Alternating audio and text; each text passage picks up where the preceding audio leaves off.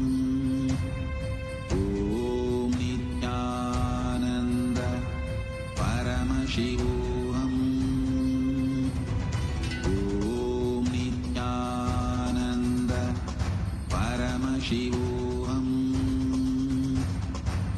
Om Nithyananda Paramashivoham. Om Nithyananda Paramashivoham. Om Nithyananda Paramashivoham. Om Nithyananda Paramashivoham. Om Nithyananda Paramashivoham. Om Nithyananda Paramashivoham. Om Nithyananda Paramashivoham. Om Nithyananda Paramashivoham. Om Nithyananda. Your fears, incompletions, insecurities, nothing is needed for you to exist. Paramashiva alone is enough for you to live absolutely, blissfully, celebrating, fulfilled, complete, intensely. Paramashivoham. Om Nithyananda Paramashivoham. Om Nithyananda Paramashivoham. Om Nithyananda Paramashivoham. Om Nithyananda Paramashivoham. Om Nithyananda Paramashivoham. Om Nithyananda Paramashivoham. Om Nithyananda Paramashivoham. Om Nithyananda Paramashivoham. Om Nithyananda Paramashivoham. Om Nithyananda Paramashivoham. Om Nithyananda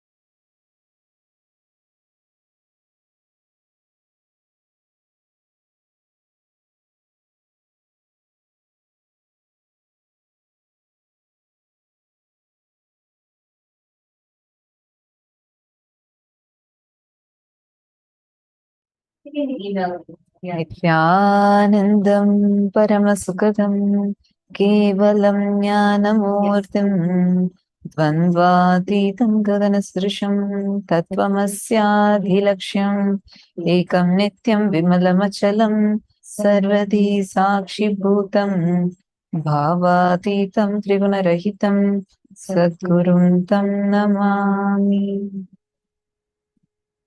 Nithyanandam to all the participants that are here with us. Welcome each and every single one of you that are tuned in today for the day 3 of Paramashivoham level 3 program. And I'm so excited to have each one of you that have logged in, tuned in here with us.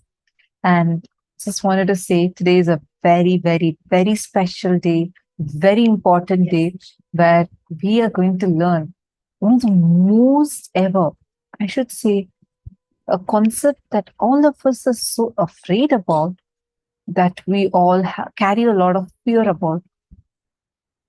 Understand all the fears that you have in your life is rooted in this one fear, fear of death. And today, that is the very subject that we are going to be learning about. And today, the deity being Kalabhairava Murti. Today's day is going to be filled with a lot of mysterious, mystical aspects of life being addressed in the most profound manner. Today, all of you are going to be having a very unique, exclusive, special process called the death meditation process. This process is going to be taking all of you through understanding about death, where you are going to literally live through death, go beyond death itself. All of us are going to be experiencing this amazing conscious death process with the grace and blessing of Swamiji. Swamiji himself is going to be conducting this. Make sure you do not miss out even a single part of the session. And there's so much of love from all of you. It's so nice to see all the participants here.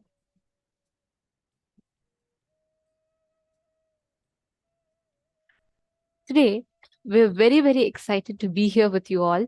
And looks like all of you are also excited as well, because today we are going to be addressing some of the most beautiful aspects. See, understand all your fears, your fear of losing health, wealth, relationships, all your fears are rooted on the fear of death.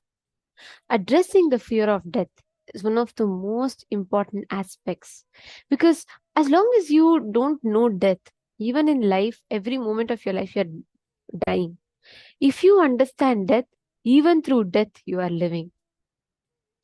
Today, we are going to be understanding experientially, going beyond our fear of death, and we are going to be doing it in the presence of an avatar, the most best ecosystem space you can have to experience and break your fears. And don't worry, it's not going to be terrifying for you. I know, because for me, at least, this concept, the moment I hear the word death, before coming to Swamiji, for meeting Swamiji, the word death itself, I used to hate it so much. I'd be like, why do we even talk about that? Why is that word even there? Like, I just do not like it. And I feel so much of fear just listening to that very word. And right after meeting Swamiji, learning about death, just understanding, having the right understanding about death and doing the death process liberated us from that fear. And not just that, you will become a powerful being where fear gets frightened of you.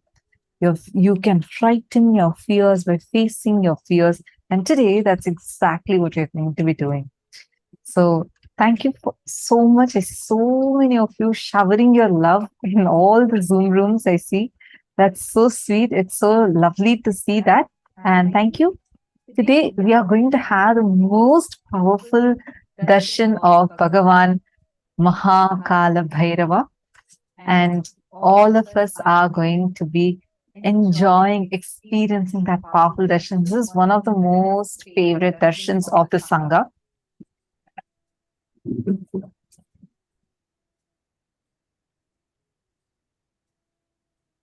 And every one of you that are here today, through the day, ask your questions and share your experiences, keep sharing your clicks, and we will be learning about it. So without further delay, let's all enter into the first session of the day. And today, in the first session, We are going to be learning about Mahar Loka, since we have the darshan of Bhagavan Mahar Kālabhairava. The first session is on Mahar Loka. What is Mahar Loka and how Mahar Loka is the largest universe in the entire cosmos. So let's So- learn about it now.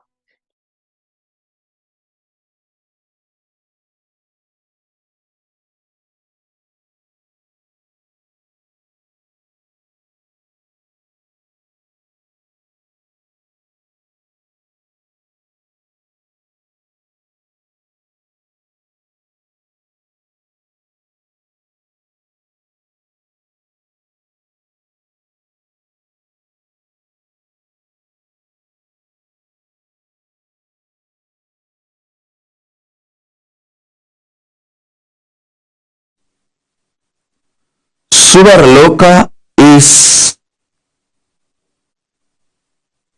like absolute peace and joy and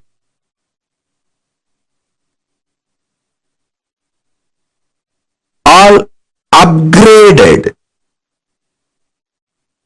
life than planet Earth.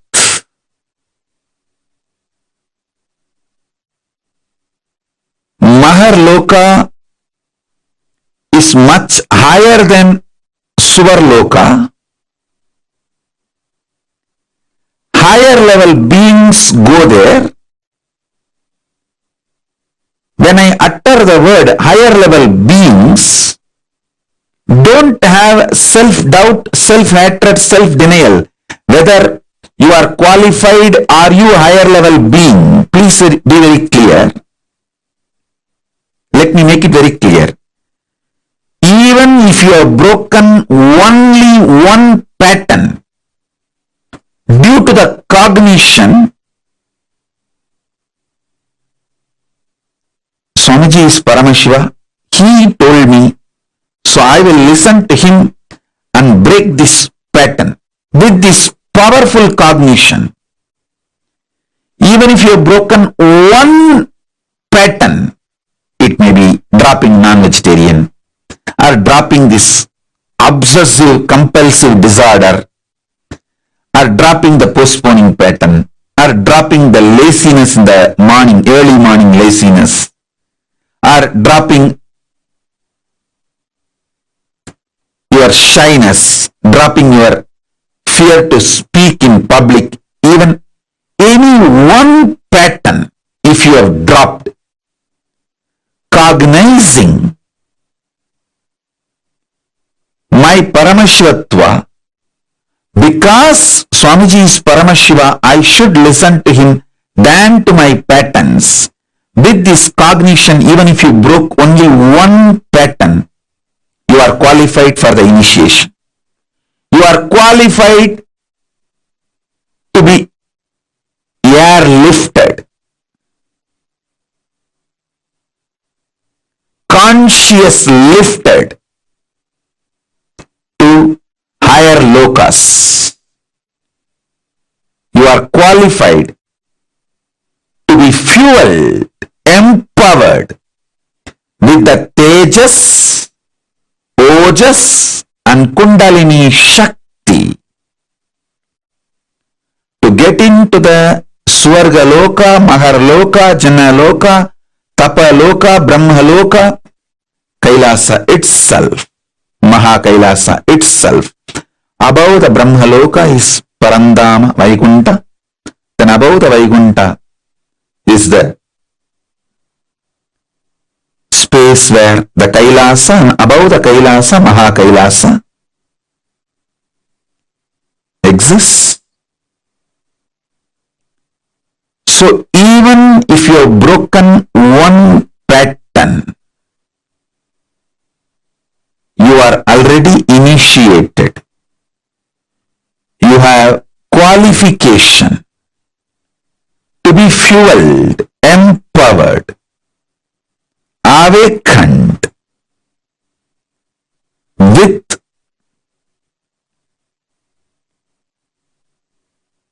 Tejas, Ojas, Kundalini, Shakti, entanglement, Shaktipada, Shaktinipada, initiation, and consciously lifted. Don't worry. Drop the self-doubt, self-hatred, self-denial.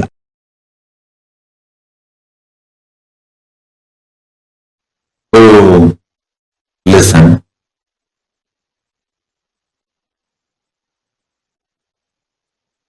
I'll tell you one small incident happened. Once in the energization, one person came to me and said, Swamiji, give me my past life memory.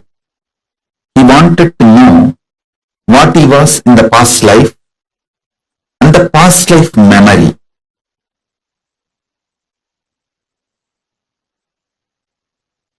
He has attended a meditation class, so end of the class, those days the physical energization. So it was a physical hug.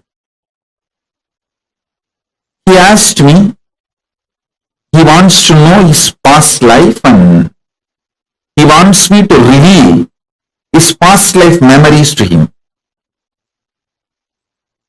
I just asked him, today you did completion. He actually attended a program, so he was going through the completion session. He was just crying, pouring during the completion. I asked him, why were you crying?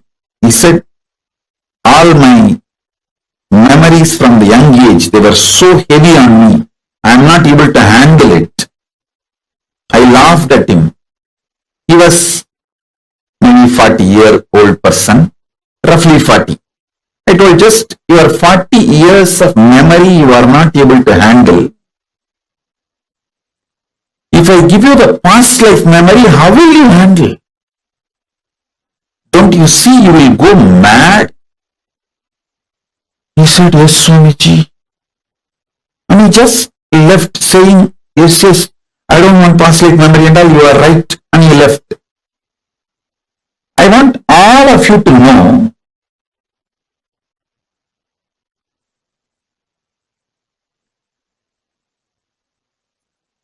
what he did is wrong. Listen carefully. When he asked me, he wants to know about his past life, he was not wrong. But when I told him, will you be able to handle that memory? And he gave up, is wrong.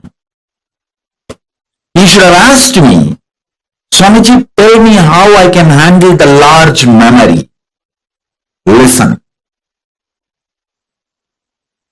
Ability to handle large information without getting personally attached to it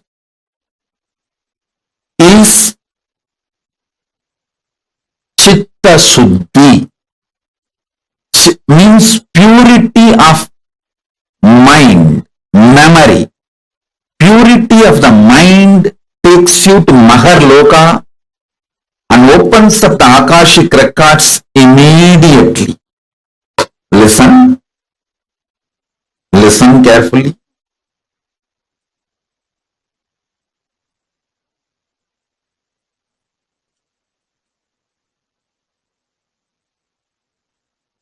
I am not teaching you any self-development shit. No, I don't believe in that.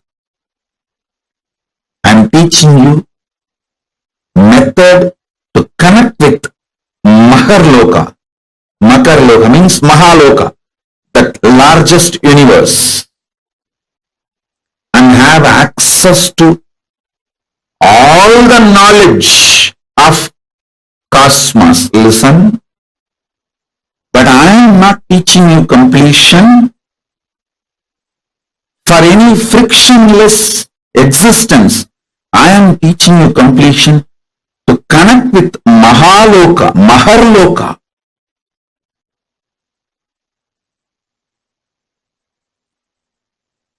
to have access to Akashic Records. Listen carefully.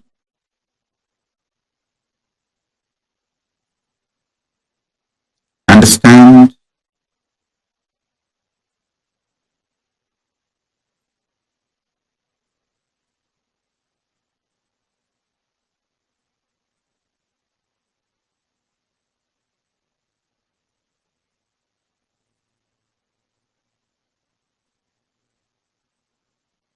Listen carefully.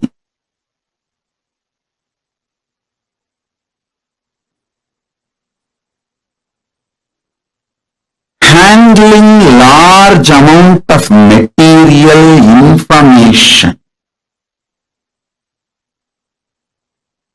without personal attachment to the information is Chitta Suddhi. So much of abuse and attack goes on me, but I never get hurt by any of those words uttered.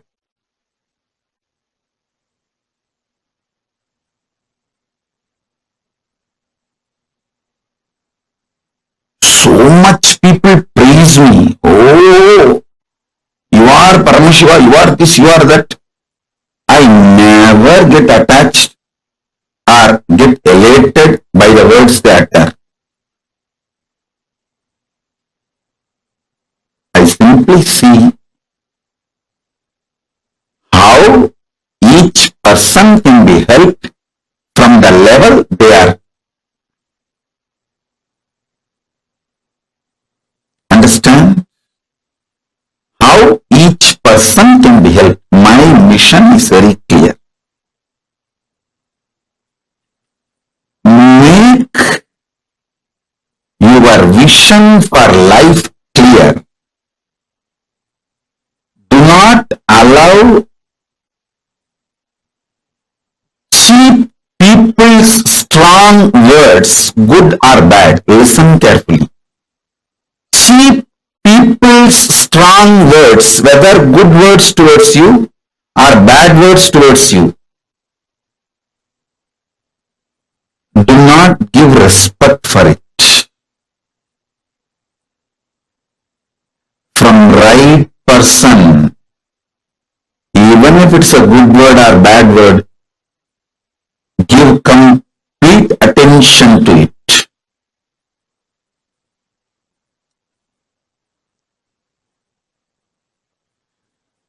Let me repeat. Ability to handle large memory. This comes by non-agitated, non-violent, non-reactionary, Paramashanta inner space. Listen carefully. Who wants you to expand and grow is a good person. Who wants you to fail is a cheap person. Anyone who has become successful will only want you also to be successful. Anyone who has wasted their life will not know how to become successful, and they will not expect you to be successful, and they do not know how to be successful. Listen.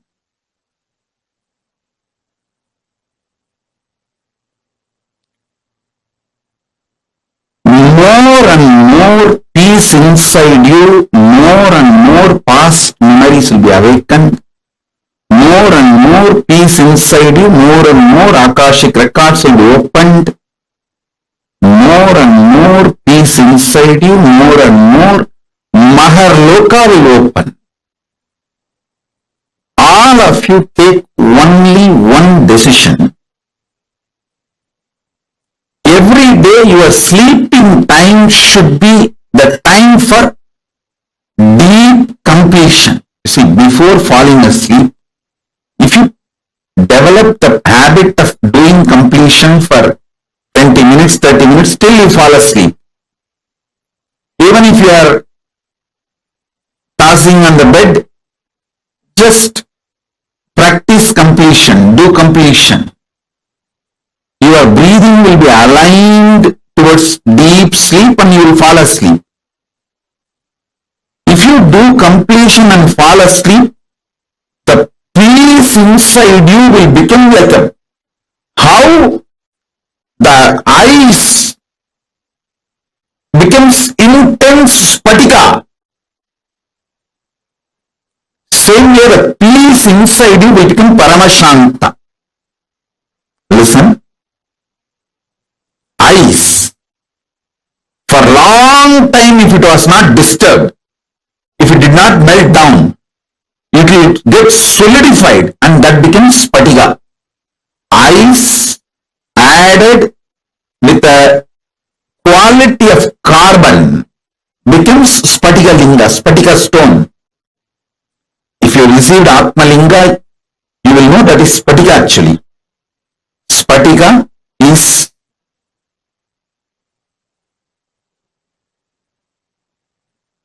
mix of ice and carbon. The right proportion of ice and carbon is spatika. Listen. Ice getting solidified becomes spatika. The peace getting solidified will become Paramashanta.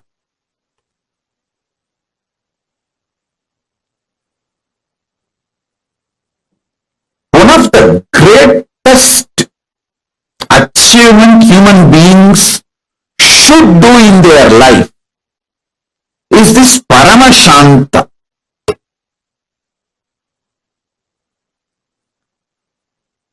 Nothing in this world can be equated to Paramashanta.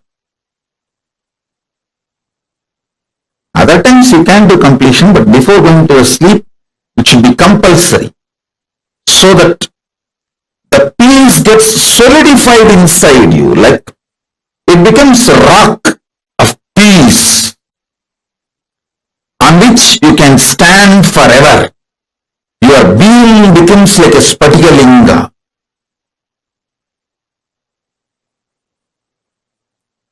Now whatever I introduced about Akashic Records and Mahar Loka, please type. Then I will take you to the next step. Oh, listen. I will repeat again. Listen. Whenever the memories come up in you, when you get personally attached to it, you flare up. One bad word uttered by your father or mother or uncle 10 years before, still you flare up and suffer for it. Listen carefully.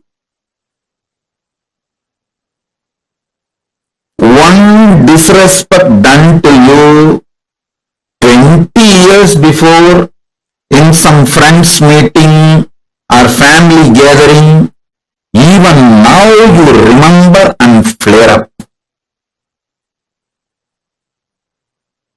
This is what I call getting personally attached to memories. I'll tell you one story.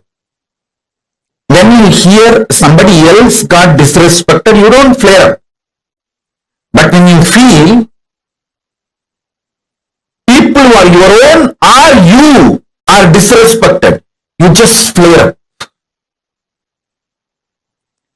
This flaring up due to personal attachment reduces your ability to live. Listen carefully. Your freedom is not your ability to physically travel where you want. Your freedom is your ability to mentally travel freely without getting agitated by your inner violence and personal attachment with memories. Listen. This is the right definition of freedom. Freedom means your ability to travel freely, mentally, without getting agitated, suffocated,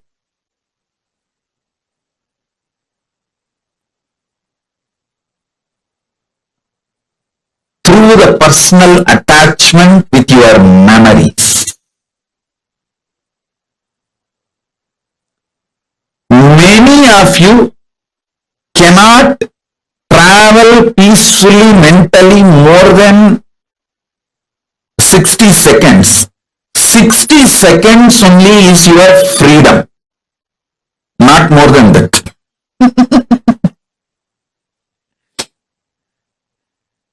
How many of you are understanding what I am saying? 60 seconds is your maximum freedom. Actually, the freedom should not be calculated in the length, but it should be calculated in the time. Freedom should not be calculated in meter, kilometer, unit. It should be calculated in the second, millisecond, minute unit.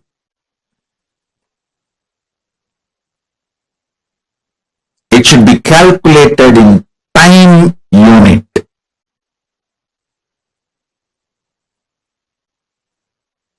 How many of you understand this?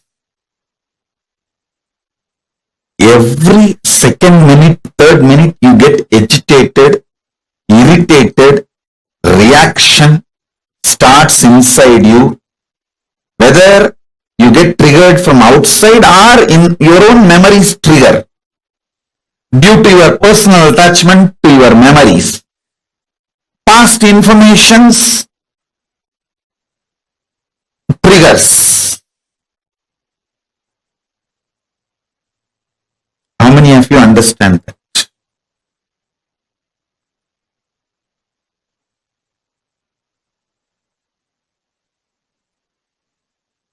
Now,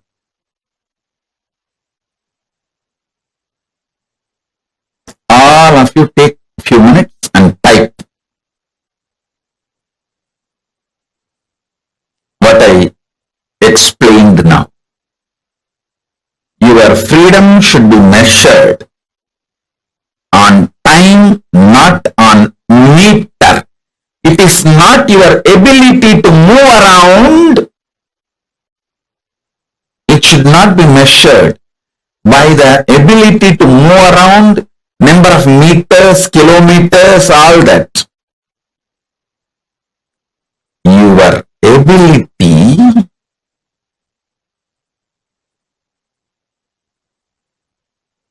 to move the world around, to move the things around you is the freedom. I don't move even out of the room I am staying, but I move the whole world.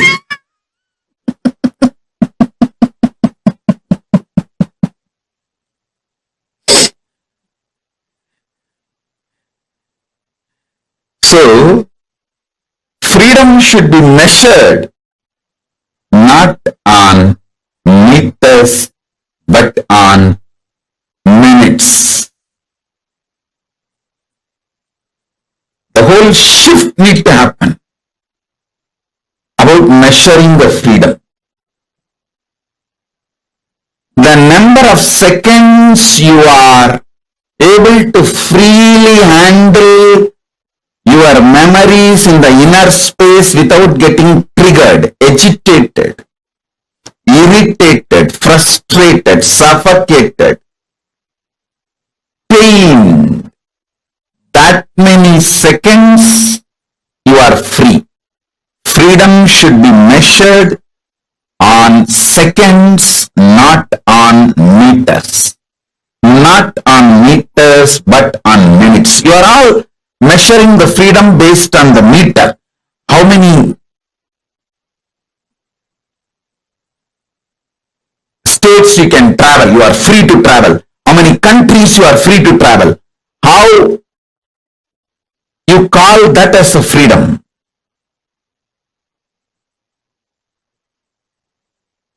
Actually, the real freedom is ability to freely handle all the memories without getting agitated, angry, triggered, powerless, pained, frustrated.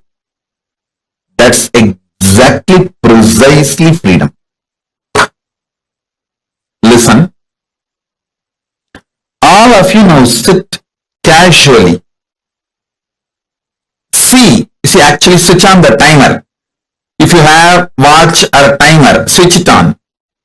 Sit casually and see how many seconds you are able to sit without getting irritated or agitated by some memory, something inside, without getting powerless. See, powerlessness, pain, agitation, irritation, without having any of the trigger, reaction.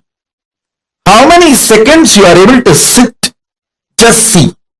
And then put your timing now. Put your freedom minute, the freedom unit in minute. Let's see. Let's measure each one's freedom.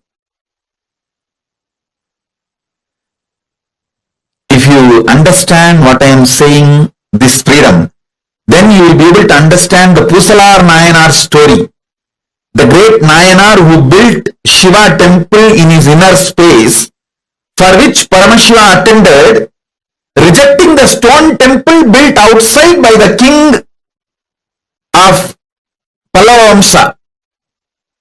Pallava king built a huge stone temple. Shiva told, your Kumbhabhishekam, you postpone it because I have to attend the Pusalar's Kumbhabhishekam, who built temple in his inner space. If you understand this concept of freedom based on minute and Pusalar Nayanar story, you will be able to understand very well why Paramashiva decided to go to Pusalar Nayanar's inner temple.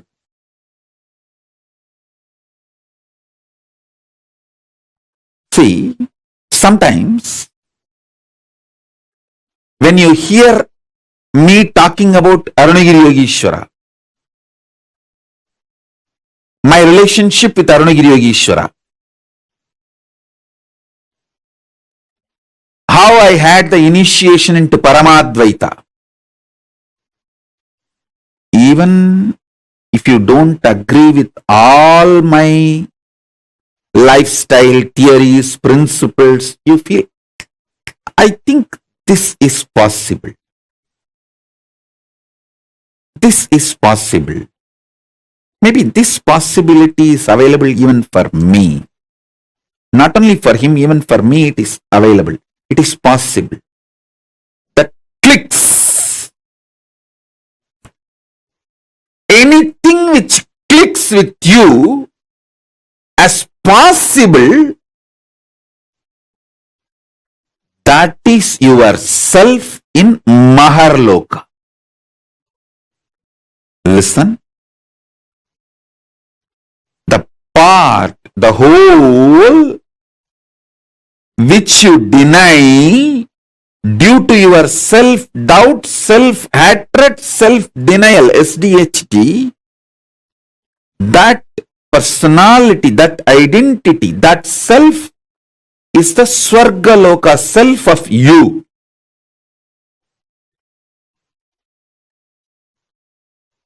When I describe my higher possibilities,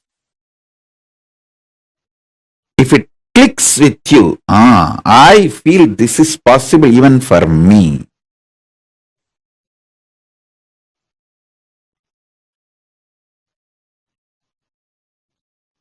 When I narrate about Arunagiri Yogeshwara or my death experience in Varanasi or my enlightenment experience in Arunachala or my experience of feeding Ganapati, how many of you feel, this is possible even for me? I don't think he is lying there. He may be doing many things which I may understand, may not understand, but he is not lying there and he is not telling lies. This possibility exists. Even I feel it is possible for me. How many of you click with those possibilities? Raise your hand. If it clicks with you, that personality, that self of you, which clicks with the higher possibility, is your identity, your self in Mahar Loka, Mahaloka.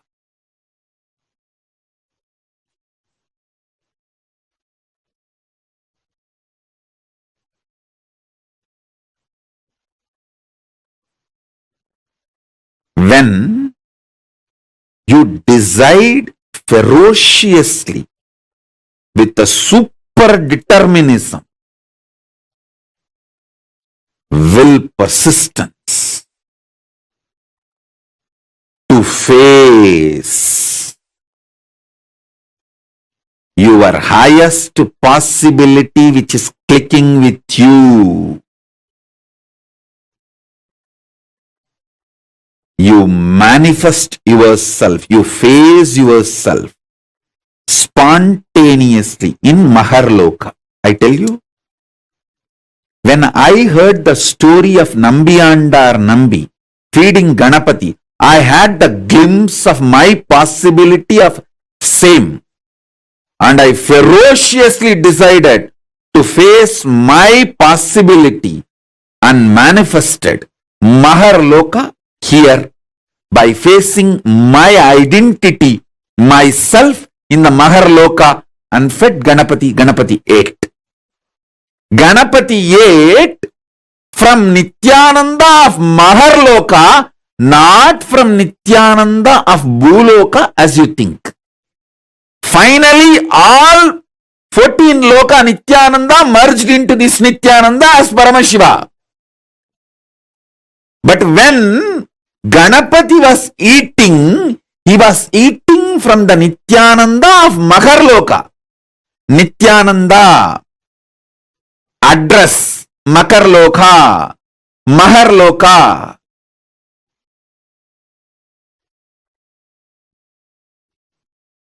Nithyananda who stays in Mahaloka, from his hand Ganapati ate. Not the Nithyananda whose ration card address is Bhuloka. The beauty is that Tiruvannamalai is such an amazing cosmic airport. You can just beautifully slip, go up, come down very smoothly. The whole ecosystem's chemistry is that. Nithyananda staying camped at Mahaloka, fed Mahaganapati. So understand that.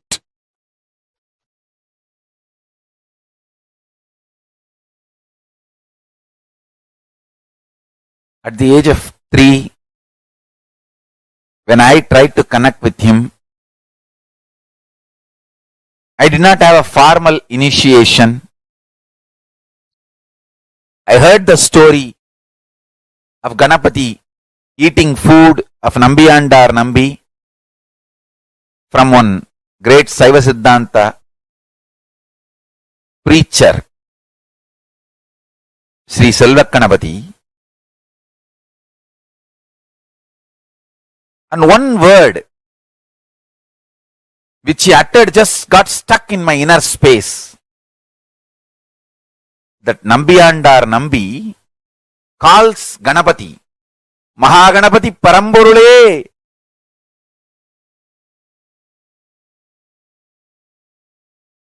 வந்து என் பூஜையை ஏற்று உண்ணமாட்டாயா? That calling, the way Selvaganapati described, he is such an amazing teacher and preacher. The way he described, Mahaganapati Paramburule, that word just stuck in my heart. I came home and started doing the same. Of course, I did all my drama with Ganapati. I had many days playing with him, and it is not that day one he immediately ate. All that is different. All that I have described detailed 3-4 times in earlier satsangs. Please watch those satsangs to know the whole story.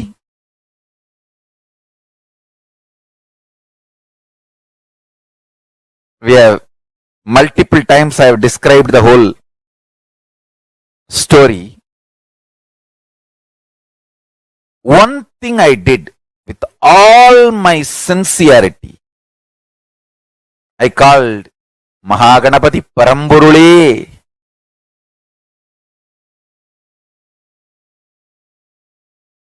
To come and have prasadam, nivedyam. Understand?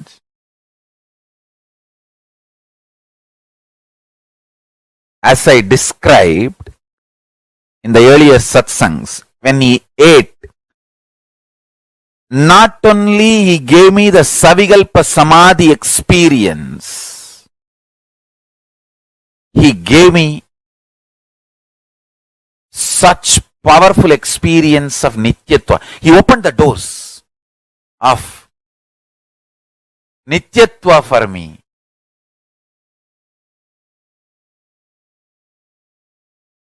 It is such an extraordinary, eternal bliss.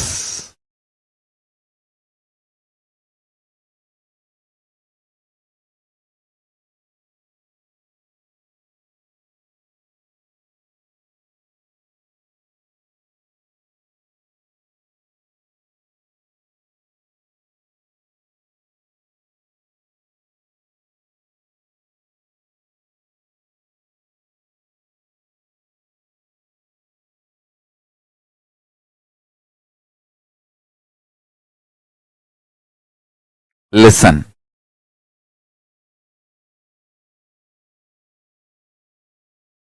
I am talking out of sheer truth,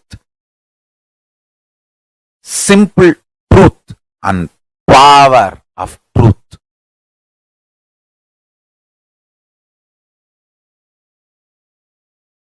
Nityatva dimension exists. Mahaganapati will open the dimension for all of us.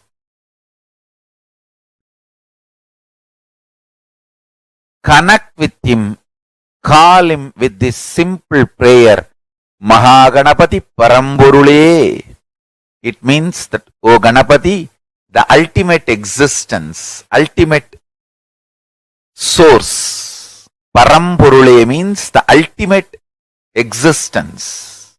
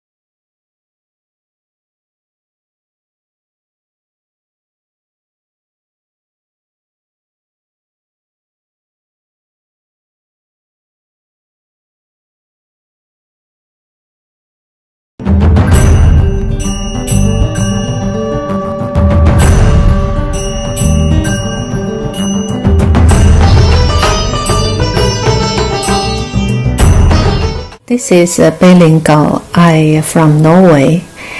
27th of July, I did group puja.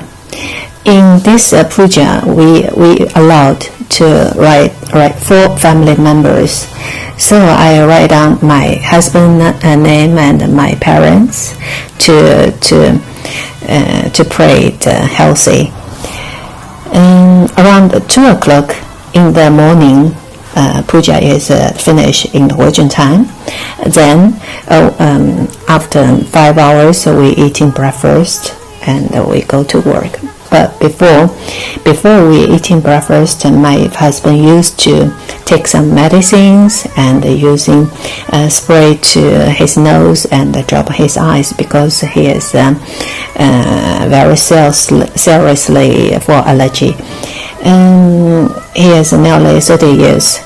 And if he don't use that, he is painful. His eyes couldn't open, and nose is bleeding sometimes. Using this medicine also over 1 year and couldn't stop.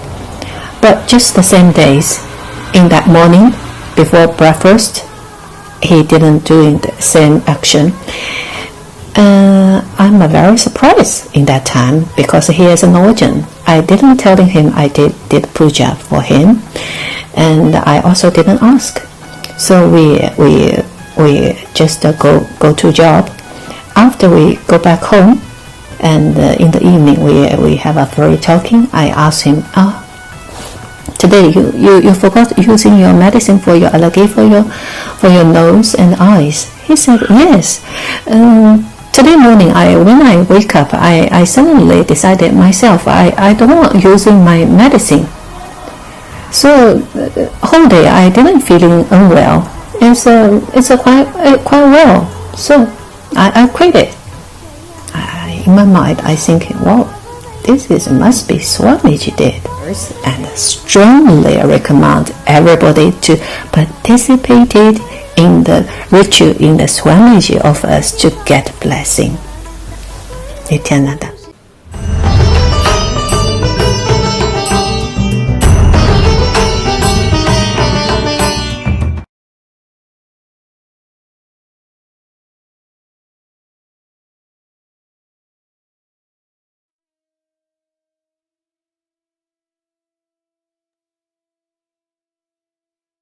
He revealed one of the most important truths about Mahar Loka in this session, right? Swamiji was revealing to us about how Mahar Loka is a space where all the memory, information, your inner space expands in Mahar Loka. Because literally it is there, all the information is stored, the Akashic readings dimension. So Mahar Loka, literally, Swamiji tells, like every human being has the ability to store 250 ships of memory. Like if I have huge 250 ships of memory, like 250 ships, and fill that, stack every corner of that with books, how much that would be, right? That much amount of memory is awakened in you. Your ability to process, digest large amount of Loka.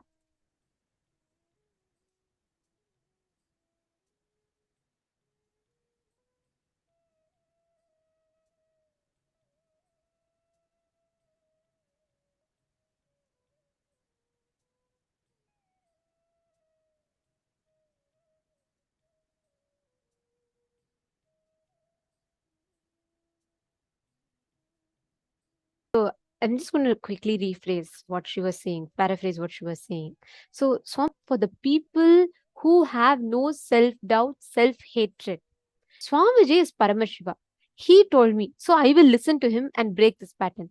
With this one powerful cognition, even trust on Guru, when you just take the decision, when you just do the action, that immediately qualifies you to Mahar Loka. Experience your highest manifestation, your space opening up in you. And many times, whenever you feel stuck, you don't know, you have tried all that you can, and you feel like it is not working for you. At that time, Once a son was, the car got stuck in a small, what do you say, in a small depression kind of a thing in the land. So the car got stuck in that hole. So this son was trying to push the car out. So the dad was there and he was watching. The son is trying, he's heaving and grunting and he's trying to push. Then the father tells, "Come on, son, you can do it, do it more." The son looks at him, very irritated, but still he's like, okay, fine. And then at some point, the son starts getting exhausted. And then he's still trying to push. And then the father keeps telling him, "No, use all your strength, use all your strength." Then the son gets very irritated at him and looks at him and he yells, "What do you mean use all your strength? I am pushing with all my strength." Then the father says, "No, you're not pushing with all your strength. Even I am your strength. You're not pushing. You're not taking me. You're not taking my help to push it." And then the father goes and helps him push. This is literally what an avatar does. Because with an avatar in life, literally it is like how much ever you try from your experience, right? How much ever you try from your possibilities, there is always a limit to it. There is always, like, you're not able to do, there's always some limit with your possibility. With Swamiji, with an avatar, it is just the whole space beautifully opens up for you. You have that unlimited resource which you can keep using. That space is Mahar Loka. That opening up of that possibility is Mahar Loka. Understanding? So whenever you break a pattern with that one decision, you open up Mahar Loka in you. Our one human brain can store huge amounts of information. But many times we all get stuck. Continuously, we all get stuck with our limited patterns, ideas, understandings, and we limit ourselves. Tell me this, how many of you feel your brain cannot process too much information? You are very aversive towards lot of information being given to you. Like, let's say, for example, if I give you like a 300-page encyclopedia to sit and read right now, and you'll have to go through all of that. By the time you finish some mitzvah, you'll feel like, oh my God, this is just too much of information to process. How many of you experience that? Or in your office, if you have to review a document and then you're going through, but at some point you feel like it's just beyond my brain can't process it right now. I need a break. How many of you feel like that? Put yes in the chat. Yes. Okay. So many of you putting yes. Understand that means you are not expressing, empowering the Mahar Loka existence of you. Like how you are existing in Bhuloka, you exist in all the 14 planes. Okay, there are 14 lokas, parallel universes, and you exist in all of them simultaneously. But whenever you are stuck with these patterns, you strengthen your existence in the lower lokas, not in the higher lokas. Understanding? So the more and more you get stuck with that, the more and more you do not move, you do not complete, you do not break free from that. You are only empowering your existence in lower lokas. Next time you feel like there's too much information to process, you can't handle it, right? Just decide to complete, just decide at that time, consciously decide, no way. I am going to do it, and do not entertain that pattern. Because your brain can store so much of information. It is just that we are conditioned to believe that, okay, this much only I can do, this is all I can do. Let's do a small exercise to understand this better. I request each of you to pen down 5 major problems, issues, or patterns you're facing in your life, which you really don't know how to break. Write down 5 such cognitions. Like, for example, you get extremely agitated when you're not making things on time, or you get very, very insecure, irritated when the people you want to be with are not listening to you. There are some patterns, right? Something that we get triggered. Write down all 5 such areas. Take a few minutes, look back, visit your life, and pen down.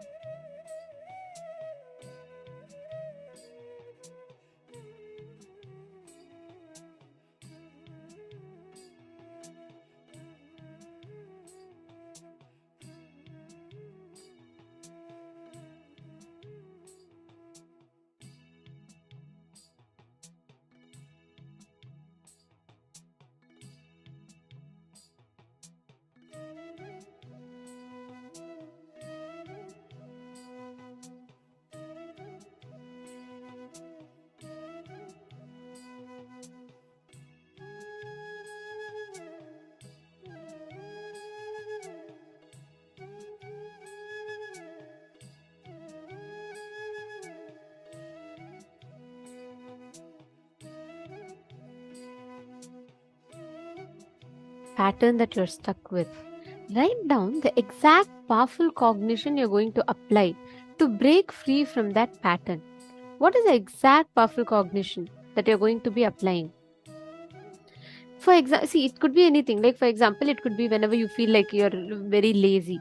You're going to decide ferociously that you are Swamiji, you cannot entertain laziness and you're going to get out of it. Like that, list down powerful cognitions for each of the cognitions that you've written down.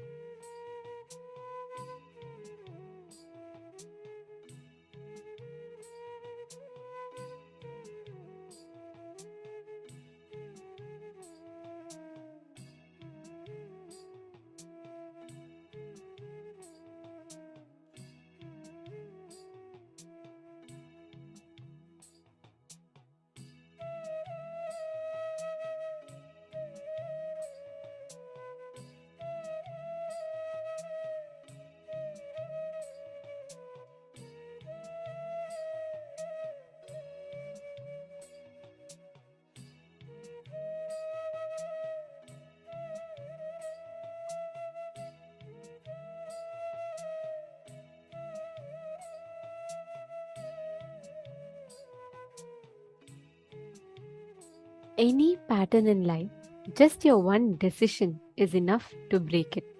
And especially with these powerful cognitions that Swamiji has given us, right? Any one decision, the moment you decide, that decision is powerful enough to break all your patterns. See, this whole Paramashivoham is all about all that we are learning is about how these patterns can be broken for you to form powerful cognitions in life, and how you can apply those powerful cognitions to manifest whatever you want as reality in life. Okay, and today the powers that we are going to be manifesting, the all the powerful cognitions and initiations we're going to be receiving are all very closely related to this truth. If we just understand, if we just cognize how you can manifest that experience inside of you, you'll have a breakthrough in the way you cognize life. Anytime you are stuck with not being able to manifest powers, or not being able to manifest anything you want in life, you just need to do this one thing. Just you need to again and again remind yourself, complete within you, and you need to give yourself that breakthrough by constantly manifesting powers, constantly moving yourself towards the breakthrough. Okay, so today all of us are learning about, we're all going to be having the death meditation process. And please understand, today's death meditation process is something that's very, very, very powerful, because it is literally going to be breaking free you from all the wrong definitions, ideas you carry about the death, fear that you carry about death, all the wrong incompletions, patterns you carry about death. Completely, Swamiji is going to be redefining all of them.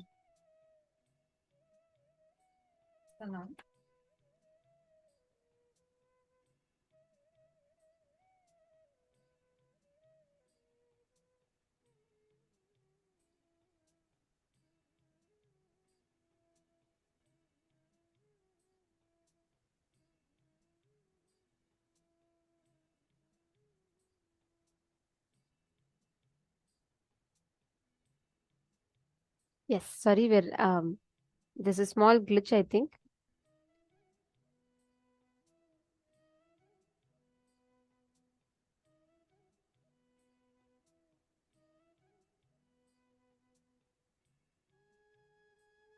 Nithyananda, please bear with us. We're fixing her audio issue and you'll be able to hear her soon. So basically, what we are going to be doing now is understand. Today, all that we need to understand about death, going beyond death, understanding Mahar Kālabhairava, manifesting this Akashic readings, the ability to experience the powerfulness in your inner space, ability to digest, literally manifest Mahar Kālabhairava through you.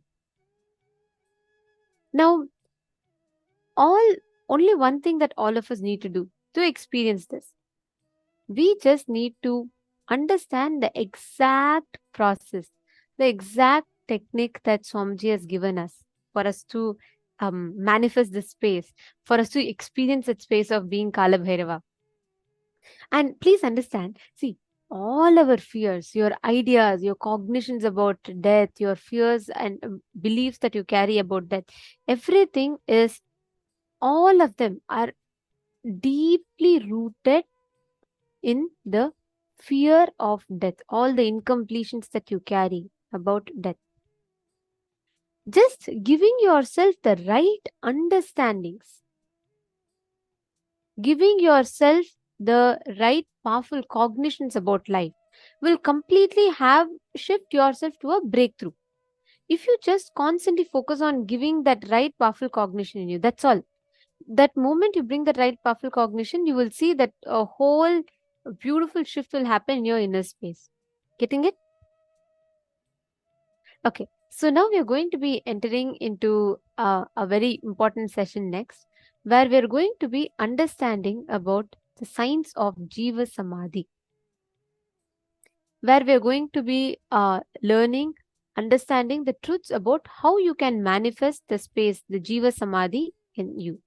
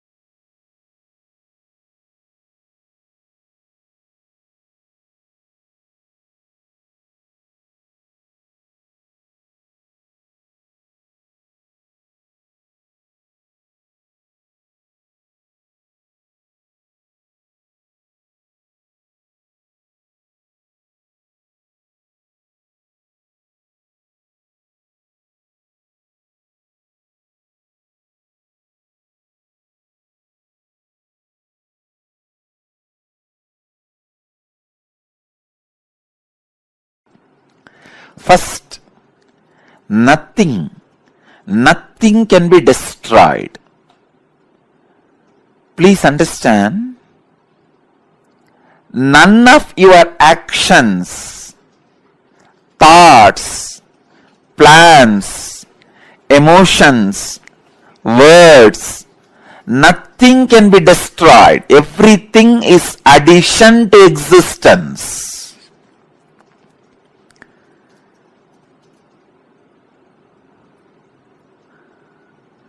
Every moment, every one of our thoughts, words, actions, everything just go on, gets added to existence.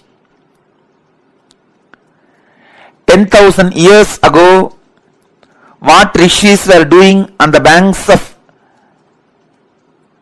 Saraswati is still available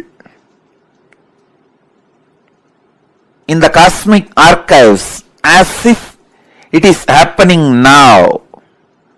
Please understand, 60,000 years before, what human beings were doing in the Ganges civilization is available as if it is happening now with the 4D clarity, not just 3D, 4D clarity. Nothing can be destroyed in the world. Everything is stored.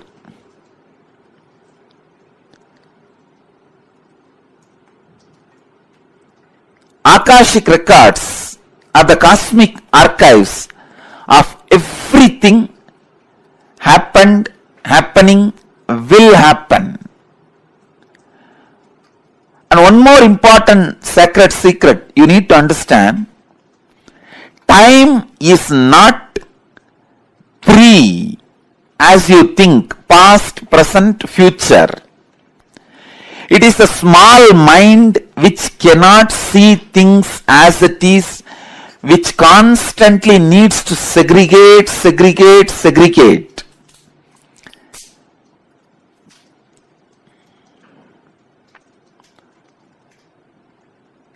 For example, if you keep a fruit basket on the table, ordinarily if you look, you will look in one moment and you know it is a fruit basket and 5 different fruits are there. But for a child, it cannot grasp the whole thing immediately. It will say first, oh, banana, then mango, pineapple, apple. It can understand only one by one. Same way, the past, present, future, in Sanskrit we call it Kala. Only an ignorant mind which cannot grasp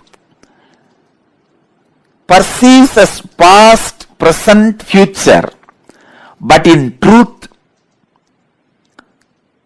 it is not 3 different things. An enlightened being sees Kala as one entity, one experience, one reality. Continuously, wise men all over the world, again and again, in all religions, repeat this one truth. History repeats itself. Understand, the patterns are same. So it is not even repeating, it is rebeating. The whole life is certain rhythm with certain beats. That rhythm is continuously moving. Even the word repeating is not right word. Rebeating is right word. History is constantly rebeating itself.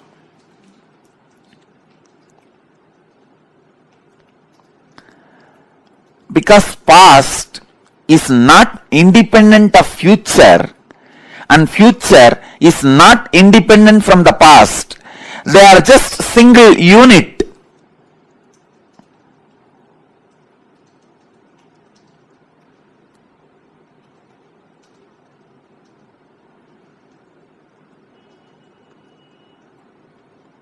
Your innermost consciousness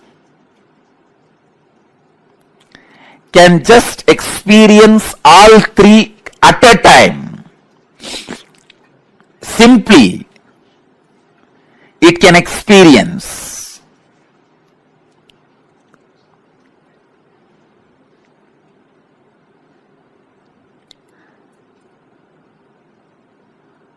Past, present, future. All these three are just the very integral part of your inner space. When your consciousness leans towards past, it is caught in greed. When it leans towards the future, it is caught in fear. When it is sitting with the present, it is inspired.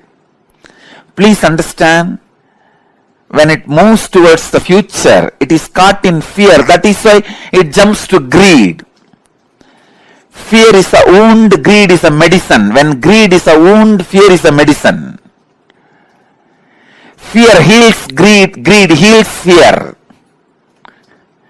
Fear reduces greed, greed reduces fear. Greed reduces the fear and brings you back to the reality. And greed reduces the fear and brings you back to reality.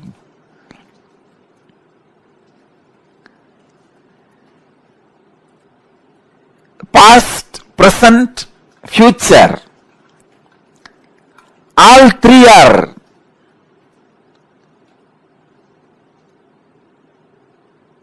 one entity, one existence, one unity.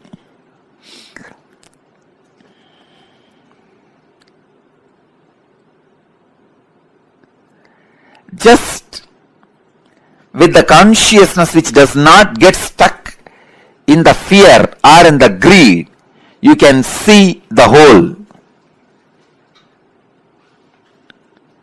You can see the whole. Please understand. You can see the whole.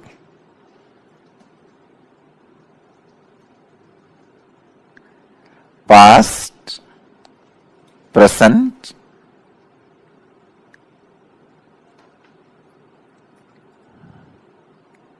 and future.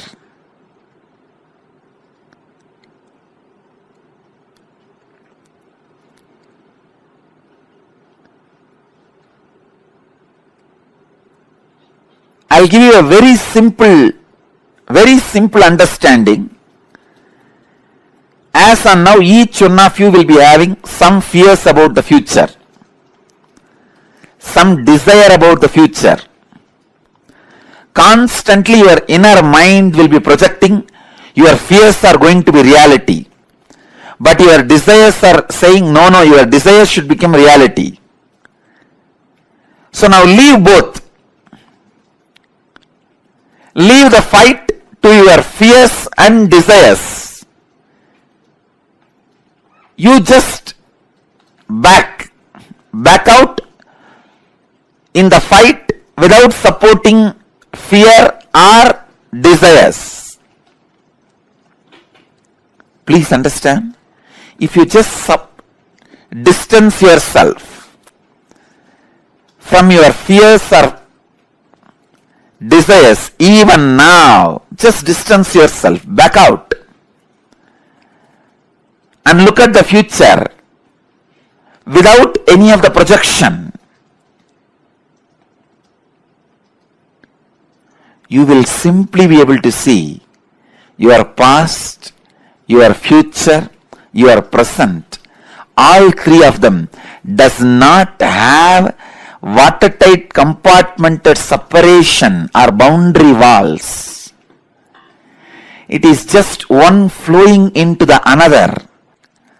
Akashic records are the verbal, visual, five-dimensional document. When I say five-dimensional, I mean any incident as it is happened, including the smell that was there at that moment. The smell and the feeling of touch means the weather, temperature, visual, sound, and the emotion. All five dimensions are packed and recorded in the Akashic records. Please understand, just like a film in the camera captures two dimensions of visualization and verbalization. In the video camera, visualization and verbalization both are captured. Same way, the film in the cosmos is a space. In the space, all five dimensions, sound, visuals, smell, taste and touch, all five dimensions of whatever is happening is continuously getting recorded.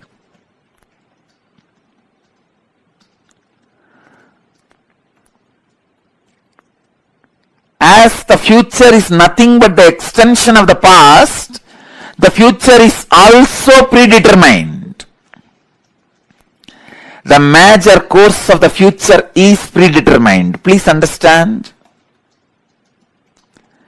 In the past, in India, people were sitting on the floor, having plates and eating with the hands.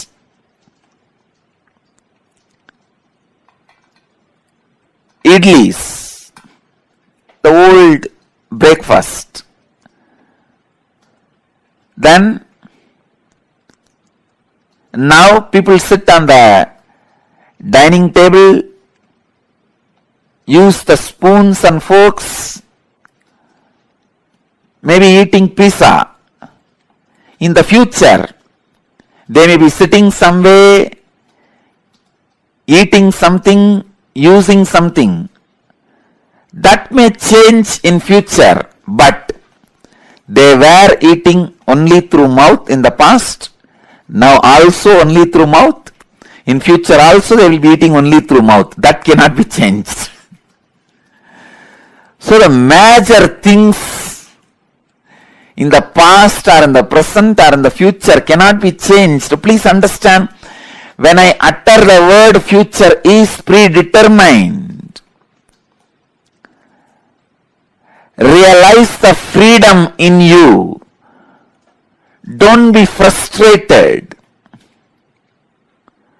All the frustrating parts of your past can be changed. Only the components and the parts which puts you in restful awareness are predetermined. Let me describe more clearly.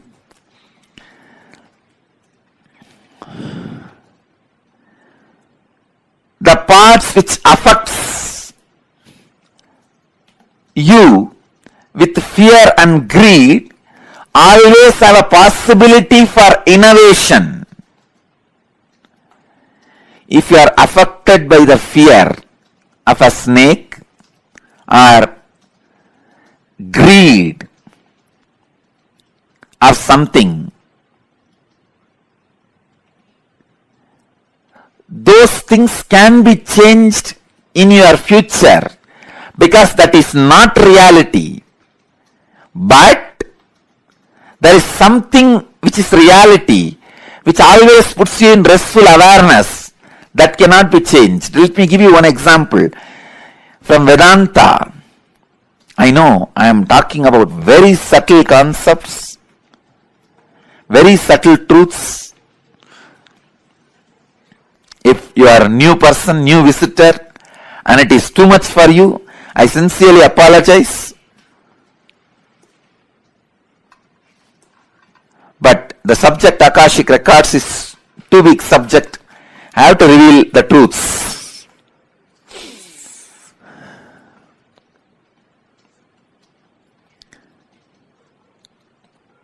Please understand. In the dark night, you are walking in a forest alone. A rope is lying on your way. The moment you see first thing, naturally, you will have a fear stroke. It may be snake. At least for a few seconds, you will be in that mood. It is a snake. And most of us, our eyes have so much of power. It will show as if that end of that rope is moving little bit. That's power of our eyes. So you'll have the fear stroke. In few minutes, if you observe that rope very closely, strongly, intensely, suddenly you'll realize, no, it is not snake, it is just ordinary rope lying. Then you will just settle down, relax. First, the impact happening on you, that fear. The second, the realization of you relaxing into the restful awareness. So these two components are there in this whole incident. This falling back into the restful awareness can't be changed even in future. The restful awareness is reality that does not change in the past or in the present or in the future. When I say future is predetermined, I mean the component of the restful awareness is predetermined. You have to fall back on the restful awareness. So be free. You have no suffering. No incident in your future can destroy you. You have to fall back on the restful awareness. It is predetermined destiny of every being. But the component of this fear can be changed. Instead of the fear of the snake, you may superimpose alligator on that rope. If it's a big rope with few stones around it, few leaves placed around, you can project an alligator instead of snake. So the possibility of the projection is the changeable part of your future. And the possibility of falling back on the restful awareness is predetermined part of your future. When enlightened masters say future is predetermined, they are saying the truth. When enlightened masters say future can be changed, can be altered, they are saying the truth. Please understand. When enlightened masters are saying future cannot be altered, it is predetermined, they are saying the truth. When enlightened masters are saying future can be altered, it is your freedom, they are saying the truth. When enlightened masters are saying both are truth, they are saying the truth.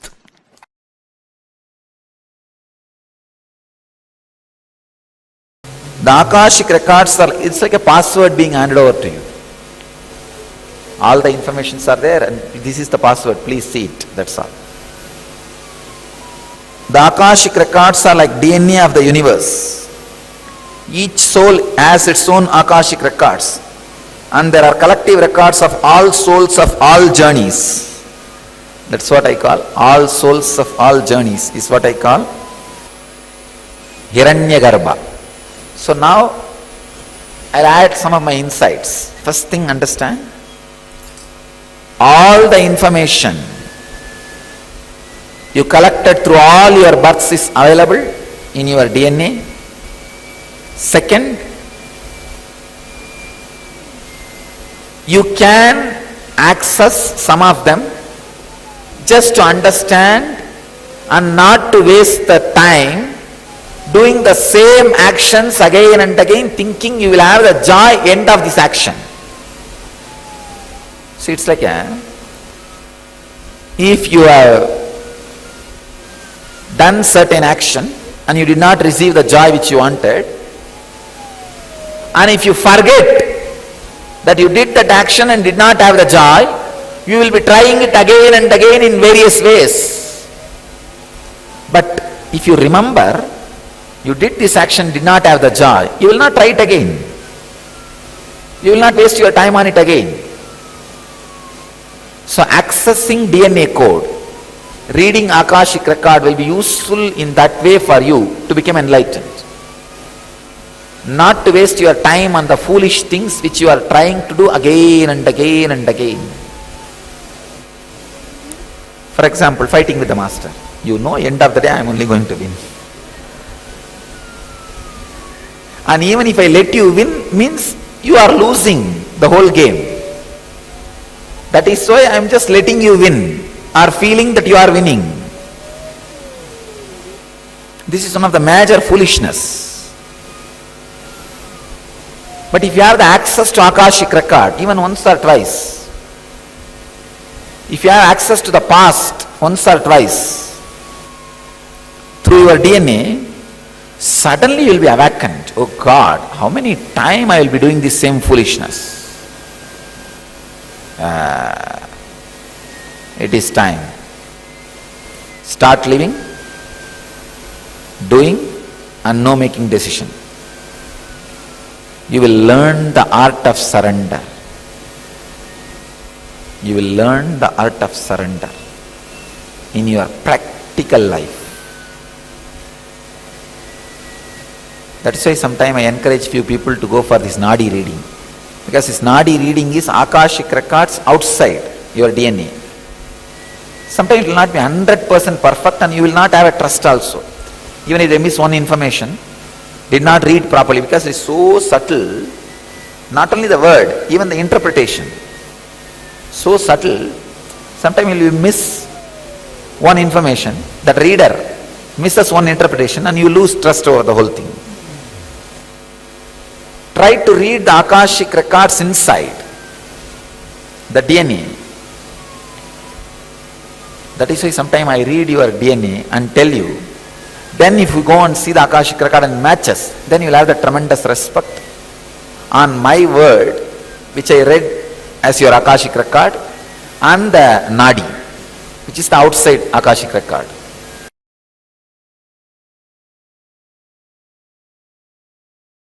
From the pure space of Kalabhairava,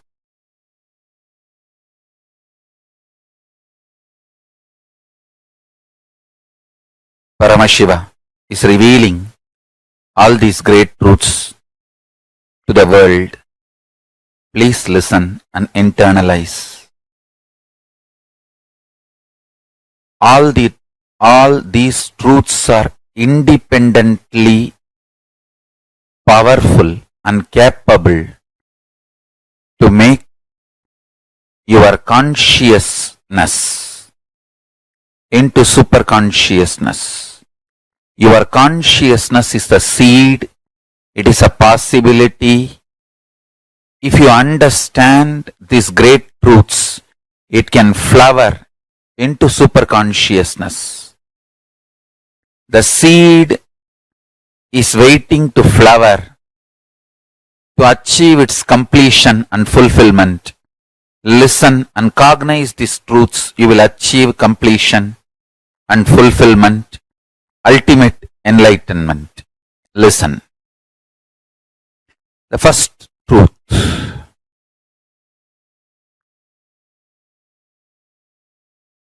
Kala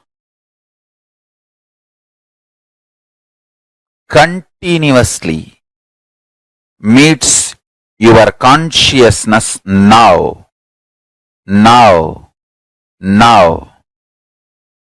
So the mood of your body, your mind, your physiology, your psychology you keep now plays a very important role in your whole life.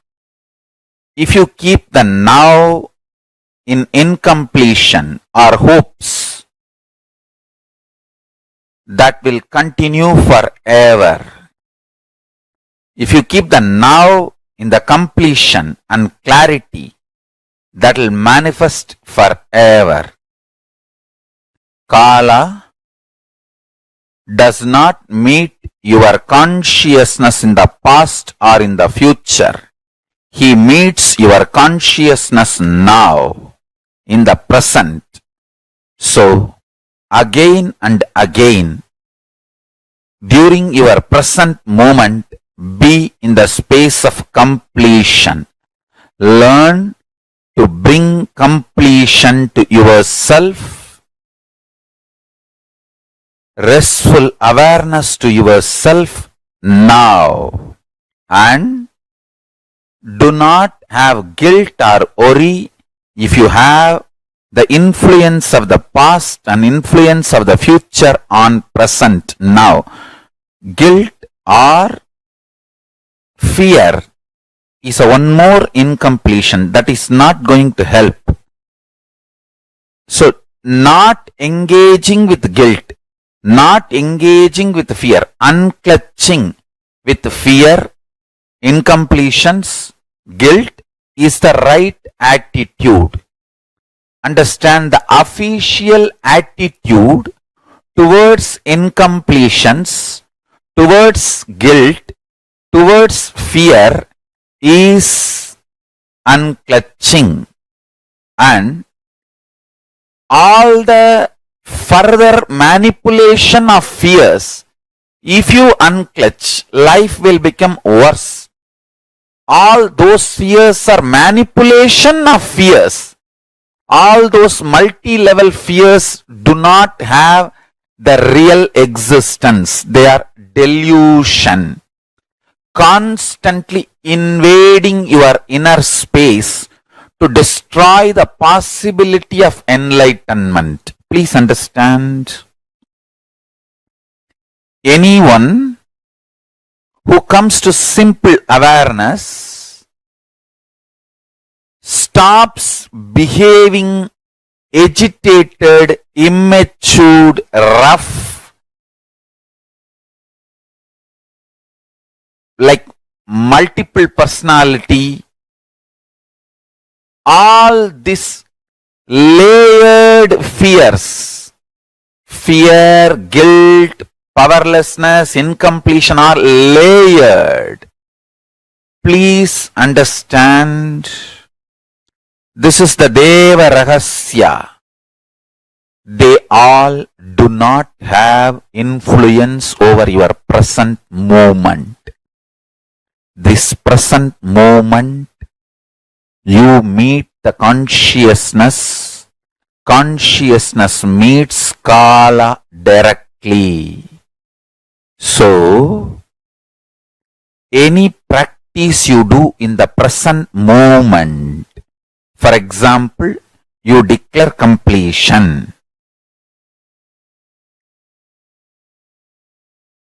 Immediately, even 2000 years of incompletion has no power over you. This is Deva Rahasya. Understand?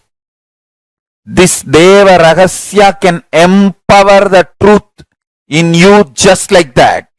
You can manifest Paramashivam now. Only thing, don't become arrogant. Don't become arrogant. When this truth was given to Brahma, he became Paramashiva. He became one with Paramashiva. But unfortunately, he could not maintain himself in that state. He started developing arrogance and started abusing Shiva and Guru. Paramashiva, who gave this truth to Brahma as Guru, he started abusing the Guru, thinking that he knows the whole business trick or trick of the trade or the whole thing. Then Kalabhairava manifests and removes his one head and makes him understand the truth ultimate, and again gives him back the Parabrahma space, and Brahma continues to do his responsibility of creation. Understand, Kalabhairava is eternal compassion, eternal love. Whenever you express love, even in simple acts, like giving a smile, giving a sweet hug, without calculating, even simple act you do, the strength you feel is Kalabhairava's strength. It is Kalabhairava's strength. Extreme compassion, extreme joy, extreme ecstasy.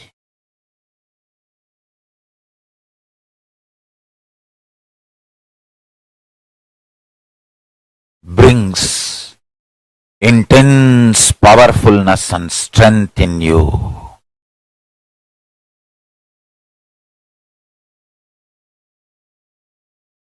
Just go on be sharing smile and love to anything you see. Hug anything you see. If you don't have any object in front, hug the air. You will build strong body and heavy muscles like Kalabhairava. Listen. Listen to this Deva Rahasya. Look everything you see with love. Hug everything you see, including the air. You will build healthy, powerful, heavy body and grounded being. Superconscious flowering. Sannyasa is seeing everything you see through love, hugging everything you see. One with everything you see. People, objects, animate or inanimate. In the cosmos, there is no inanimate. In Kala, there is no inanimate. It is a space where the big bangs and black holes, planets, suns and stars and moons evolve billions of years exist and dissolve spontaneously, simultaneously, without gap. Billions of years without gap. Meditate on it. Meditate on it. Meditate on it. It is Deva Rahasya. The moment you understand this, your third eye will open up.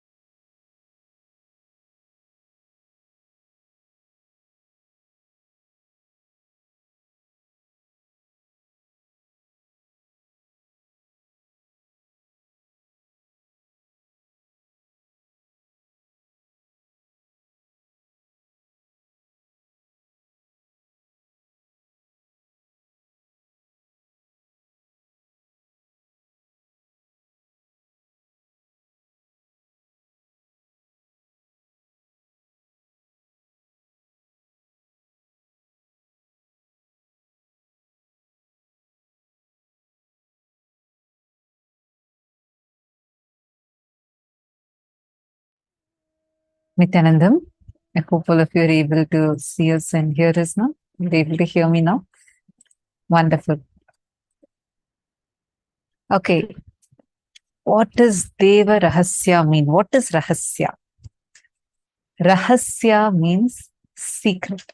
Deva Rahasya means, see, there is in Bhagavad Gita, there's a chapter called as it'll be called as Rajavidya Rajaguhyam, where like Bhagavan Krishna will say in one chapter that what I'm teaching you is Rajavidya, royal knowledge and royal secret, Rajaguhyam. This Rahasya is the secret knowledge that is there and passed on only from Guru to disciple. Raja Rahasya is the royal secret. Deva Rahasya is a secret of gods, and that secret is what Swamiji revealed to all of us now. The Akashic Records understand whatever has happened, happening, yet to happen. All three of these are given to us, are actually stored in the cosmos in the form of cosmic archives. And that cosmic archives, those records, archival records, are called as Akashic readings or Akashic records. And the key to these Akashic records are available only with the avatars. And those Akashic records are accessed by the avatars, revealed to all of us. This is what is this Akashic readings. I hope all of you are catching it so far. Yeah, are you all getting what this Akashic readings mean? So we actually have this as a power that Swamiji has initiated us into. Anything Swamiji starts, Swamiji initiates it to all of us. And Swamiji has initiated this power to us, and which is what is the Akashic reading initiation. And today we are going to be receiving that. Any of you have any questions? You all can take a few minutes and post it now. And even earlier, if you had asked some question, and if we had again, I just want to tell, we have like 10 rooms. So in case we have missed your question, I sincerely apologize for it. Please do repost it again, and you can put it in capital letters. Just type it as question and then put the question normally. Just put the question so that we're able to see and answer your questions.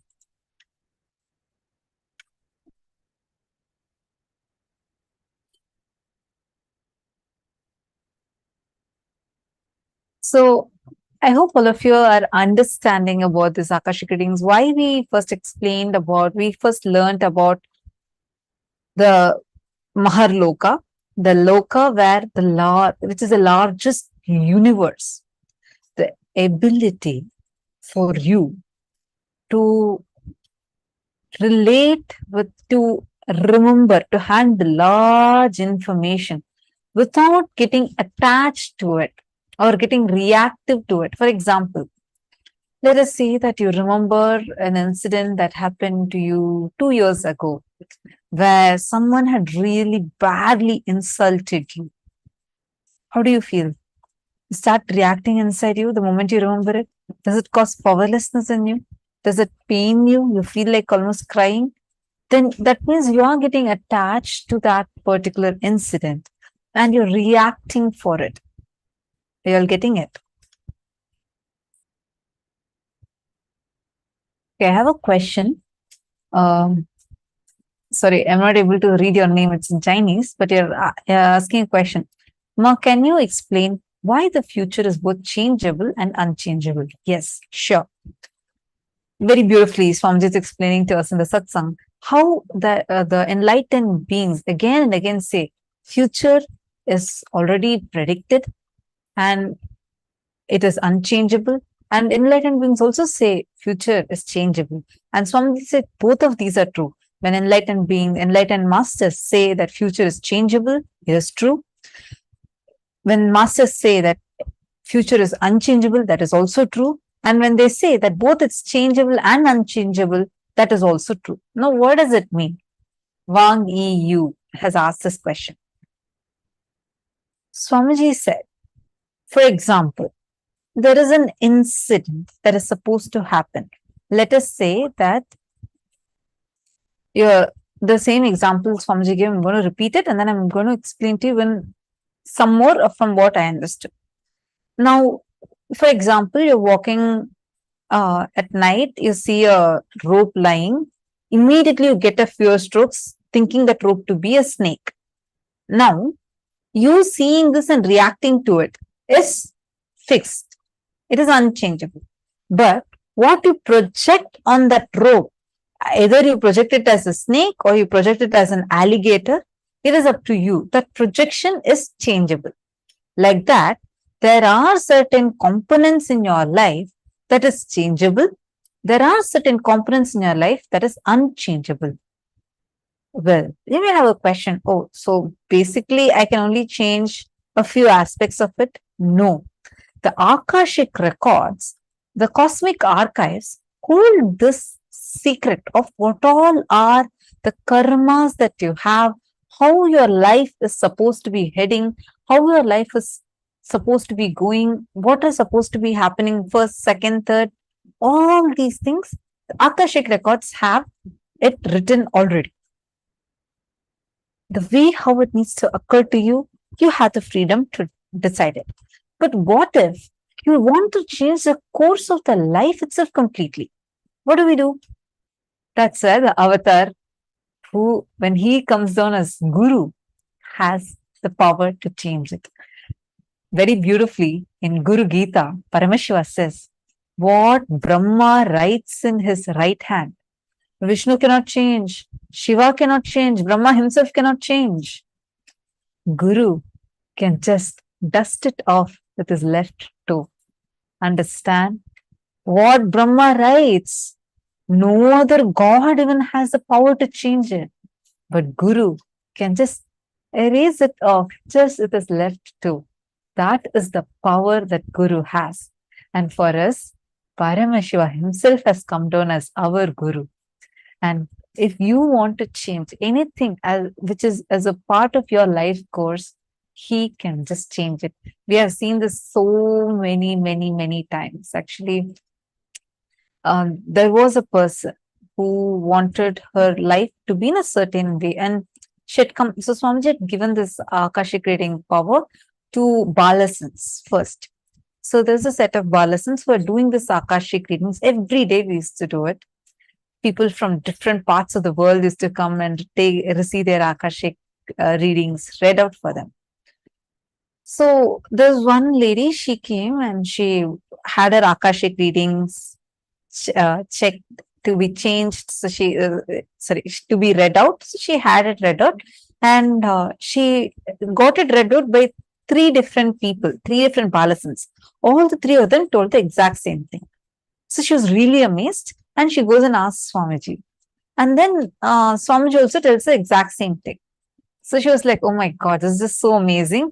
And, everyone is telling me the exact same thing. But then in 2 days, she wanted a change in that. Like, it was saying that her life, this is how her marriage is going to be, this is how her life is going to be. She goes and asks, saying, she asked a boon from Swamiji, saying she does not want to get into this relationship. She wants to change her relationship, and she wants the whole, her career path itself to be different. So Swamiji said, don't worry, I bless you. And Swamiji showered her much more than what she wanted. So the next day, she goes and gets this reading read, an Akashic reading. She was shocked because the person, the Balasans was sitting and doing the Akashic reading, exactly told the other thing of what Swamiji had actually blessed her for without even her telling that. Understand, the Akashic, like this, you've seen multiple cases where people have had their Akashic records itself changed. Wangi Yu is asking, Ma, can we change our own life? Yes. It is possible through super determinism. Listen, now what we are learning is, see, first, you have both the future that is changeable and unchangeable. Even the gods cannot change certain components of it, but Guru can change it.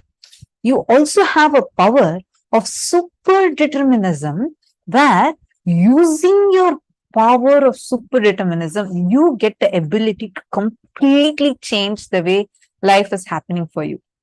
Let us say that there's supposed to be death happening to you. Okay, there is supposed to be like death, and you say that, oh God, I'm supposed, you're getting a blessing, or you're changing the course of your actions. The death can come as little as just a small wound on your body and disappear. Or the karma that is supposed to come as a small wound can come even as big as death. That course of how it has to come on you itself can be changed. You have the power to change it. Ma Pooja is asking, does that mean that certain events can be changed for us in the future if we want to manifest certain things? For example, if you're going to have a health issue or some financial loss, can we change that event and create a reality as we want? Are we able to change the course of our lives? Absolutely, yes. That is the power you have. Given that you're initiated by Swamiji, this is the power Swamiji has given to us. Are you understanding? So you have the power because Swamiji has initiated you into super determinism. We are actually going to learn about this concept of super determinism more deeper. And we'll be learning about it.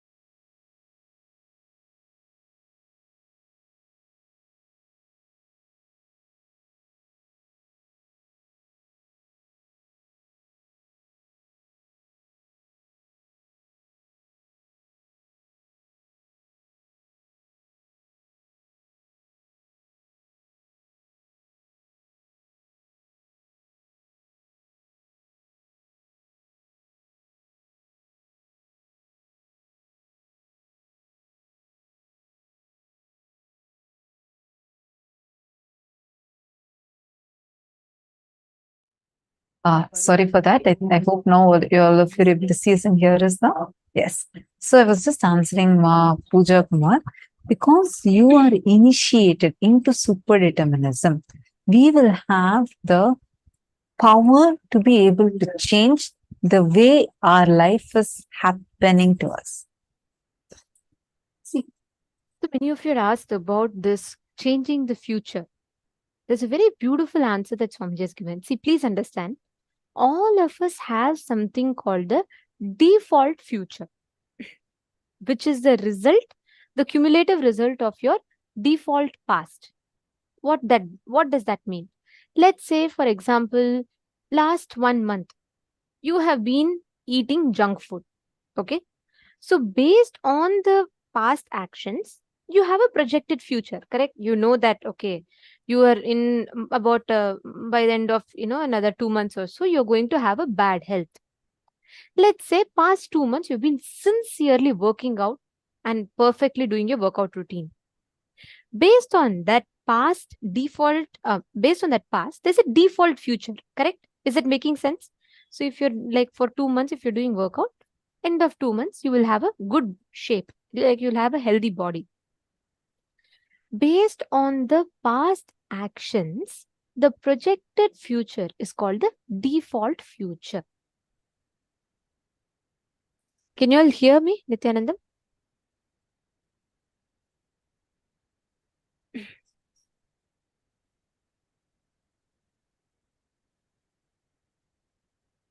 Yes.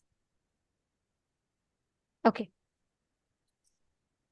All right. So based on the past that you have, based on by default, whatever your past actions are, what gets projected in the future is called the default future, which all of us have a default future.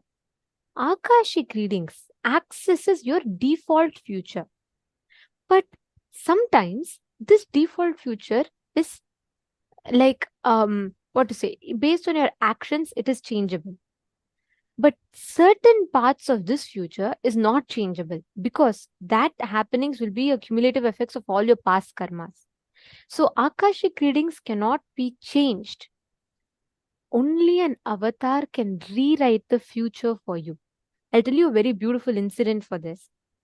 Once during an inner awakening program, physically that was happening in Bidadi, one person, that was a time where Swamiji had introduced this Akashic reading where Balasans would do. Like Swamiji initiated a group of us and we were able to see, we will actually see, like someone, let's say someone comes and asks us in 6 months, whom will I get married to? We will be able to see a particular name appearing in golden letters on Swamiji's Atma Murti. And we would read out that answer and it will manifest. Like if we can actually see the clear future, okay? So during that inner awakening, Swamiji introduced this, and one person, one man who was attending the inner awakening program, he wanted to know his future. So he goes to Akashic readings and he asks, saying, he asks Kalabhairava in Akashic reading, he says that, whom will I marry? So the Balasan who was doing the Akashic reading gave the answer of a particular person. Then he was like completely shocked. Okay, because he was like, he was in love with someone else and he wanted to marry that other person. So, and the moment he heard this name and he's like, oh God, I was planning to marry another person, and you know, Akashic reading is saying something else. He didn't tell anyone. He went back to Swamiji, and that day's darshan, he told Swamiji, I want to marry this person. Swamiji blessed him. After Swamiji blessed him, he didn't tell about that to anyone. He comes back to Akashic reading. Automatically, the Akashic records got updated. Next time when he asked, the answer changed. This time it was the exact person he had asked the blessings for. All of us have the default future. But in the presence of a guru, that default future gets upgraded. You manifest a new life. You manifest a completely different reality in front of you. That is what only an avatar can do. Sometimes you can interfere your own course of future, right? Like for example, let's say you suddenly decide to, you were smoking for 5 years or 6 years, and you suddenly decide to quit smoking. You can reduce the repercussion of that impact to a certain extent, correct? Or let's say you were eating junk food and suddenly you decided to stop and only switch to organic food and you start doing workout every day. Then by default, your future is going to change. So understand, every time you get that default future upgraded, for you to experience that, 2 ways. Whatever is your independent actions can interfere, that is one. But second, all the unchangeable things, only by the grace of a guru, you can upgrade it. Only an avatar can upgrade it. This is a very beautiful story. I recently shared it. I'll share it once again because it makes so much sense in this context. See, once 2 brothers met a sage, and that sage was known to be able to look into the future. So the brothers paid their respects to the sage and asked him if he could tell them about their future. Then the Rishi, the sage, advised them, see, it may not be good for you to know your future. Besides, your future can change later, even if I tell you now. But the brothers were insistent. They said, no, I want to know the future. So, all right. So the sage meditated, looked at the elder brother and said, in next 1 year, you will become a king. Looking at the younger brother, the sage said, you are destined to die in the hands of a murderer in less than a year's time. He's shocked. So the brother starts walking back home, and the elder brother was overjoyed. He started fantasizing. He was like, God, I will be a king, I will rule a kingdom, I'll have so much of wealth and all that. Meanwhile, the younger one was depressed. So the elder brother started creating his fantasy world. He started dreaming of becoming a king. On the other hand, the younger brother, who was destined to have less than a year to live, he started spending his time on spiritual activities. So he used to use his time to serve everyone, and he used to go to temples, pray, he used to do annadan, everything, and soon he came out of his depression. 11 months passed. One day, the elder brother invited the younger one to join him on a journey. He wanted to look for a piece of land to build a grand palace that he was planning to build when he would become a king. So they were crossing an open land, and when the elder brother stumbled, when they were walking on, suddenly elder brother stumbled on a half buried pot. Okay. The moment that he stumbled, both the brothers dig out the pot and they opened it. It was filled with gold coins. Then the elder brother was thrilled and he started shouting, "This treasure is just for me. This is set up. This is for me to set up my palace and my whole kingdom." Like that, and he is so excited, he starts jumping. Just then, suddenly a thief jumps out from the bush and he gives a blow to the elder brother's head and he tries to grab the pot from him. The younger brother jumped at the bandit to protect his elder brother, and then the thief attacked them with the dagger and he had a small wound on his head.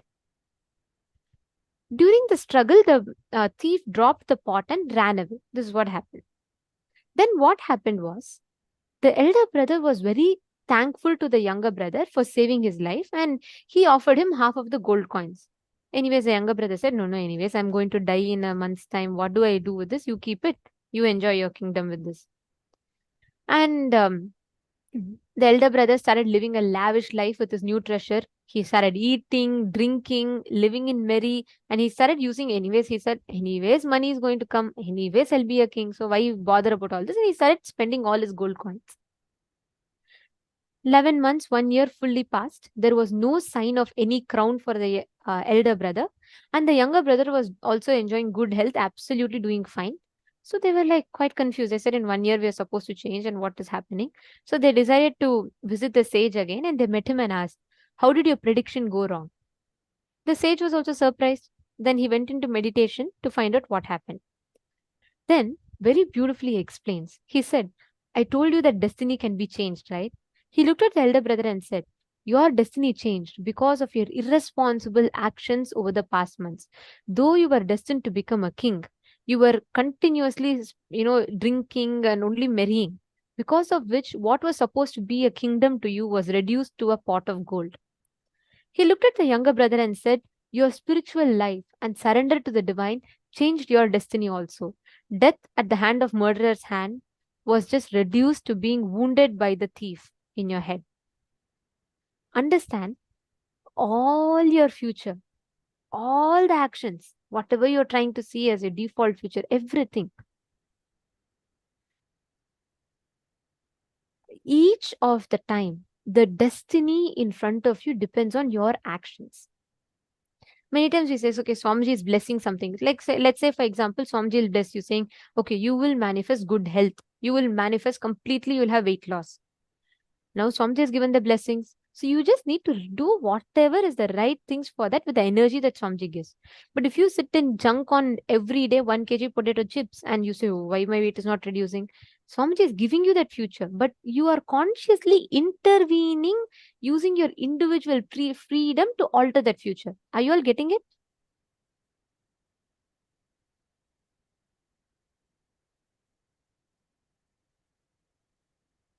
See, understand, each time you are conscious, you have the, okay, Ma Puja Kumar is asking me to repeat it. Yes, I'll repeat it. Ma Divya, you're clicking with it? Good. Nice. Ma Regular is saying, I love all your stories, all of them. Let me tell you the secret. All of these, Swamiji tells in satsangs as one small story. And then I just, pick up from there and I just tell that. These stories of Swamijis are just amazing. Yes, that's totally it. So, Ma Puja Kumar, see, what I'm saying is, if Swamiji blesses you, let's say, for example, Swamiji is telling you, okay, from now, you will have complete weight loss. The moment Swamiji tells that, that means it is like that, how that sage, right? He is seeing the future. He knows you will be healthy and he's blessing you with that. But if you consciously intervene to take an action against, like for example, you say, anyway, Swamiji blessed, so it will come whenever it comes. Let me sit and eat 1 kg potato chips and pizzas every day. If you start doing that, you are using your independent will to consciously intervene and alter the future that is given to you. You're understanding? So, every time when Swamiji blesses, please understand Swamiji is not predicting the future. He can actually see that this is what is happening and he's telling you. But if you consciously intervene, even Paramashiva cannot intervene in your individual freedom. That is what is the biggest thing, right? If you using your personal individual freedom, your conscious will, if you decide that I don't want it, even if Paramashiva blesses, it cannot happen for you. Even if you get a blessing, Swamiji, even if you get a blessing saying that Swamiji is blessing you, you will manifest $1 million tomorrow. Swamiji is seeing the future. He's seeing and he's literally like giving you that energy. But if you consciously decide, okay, Swamiji told it will happen, so let it happen however it wants. I am not even going to attempt to look at any possibility to come. If it comes, Swamiji has told me it has to come, let it come. And if you consciously use your individual freedom to intervene to the blessing that is given to you, then you will not be able to manifest the future Swamiji is giving you. Sometimes, despite putting in best efforts and keeping in blessings in perspective, our future doesn't manifest. See, it is not just action, Maswati Jain. It is not just action. It is the thought current. It is the individual freedom, your individual will. If your individual belief, see, you may desire all.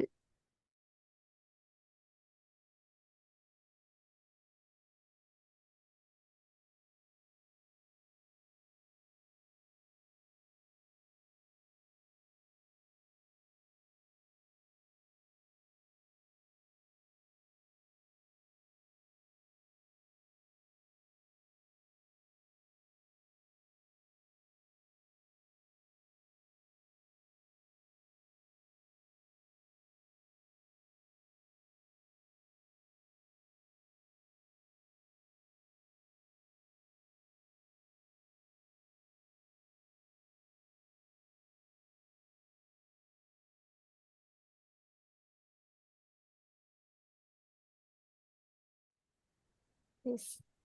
Sorry for that glitch. Okay. See, Maswati Jain, many times what we see, right? It is not just the external actions.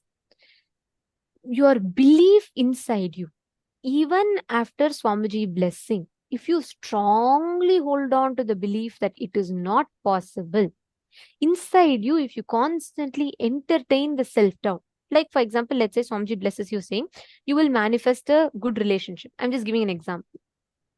Inside you, if you strongly entertain the incompletion that good relationships can never manifest for me, and in that belief, whenever you take action, even if you think you're taking action towards manifesting good relationship, it will still not manifest, because inside you, the belief you're having is what will manifest as reality. That is why when you tell Swamiji, let all my known, unknown, incompletions, everything, please remove it and you manifest the reality for me. Whenever people ask that type of boon, Swamiji tells, even if they're incompletions, that's how we call miracles, right? We'll say, Ma, I didn't even expect, Ma, but Swamiji said and somehow it happened. It happens because that individual freedom, that individual free will also, we tell Swamiji, I'm giving you the freedom, please overwrite it. So my delusions don't stop me from manifesting.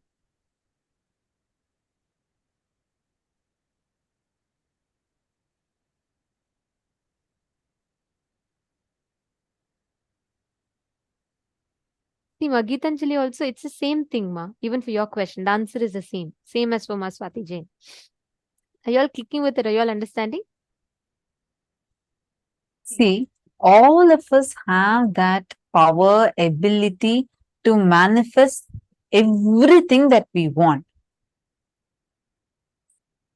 Okay. Herald Lemke is asking, isn't that supporting the ego wishes of a person? Sorry, could you ask once again? Like clearly, I'm not really catching your question. What point do you ask this question for? I request if you could please repeat it. Like what exactly is the thing? Oh, the marriage example. understand. First of all, you need to understand what is the meaning of ego here. Listen. God, cosmos, divine is not sadistic. God does not want you to suffer. You are not a sinner. Understand, you are not a sinner. You are not someone who has to suffer. Cosmos is here to celebrate you. Celebrate you. The very purpose of our life is to be blissful. Why I'm saying this is, the way you read that example, right? It is not that just because this is what is destined for you. What is destiny? Even the destiny is nothing but you in your previous birth, based on all your past karmas, you have designed your life like this. Now, if you eat a lot of junk food and you are smoking, drinking, definitely you know where you're going to end up. You're going to end up in the hospital. This is something we know. You're consciously creating that karma. You're creating that reality for this birth. But there are certain thought currents, actions through which you have generated karmas, designing your further births. That's the way you created the default future for you. Okay. Now, even that default future that you have unconsciously created can be changed. Is what Swamiji is explaining to us. Based on this, you need to understand, if something is, let's say, this is what is destined for you, there's no necessity that only that you have to experience, that only you have to enjoy. You also have the power to ask for a change in the way your life is supposed to occur to you, because life is to be blissful. The purpose, Swamiji says, there's only one purpose for human existence, to be blissful. Start with being blissful, end with being blissful, always be blissful. Be blissful. As Swamiji says, that's the message that I want to give to humanity through all forms. Be blissful. That's if you actually are reading, like you're listening to the revelations from Swamiji, listening to the powerful cognition Swamiji reveals, you'll always see it's extremely life positive. Extremely life positive. You'll be like, even Tyaga, renunciation, can someone talk about it so juicily? And like you'll feel like there's nothing that you will ever miss in your life. Even the most parts that you hate about you, Swamiji will make you reinvent yourself such that even those parts don't cause suffering in you. The way the kind of techniques Swamiji is given. Do you know there's a book Swamiji has written, Sleep Your Way to Enlightenment? And I want to tell you the background of it. That's because one of the Adinavasis, she was feeling very, very, very sleepy, and like her whole problem was related to sleep. So she kept saying, like one sannyasi, she is like, I am struggling with sleep, Swamiji. Every time I feel extremely tired and sleepy, lazy, and I keep struggling with this. And then just for her, that one thing she had, and she asked Swamiji. The next day onwards, Swamiji gave a series of satsangs, and Swamiji wrote a book on how sleep your way to enlightenment. Even through sleeping, you can achieve enlightenment. How to do that, Swamiji has given us.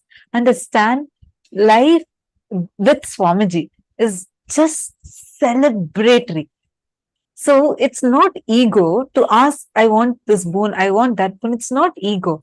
First of all, what is ego? Ego is not thinking yourself to be something big. Actual ego is thinking about you as something small. When you cognize yourself in a very low way inside you, and outside of you, your inner image is very low, and your outer image is, you're trying to project yourself big. That is ego. And knowing that you're holding on to something that is not right for you, but continuing to hold on to it, is arrogance. So even ego, that's why actually you will never hear anybody as empowering as Swamiji. Swamiji's every message, like even the way he lives, right?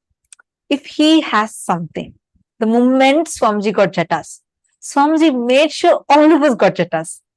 The moment Swamiji wears Rudrakshas, he'll give Rudrakshas to all of us. The moment he gets something, one power, like one software gets downloaded in Swamiji, next day Swamiji will be there for satsang and give all of us that initiation. That is Swamiji. It's like he's the most life positive and life celebratory person. Like everything, you'll just feel like celebrating your existence. Wow, it's me. That experience is what Swamiji will give you. So everything in life, you should never drop the feeling that you are a sinner or some kind of a suffering needs to come upon you. No. In Sanatana Hindu Dharma, the teaching Sanatana Hindu Dharma gives us Shrimantu Vishve Amritasya Putraha. O sons of immortality, please listen. You are not a sinner. You are not someone who has to go through suffering. You are sons of immortality. You are Paramashiva himself. You cannot suffer. Suffering cannot exist for you. I hope I answered your question. So do not ever even think in that direction. You can live your life in the most royal way, blissful way, enjoying your life. Today, Swamiji, even this Akashic readings is a power. Actually, Akashic readings only an enlightened being can do. But Swamiji is establishing each of us in that space of oneness with him, that we all too can access it and see. Today, all of you are going to be trained to manifest this power of Akashic readings. How many of you are excited? How many of you want to see and know? How many of you want to be able to scan and identify people's past, your own past and future? You're all excited for it? Shall we all manifest the power? Sorry, I think there's just one more question. Rohit Agarwal has asked, let's say due to previous lifestyle choices, now there is a pain in my head. This is a thought and experience. I can drop the thought, but how to drop or heal the experience and its after effects? Yes. See, Swamiji gives a very beautiful example for this.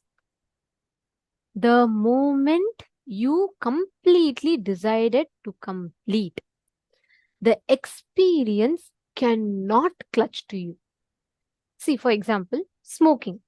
Okay. Smoking, Swamiji gives a very beautiful example for this. There's one person who was attending the program and he is a chain smoker and continuously he used to smoke, and he and his friend. And he came for this inner awakening and he was so addicted that even during the program, the physical program, he used to sneak out of the campus. He used to go because strictly in campus, there's no alcohol or smoking. So they can't use anything in the campus. So he goes outside our monastery to some other place and every night he used to smoke and come back. He was so addicted. And he used to tell Swamiji that every day in darshan, he'll say, Swamiji, I'm smoking and I'm not able to control all that. And Swamiji said, don't worry, I'll take care. You leave it. I'll take care. And at the same time, his other friend who also was smoking, he went to a rehab, like, to get out of the smoking thing and all that. For this person, however, for the person who was attending the program, at some point in the program, some completion happened in him and he came back to Swamiji in tears and he said that night he went and tried to pick up the cigarette like 10 times. He's about to put, because he's so afraid if he doesn't smoke, his body will shiver. Like he was so addicted to it that physically, if he doesn't give the smoke, his body will shiver. So he wanted to smoke. He was trying to force himself, but his body simply refused to accept the smoke. He said he was so shocked. He was in tears. He said, Swamiji, I've struggled to leave this pattern so much, but it never left me. Now, I don't even know. I didn't even put any effort, Swamiji, but I'm not able to even smoke.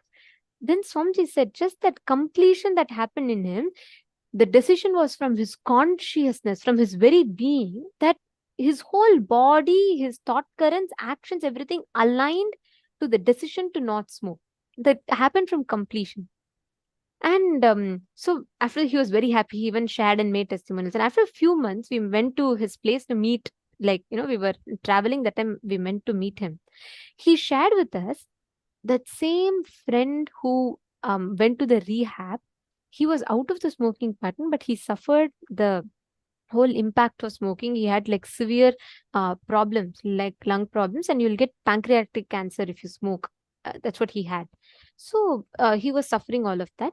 And this person said that he has had no sign of it. And when he went and checked also, this person who attended the program, he said he had no sign. And he said, I've been a chain smoker also for so long, but my body is not even carrying the disease. So he was very surprised and shocked. So he told can you ask Swamiji and tell how this happened? So when we checked, we updated this whole thing to Swamiji, and then Swamiji said, because his decision was so conscious, and because of Swamiji's healing, his whole body decided it was not from incompletion. So there was no conflict in his body. His body was so complete with his decision that he will not smoke. The whole body tuned in. All the things that were supposed to become cancer, everything completely left his system, and he was detoxed. Understand two things. When you have the grace of the Guru, and second, when there is no conflict in your decision, in your aligning, your body will not suffer. I was so shocked because I never saw it this way, never understood it. But the way Swamiji revealed it, Swamiji explained like quite a bit. I'm just paraphrasing my understanding from that. But just this one thing Swamiji said, it was so powerful. He never went through, he was a chain smoker. That means he should have had some impact in the system, right? He had absolutely nothing. His whole system was perfect. Swamiji said even in the future, he will never have any problem because of smoking. But Swamiji said if he goes back consciously, then all the problems will come back. But his body is so complete. It understands his decision is from consciousness. He will not fall back into it. That is why his whole body is aligned. So understand the repercussions of your past actions.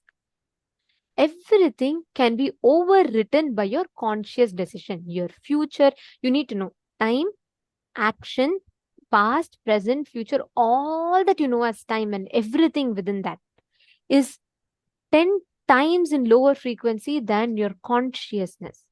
Because your consciousness is a connecting point for you and Paramashiva, for you and Swamiji. Because Swamiji is manifesting in that. So it is 10 times in higher frequency than any external actions. So be very clear. If you make a conscious decision, even the experience will change. Rohit Agrawalaya. Your experience is not powerful enough. The reality in front of you is not powerful enough than your consciousness. If your conscious decision, your action that you're taking is from a conscious understanding, and you're in completion, means your whole thoughts, your actions, your body is in tune with your decision, you cannot have a conflict. The experience will physically change. You may think, how is it possible? Like, how will I expect a headache to go immediately? It will go. It is possible. The thing is, you need to come to that space of completion. So if you And just don't understand worry. that, it will simply be overwritten. Yes, and don't worry, in this program itself, Swamiji will help you to come out of it. So don't even worry about all of these. These things, Swamiji himself will give it to you. Like it will be a power and the power manifestation for you. So it will be the power manifestation experience where you know you're powerful enough to easily come out of it. All of you understood? I think there are a lot of questions coming, but we also, in the interest of time, we'll also be entering to the power manifestation. And I'll also be, through the day, we'll be discussing a lot on this. So don't worry, we have a lot to discuss about this. This is such a powerful truth, right? But now it's time for us to manifest powers. Today, we're going to be manifesting this power of Akashic readings, which means all of us are going to be trained to understand what is the default past. Like, for example, you will be able to see what is going to happen to you in 2 months' time. You'll be able to see what will happen to you in 2 years' time. You'll be able to see that future. This whole power is where you will be able to see the past, present, and future. Your past birth, what happened to you 5 years ago, or what is going to happen to you in your next birth or 5 years later. You'll be able to see the whole spectrum.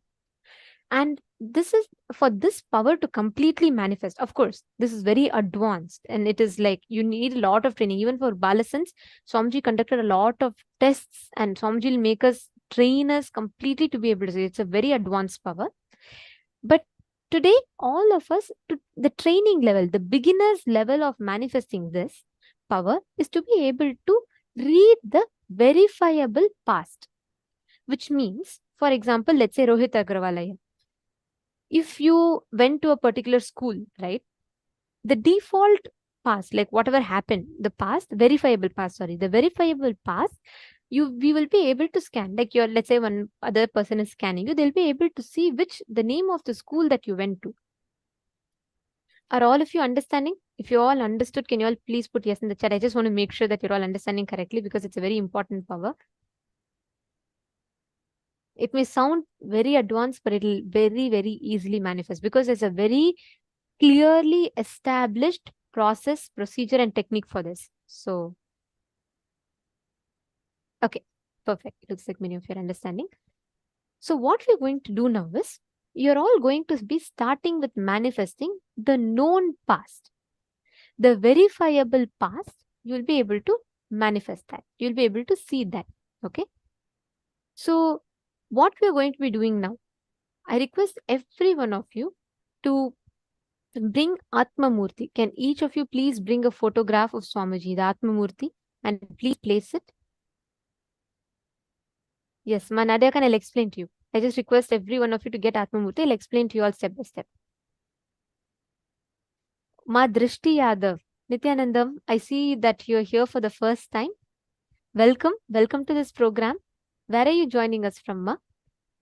Ma Drishti Yadav. Which place are you joining us from? And don't worry, I see you're putting that you're here for the first time. You absolutely are not understanding anything. No issues. Do not worry. You're here for the first time. And I can assure you one thing. This is going to be the most life-changing experience for you. You're going to get introduced to yourself and life in a way that you've never seen before. So I'm so happy that you took this decision to be here. Welcome. Welcome to the best decision of your life.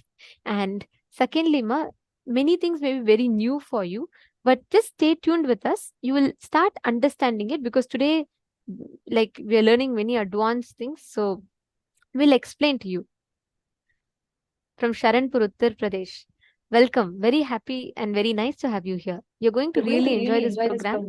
And just sit and ask any questions if you have. And I just also want to tell all of you, please be on camera continuously and participate. That will really help you a lot.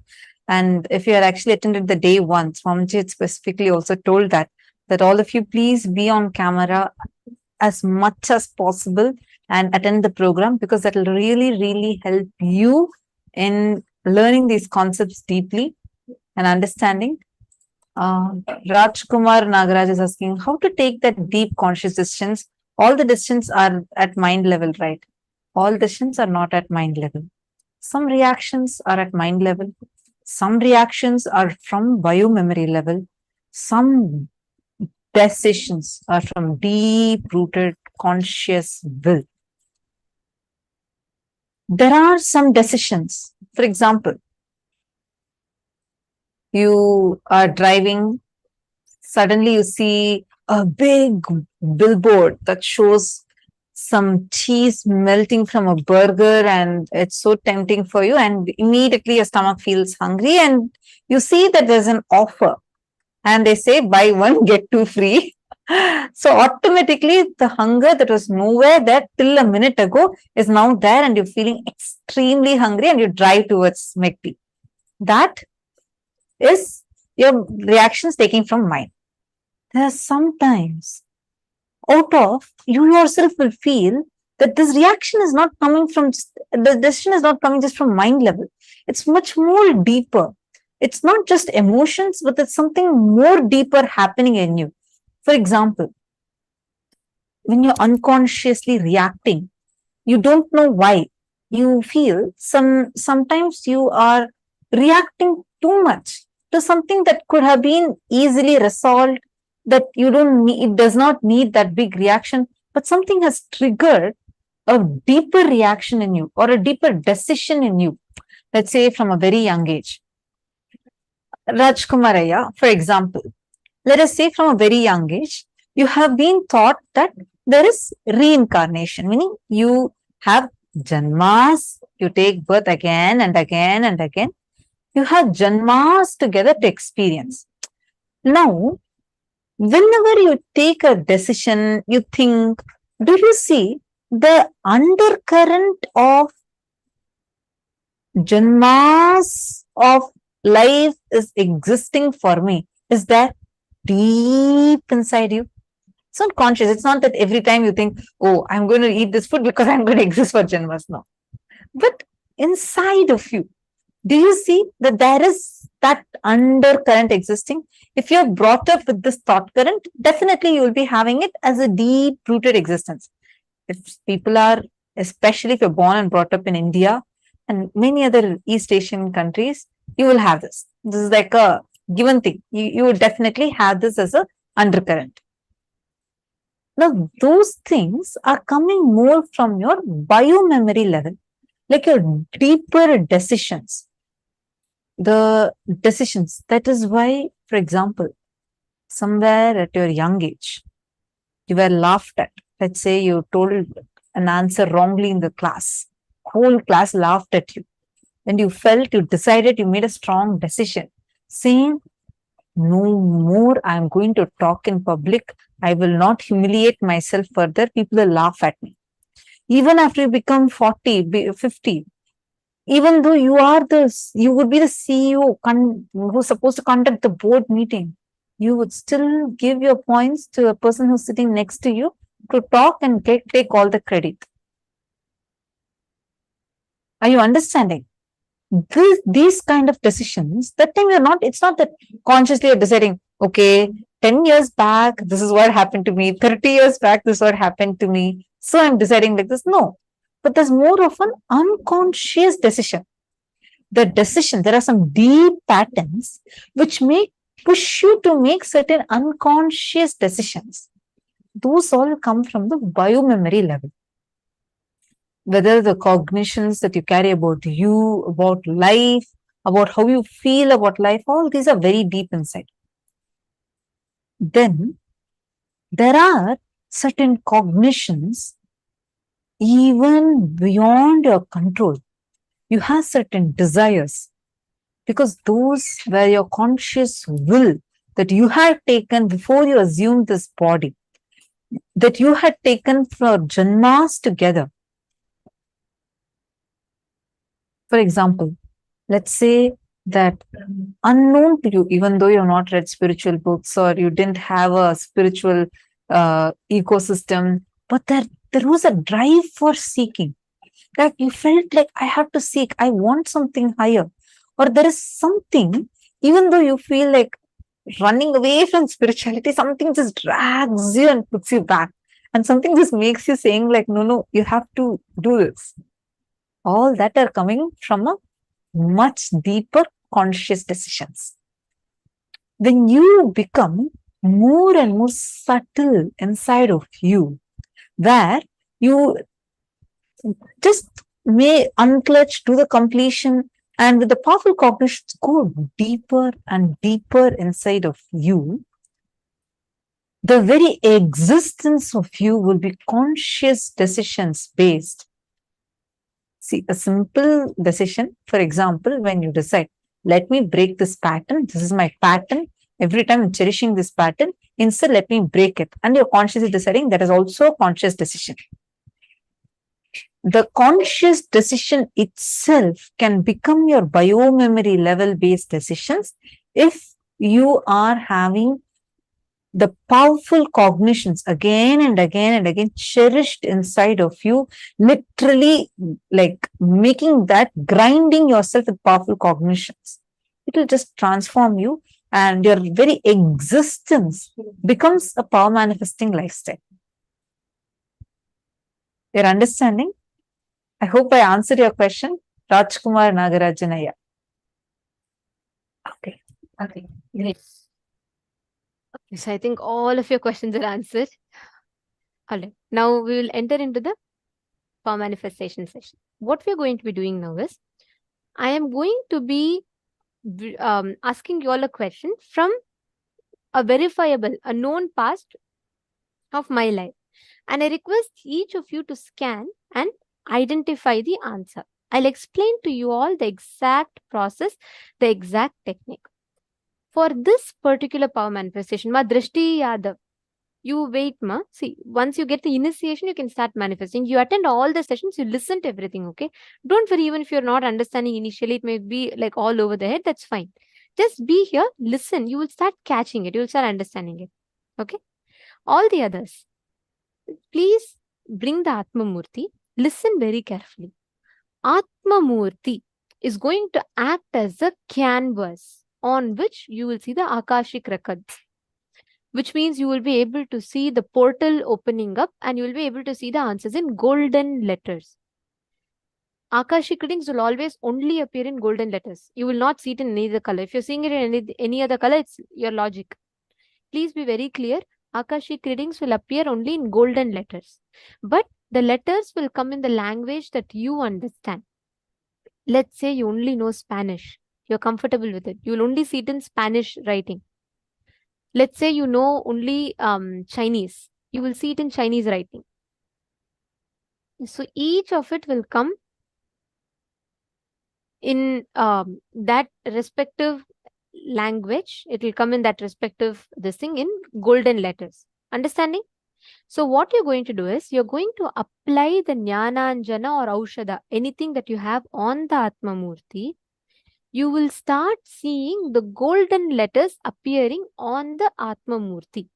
Only the golden letters. Let's say you see the golden letters M, K, and B. So you're going to just write down that as the answer. If you're having fear that you will not be able to manifest, or if you have the greed that you want to manifest, then you will not see anything. You will see a black screen. This is the exact science that Swamiji has explained. You just need to sit, manifest, visualize your Swamiji. Visualize that you're literally manifesting Swamiji through you. So the past, present, and future will not exist as we understand normally for you. You will be able to start seeing the answers to any questions on the Atma Murti itself. Are all of you catching it? If you're all clear, one last thing, just want to confirm. So if all of you are clear, can you all put yes in the chat, please? If you all understood the exact process to manifest.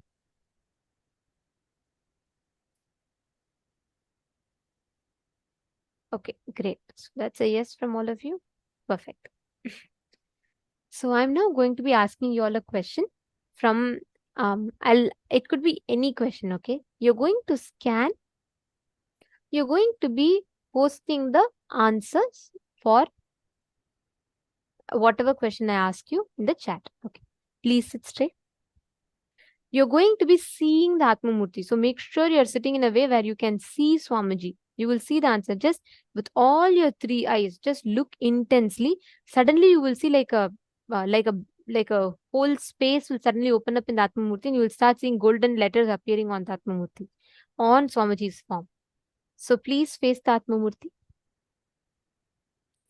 First, take a few minutes. Please close your eyes. I request everyone to do this intensely. Only then you will be able to manifest. Please do this. Close your eyes. Look at the Atma Murti and connect intensely. Visualize your whole inner space. You're just one with Swamiji. Absolutely no thoughts. Don't clutch to any thoughts.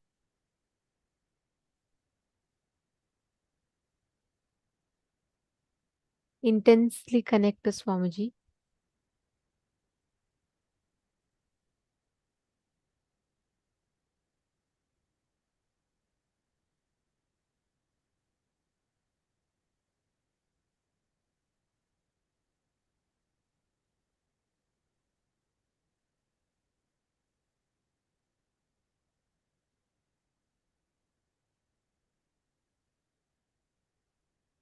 Look at it. Make sure your whole mind is in complete peace and that there is no interferences.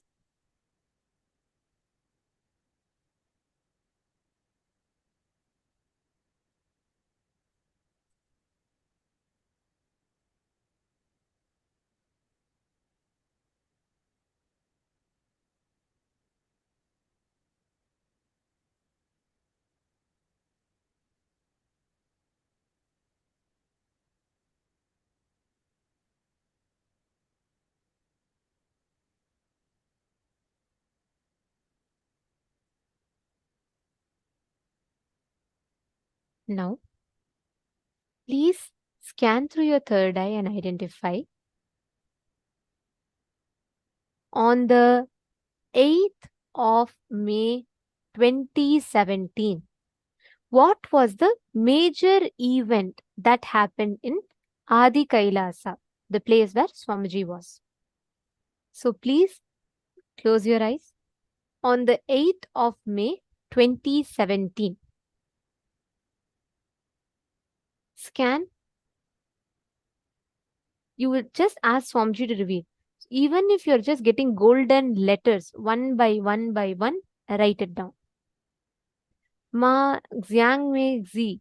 You don't need to blindfold. Do not blindfold, because you actually need to see the Atmamurti. You will not see the answers in the third eye. You will see the answers in the Atmamurti only. Because Atmamurti is the only thing that can just hold the energy of Akashic Records. So please see the Atmamurti.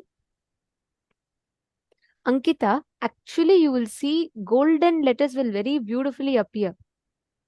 Both you, Ankita and Anisha, sit and intensely connect. You will see that golden letters will start appearing on the Atmamurti. Sit straight and just see whatever question you're getting.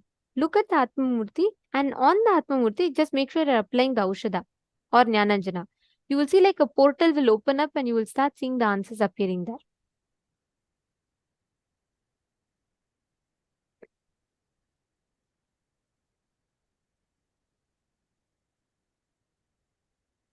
Chant the Mahavakya. Scan and identify on the 8th of May 2017.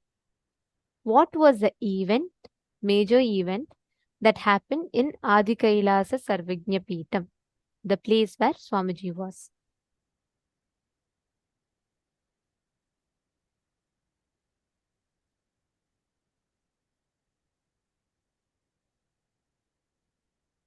And please scan exactly what was the event, the major event that happened, and also scan what exactly was happening in my life on that day.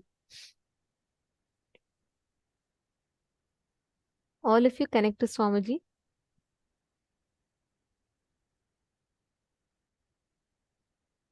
Daniel Bhattacharya, it is better if you could please remove the specs. It will really heal you. Whenever you manifest Akashic reading, don't put specs or any powers. See, don't put specs. Let your eyes heal. When you manifest to the third eye, right, it gives a lot of energy to your body. So just thank you so much. Yes.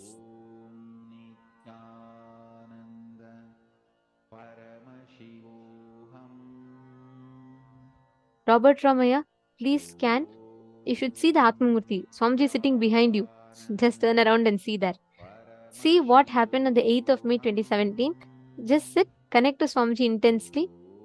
Come on, Robert Ramaya, you should not stop manifesting powers.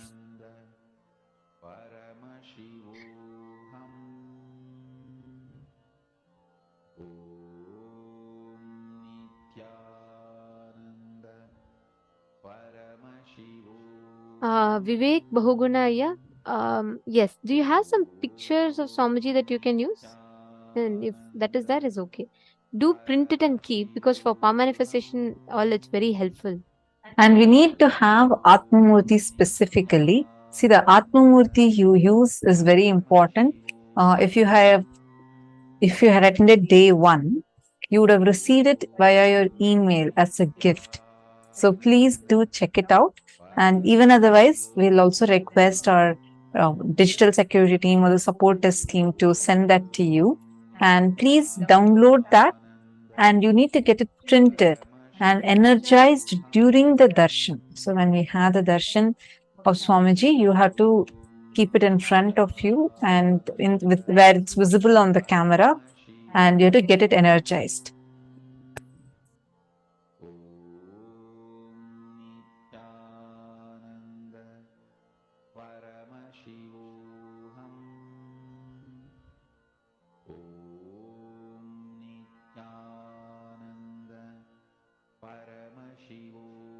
All of you continue to manifest. Chant the Mahavakya. whatever you're seeing appearing in golden letters, even if you're just seeing 1 or 2 letters, it's okay. Start posting it. Whatever you're seeing as answers appearing in golden letters,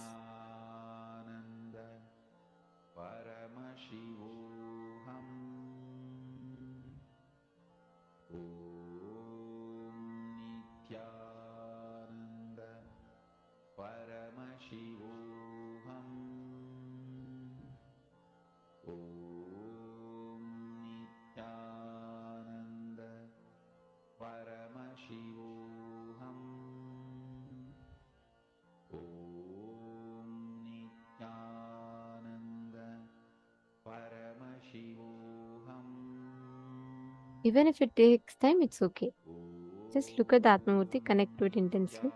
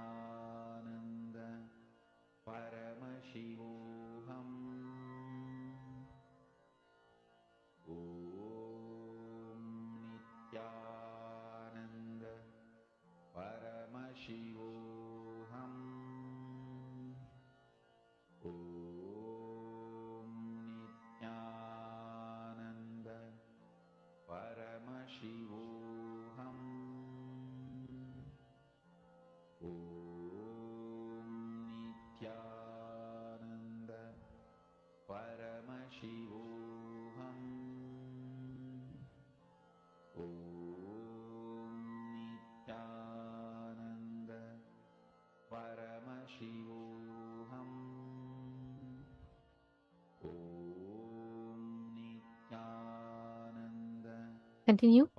Connect to Swamiji. You will see the golden letters appearing on the form itself. Chant the Mahavakya. Whatever you are seeing, post it in the chat. Describe it and post it in the chat. Herald, you've not been in day 1? Okay, no problem. No issues. You can, we'll send the Atmamurti again today.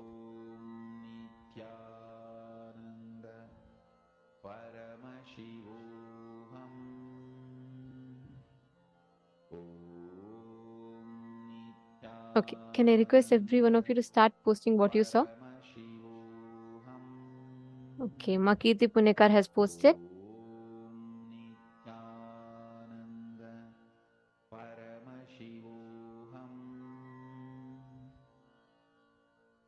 Okay.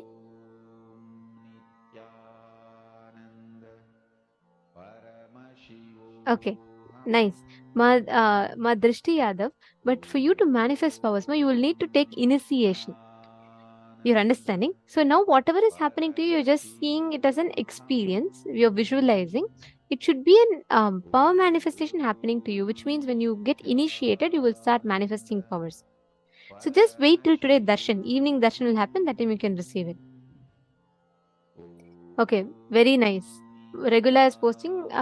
You're seeing gold, and you see like a door opening. Okay, bright lights, maybe fireworks and a tree. Okay.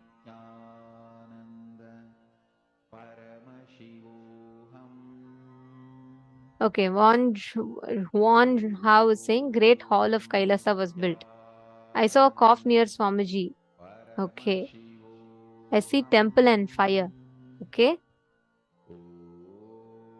Madonna is saying I see another guru with Swamiji on stage. All right. Temple, okay. Darshan and birthday, okay.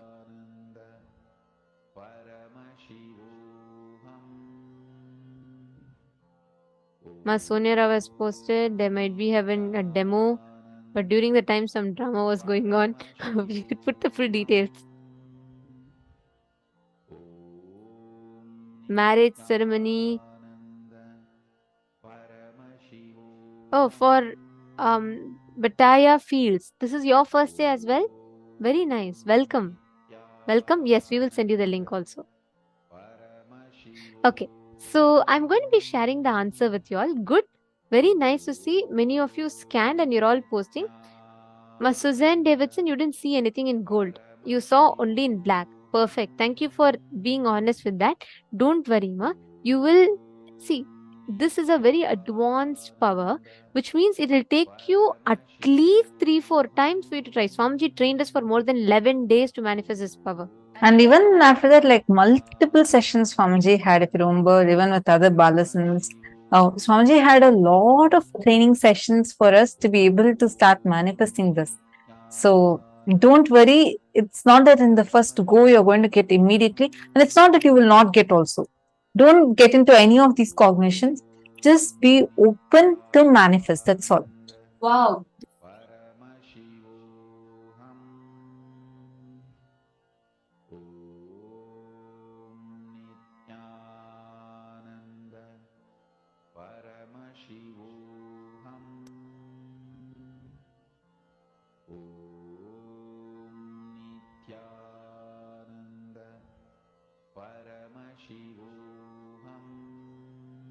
Sorry, I was muted. I apologize. So, Ma Mohini Lata, you have manifested precisely. I was clapping for that because on the 8th of May 2017, it was Maheshwara Puja that happened, and there was a grand Maheshwara Puja. The major event that happened in Adi Kailash was that there's a grand Maheshwara Puja, and Swamiji was. It was part of an program. Like there were a lot of people, and Swamiji was doing the. You said you saw Swamiji distributing food in a big hall, and there were a lot of people. That's absolutely right. You got it precisely right, and that day Swamiji was distributing the food for all of us for Maheshwara Puja. It also happened to be my birthday, and yes, I did get darshan and I got a lot of gifts from Swamiji on that day. And another major event that happened in my life was that day was my exam. So I was giving my 12th exam. So that was the day. So that was a major That was a major event. So, Ma Sonia Rao, you said there was some drama. So that was only drama that happened, me giving an exam. So, And I think that day was also the day all of us were sitting in courtyard with Swamiji, right? yes, 2017. we all got the initiation from And Swamiji on that day. there is a lot of things happening. Actually, see, this is life with Swamiji. In a day, you have too many things happening. And these are some of the major things that are happening. My regular, that's also right. What you saw is also right. See, some of you saying that you have not Ma Vinuta Nagaraj, don't worry, we'll send it to you, Ma. All the others who are not seeing, please understand, it will take you at least a number of times persistently for you to manifest before you have that breakthrough. So do it. Good that you're not giving up. Don't give up. Sit and manifest. Even if you're seeing black color, it's okay. Swamiji tells whenever you're not able to see, look at where exactly the fear or greed component is starting in you. Like the fear of not manifesting or the greed to manifest. Look at both. Wherever those components are starting, please immediately attend to it and complete. Okay? And don't worry, we have a lot of rounds that you're going to be manifesting. So somehow you all will have breakthrough today. Let's all collectively work on that.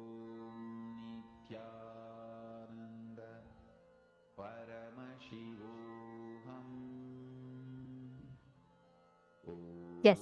Okay. Now we're all going to be entering into the next session. I request all of you, if any of you need to drink water, you want to quickly grab a cup of coffee, tea, or something, go and come back. Quickly settle down. We're going to be entering into a very important session next.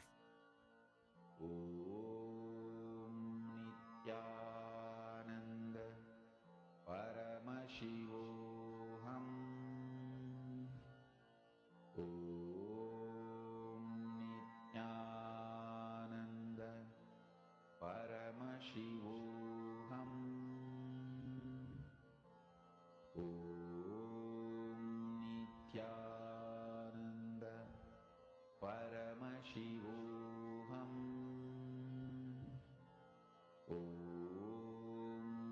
Nithyananda Paramashivoham. Nithyananda Paramashivoham.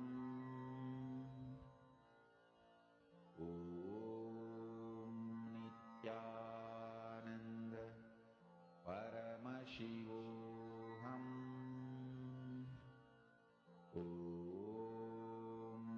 Nithyananda Paramashivoham.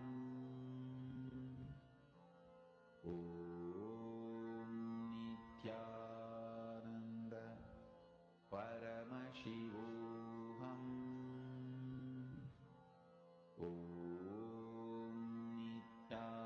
Nithyananda Paramashivoham. Nithyananda Paramashivoham.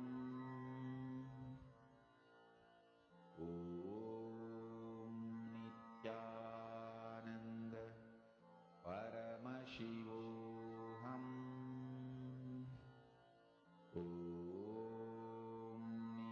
Nithyananda Paramashivoham.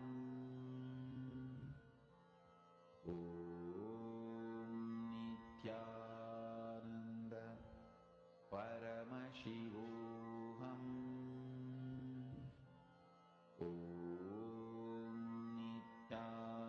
Nithyananda Paramashivoham.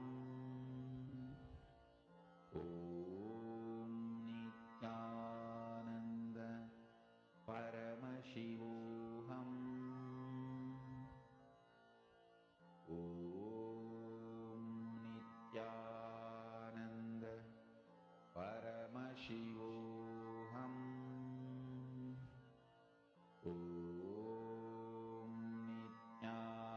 Nithyananda Paramashivoham. Nithyananda Paramashivoham.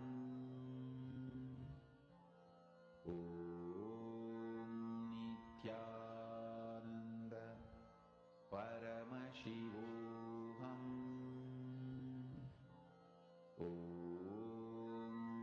Nithyananda Paramashivoham. Nithyananda Paramashivoham.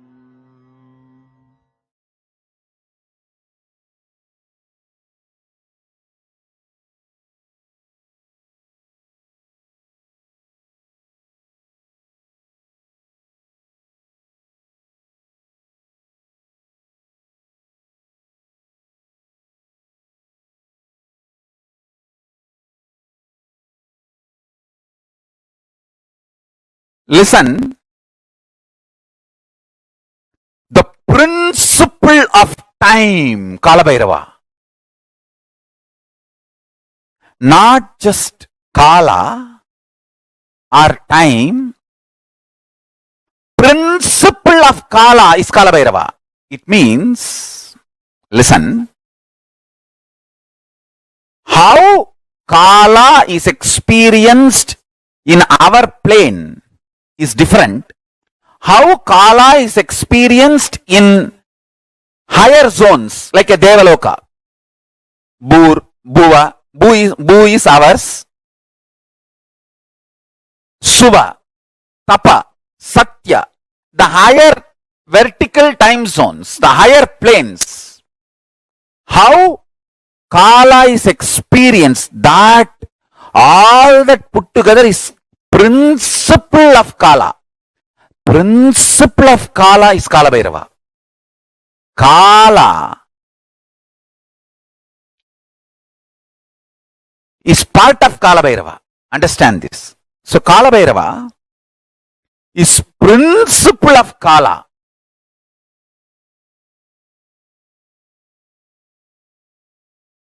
Form of Kalabhairava. Mahadeva assumed the form of Kalabhairava and removed the false identity of Brahma and gave Shivoham experience to Brahma. Each of Mahadeva's action is considered as one incarnation. When he came out and destroyed Daksha and his Yajna, that action is Virabhadra. When he came out and destroyed the arrogance of Brahma and gave him Shivoham experience, that action is Kalabhairava. See, at one point, constantly creating, Brahma forgot he is doing it because of the blessings of Mahadeva, with the energy of Mahadeva. See, the Brahma's Kamandalu, which is the sacred water, out of which he creates whatever he wants, that water is the Abhisheka Tirtha of Mahadeva. The water washed the Mahadeva's body. That is why in all Shiva temple, where the sacred water, the sacred bath water, what do you call, Abhisheka Tirtham, where it flows out, there Brahma will be standing with his Kamandalu to constantly refill his Kamandalu. Go to any Shiva temple, you will see where the sacred water flows from the Garbha Mandir, the Abhishekam water flows, there Brahma will be standing with his Kamandalu, because that is where he refills and creates the whole cosmos. Unfortunately, by constantly creating, he forgot from where he is refilling his Kamandalu. He was also given the 5 head by Mahadeva, but suddenly he became little egoistic and arrogant and started thinking that the Shivoham has to happen from inside out. It should become experience and then start coming out. And this guy, out of his hypocrisy and arrogance, started declaring, I am everything. So now Mahadeva has to make him understand and give him that real Shivoham experience. So he just wakes up from his samadhi. Kalabhairava comes out. The Lord of Time comes out and just cuts that 5th head, which has become a little arrogant. The moment the 5th head is gone, Brahma realizes he is also bound by time. And he realizes that it is hypocrisy that made him feel he is the superior. The moment he surrenders, Mahadeva again gives him the Shivoham experience and gives him the place back in his temple and says, you can start refilling your Kamandalu from now on and continue the creation. And he gives a permanent place in all temples of Mahadeva, where the Abhishekam water, the holy water, the sacred bath water goes. In that place, it's called Gomukam. In that Gomukam, always the Brahma will be there to fulfill his Kamandalu and do the creation. Kalabhairava is one of the most powerful expression of Mahadeva. Most powerful expression of Mahadeva.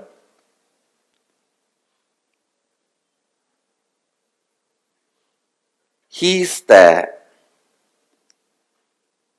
energy on which all the memories are stored. All the memories are stored. Space is the energy where all visualizations are stored. Time is the energy, all memories are stored. Cosmic record keeper. All the word documents are kept with Kalabhairava. All the visual documents are kept in the space. The space, embodiment of space is Nataraja. So Nataraja keeps all the visual documents and Kalabhairava keeps all the word documents. So anything happened, happening, yet to happen, you can just ask Kalabhairava, he will pull it out and give the whole record. And moreover, most powerful expression, easily accessible. The moment you call, he will be there. That's the beauty of Kalabhairava.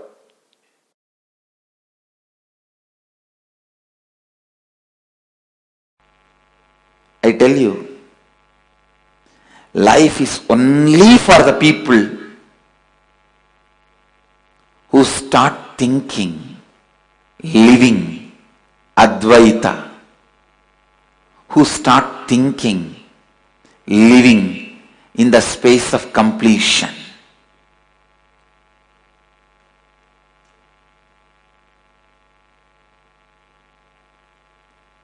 I tell you, I am revealing the logic of Kalabhairava to you.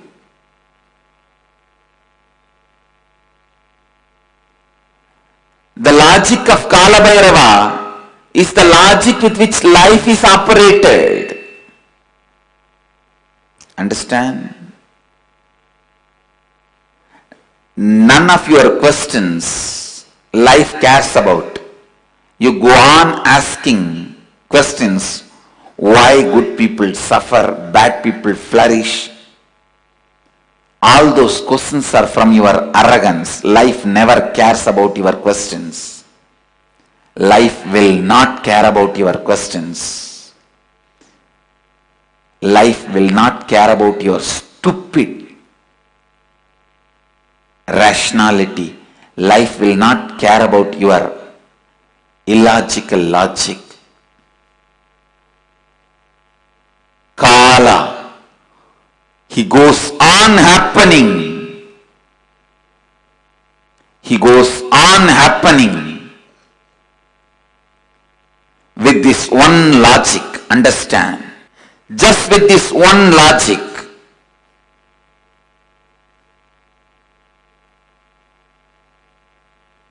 The decisions made out of completion fulfills you. And whatever decisions you make out of completion becomes reality in you.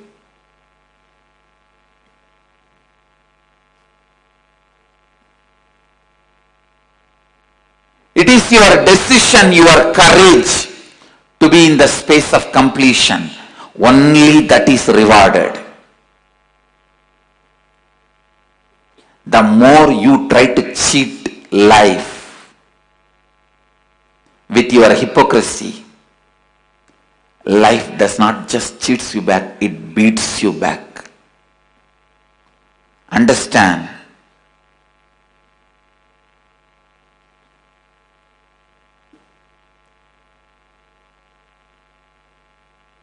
The soft, goody-goody, hypocritical, civilized fellows go on question the terror form of Kali and Kala. Whether you question or don't question, the logic of the Kala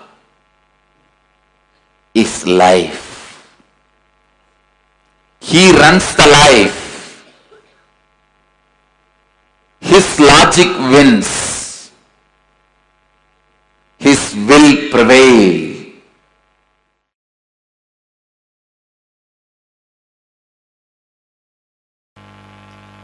Life is not for the people who claim innocence for their ignorance who try to claim any special thing because they are victims, powerless, ignorant. No. Be very clear.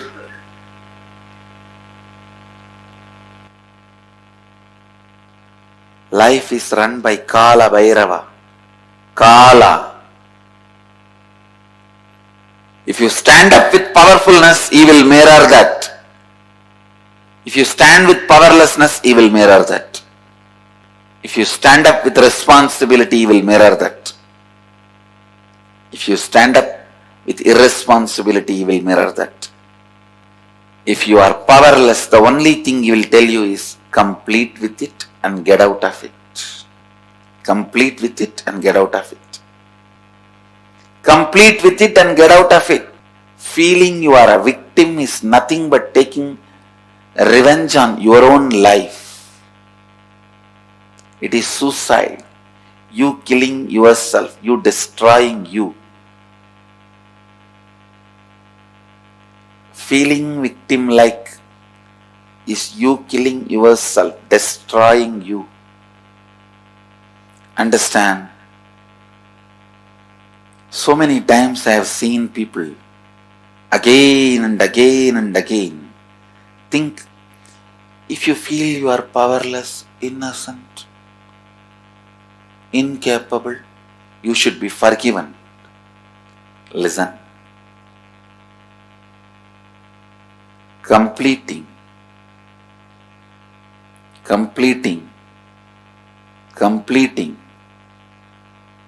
all the incompletions, getting out of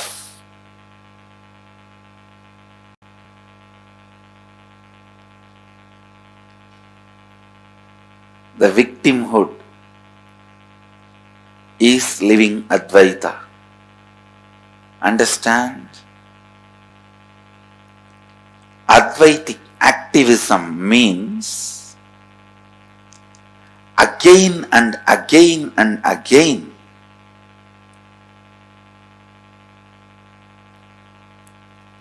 bringing yourself to perpetual completion.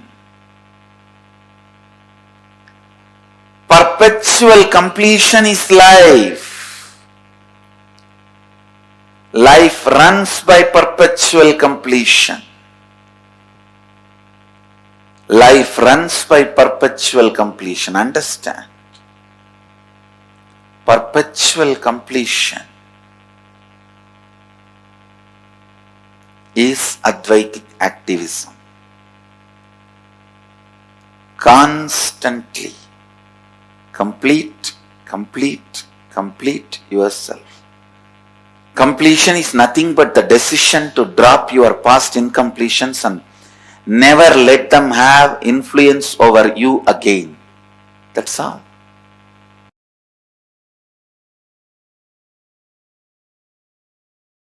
A lady devotee with a mentally little challenged child goes to Ramakrishna and asks,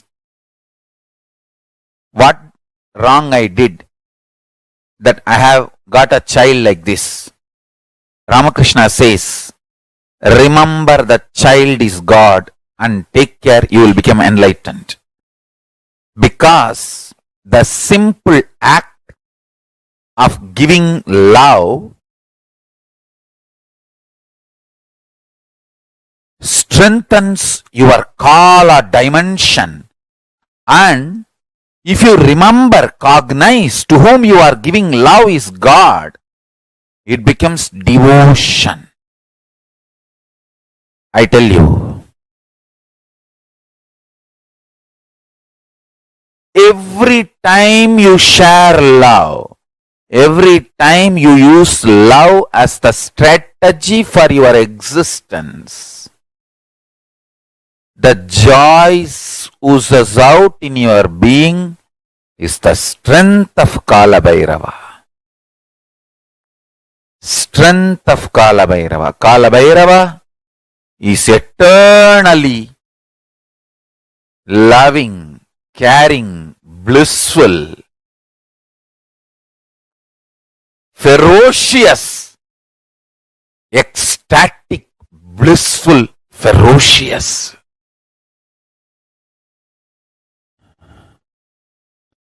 Meditate on him. Be eternally loving like him. You will be just. Understand? All justness manifests from extreme love. That is why Kalabhairava is Lord of Yama. Kalabhairava is the Lord of integrity. Kalabhairava is Lord of justice. All justice is delivered cosmically only from the pure space of love. Maintain the intense space of love. Paramashiva will raise you to the space of being a justice, delivering justice to the world. Compassionate, eternally loving are always kept in the space of delivering justice, giving justice. Understand? Extreme compassion, extreme joy, extreme ecstasy.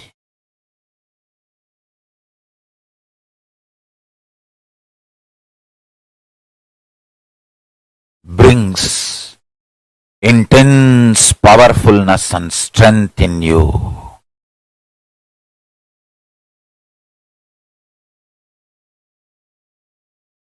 Just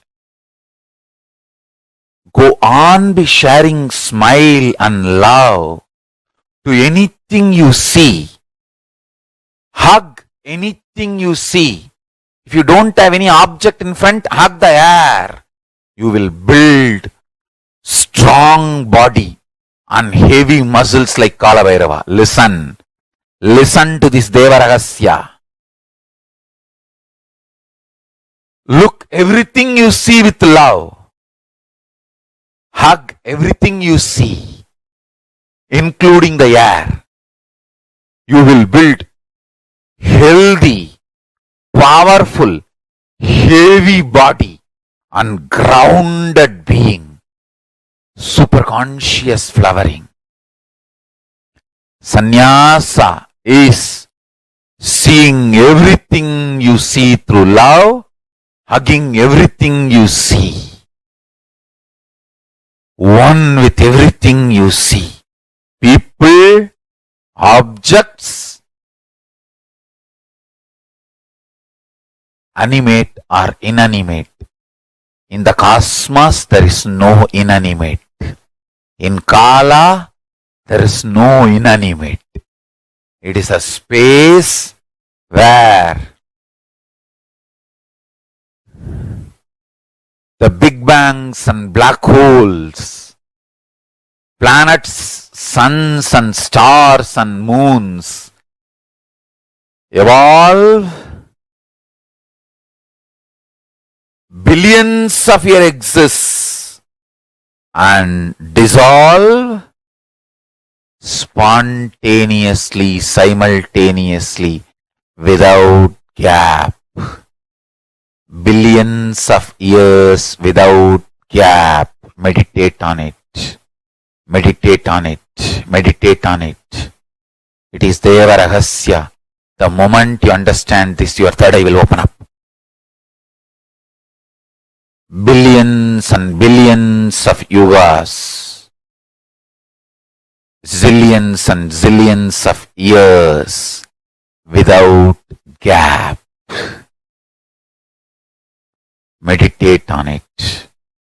That is Kalabhairava's fire. The Prabha, Tejas, shining of Kalabhairava is this powerful cognition. zillions and zillions of yugas, years, without gap.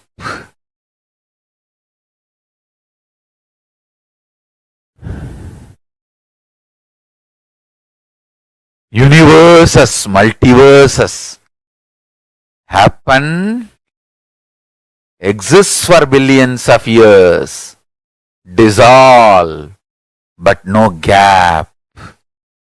It is spontaneous and simultaneous. Meditate on this in your third eye. Meditate on this in your third eye.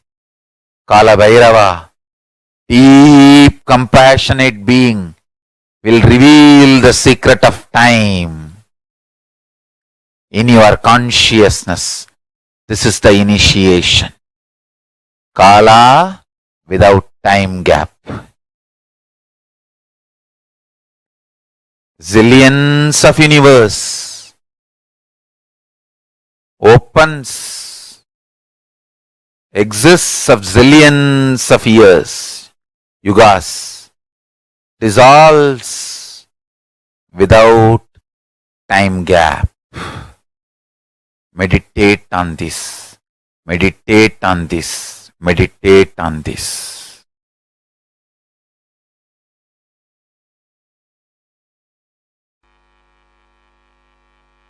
Go and tell Kalabhairava, all the known incompletions I commit with you, I will complete.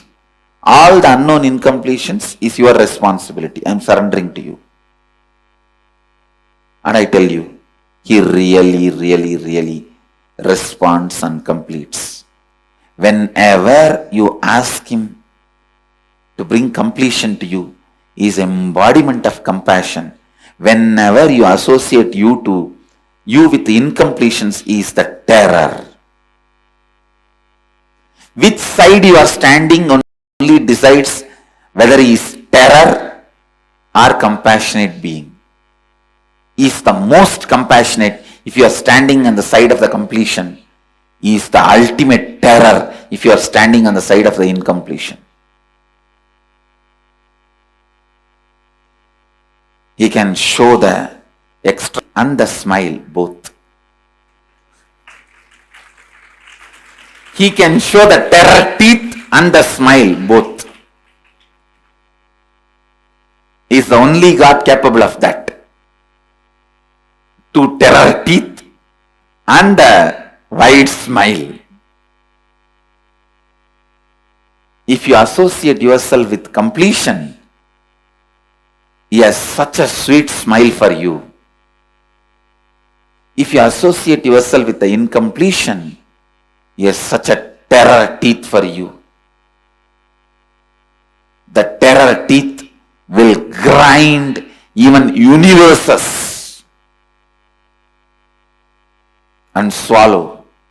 The smile can create even universes for you.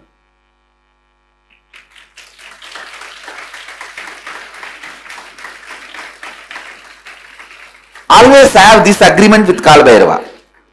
All the incompletions you make me known, I commit with you, I will complete them. I am responsible for it. All the incompletions unknown to me, you are responsible for it. And I tell you, he always agrees for this agreement because he is teaching you this agreement.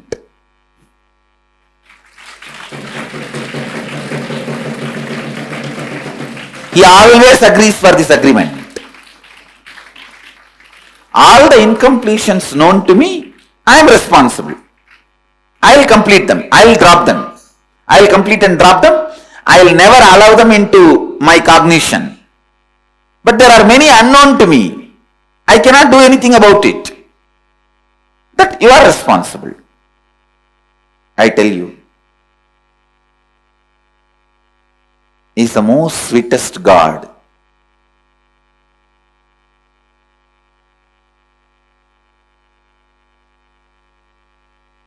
He is the most sweetest God.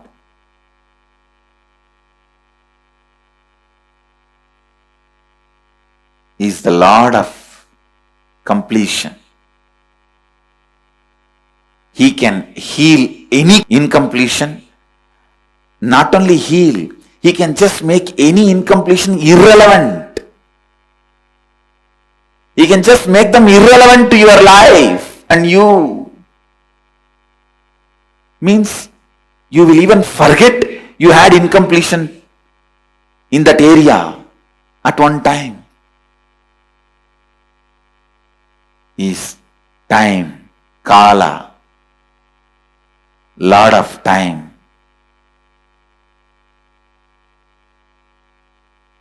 So go and tell him, all the incompletions I have about my vision, my seeing, which is known to me, I am responsible. I'll dig them out and complete and drop. Whatever is not known to me, you are responsible, complete them. Or make them known to me so that I can complete. Either I should be Lord of life or you should be Lord of life. No third person in between you and me. That's all. Either I should be or you should be. No unknown zone, no blind spot between you and me. Not having blind spot between you and Guru is surrender. Not having blind spots between you and Kalabhairava is authenticity. No blind spots.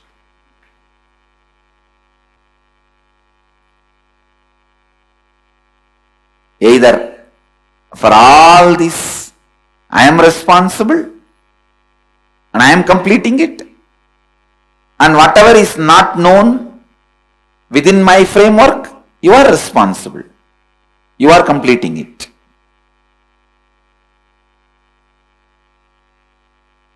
But ultimately, we are neither going to have known incompletion nor going to allow unknown incompletion. That's all. Neither known incompletion nor unknown incompletion. Both will not be allowed.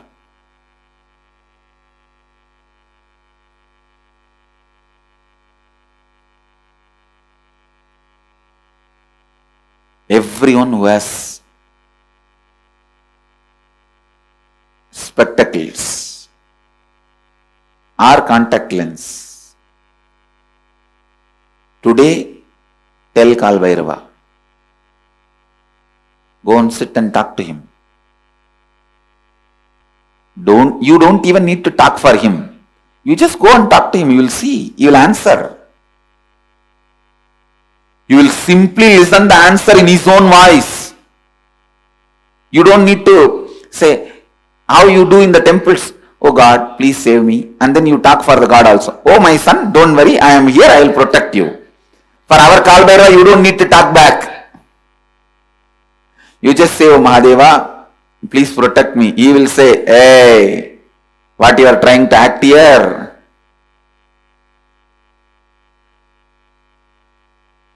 Complete with all this incompletion. Others I will take care. He will talk to you in his voice.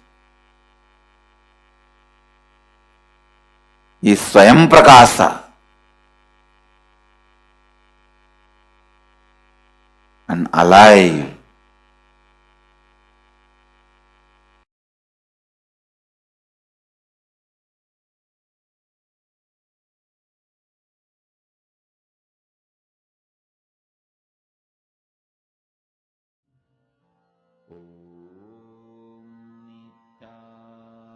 So powerfully Bhagavan revealed how Mahar Kālabhairava can make any incompletion just irrelevant for you. How he can complete all your incompletions. How he can complete anything that is stopping you from experiencing completion in your life for you. Bhagavan Mahar Kālabhairava can just complete it for you.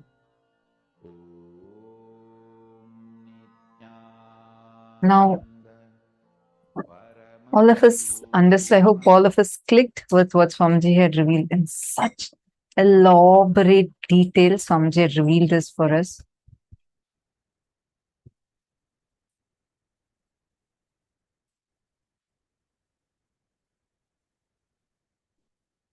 And Swamiji explained, who is Bhagavan Mahar Kālabhairava? Actually, it comes, the Dhyana Shloka comes so beautifully. Gakharo Bhairavam Yeyam Muktabham Shatrunashanam Nakara Kala Bijam Cha Kalam Sarvajayam Bhaved. The letter Ga is related to Bhairava. It is in the color of pearl and it has the power of destroying the enemy. The letter Nga is related to Kala Deva and it is in the color of black. It has the power of bestowing victory in all endeavors. Life is run by Kalabhairava, Kala. If you stand up with powerfulness, he will mirror that. If you stand up with powerlessness, he will mirror that. Understand? Like what Swamiji is saying, right? Like whenever you stand, take the side of completion. Kalabhairava's smile will be visible to you and he will just create universes for you with his one smile. If you side the side of incompletions, then you will see the grinding sharp teeth of Kalabhairava. Whether do you want to see the long protruding teeth of Kalabhairava or do you want to see the most compassionate smile of Bhagavan Mahar Kālabhairava? It is up to you because he is for you. For you, he is in your side for your completion. He is in your side for you to experience a complete completion. And that is actually Mahar Kālabhairava is the most ferocious and most compassionate form. If you stand with powerfulness, he will mirror that. When you take up responsibility, when you stand with responsibility, he'll mirror that. If you stand up with irresponsibility, he will mirror that. If you are powerless, the only thing he will tell you is complete it and get out of it. Life is only for the people who start thinking and living in the space of completion. Just to this one logic, the decisions made out of completion fulfills you, and whatever decisions you make out of completion becomes reality. It is your decision, your courage to be in the space of completion. Only that is rewarded. Now, good news is completion is possible. Best news is all you need to do. This is a decision to internalize. You decide. See, just your decision to shift, just your decision to cognize life as the most auspicious, siding by your authenticity is enough. That's all is the key. If you stand with your inauthenticity, Kalabhairava will be terrifying for you. If you stand by your authenticity, he will be fighting by your side. He will be your warrior. He will go and fight things for you. So compassionate, right? He's like your army. He's that just for you. Actually, the moment Kalabhairava itself represents the space. He is a lord of time and space, which means to access past, present, or future only with the permission of Kalabhairava you can do. And he's one of the most powerful manifestations of Paramashiva. And especially for the whole Nithyananda Sangha, right? Kalabhairava is somewhat very, very special and dear to us because we always enjoy the Kalabhairava darshans of Swamijis. The moment, like, actually Kalabhairava darshans of Swamijis is a whole another thing, a whole another experience itself. Actually, we are going to be happy. Go ahead. Sorry, I was just going to say, I'm just so excited. I'm so sorry. I was just going to say, like, today we are going to have the Kalabhairava darshan and like the energy, whenever Kalabhairava lands, the energy is so powerful, like so intense, such that even physically there will be things happening. Like every time we have this grand audiovisual setup, like in Vidhi Adi Kailash, when Swami is physically there and giving the darshan, right? Every time Kalabhairava lands, And it's like that moment, you will know when Kalabhairava lands. So Swamiji will be standing with the Trishul, and the moment Kalabhairava lands, Swamiji will start like, levitating and like laugh loudly. And the moment whenever Kalabhairava lands, there'll be like a huge power shut, like because the equipments cannot handle it. It's like they're having triple the force of energy coming, or I think 10 times or 100 times the energy just gushing at them. So all the equipments just lose the connection. At that moment, it'll just break off. So then again, we have to fix it and again restart. It has happened too many times. And same with physically, Swamiji's physical body would become huge. Swamiji will say that it's like 10 times of Swamiji in Swamiji's body is what is Kalabhairava. And we have seen that physically Swamiji's body will grow in size. And I have had a great blessing to witness this physically, where once, so Swamiji was wearing an anklet, a Rudraksha anklet, right? And the anklet was loose. Even if you flex your muscles and some armbands, bracelets or armbands break, you can understand it's because you flex the muscles. But Swamiji is wearing a Rudraksha anklet. Swamiji was standing tall, holding the Trishul. As soon as Kalabhairava landed, physically Swamiji's body expanded so much that the Rudraksha anklet just splattered and broke. Like it's recorded on the camera, the Rudraksha splattering, because the size grew so big that even the Rudraksha anklet that Swamiji wore on Swamiji's feet, where Swamiji didn't even move. Swamiji was only standing. It just broke and splattered everywhere.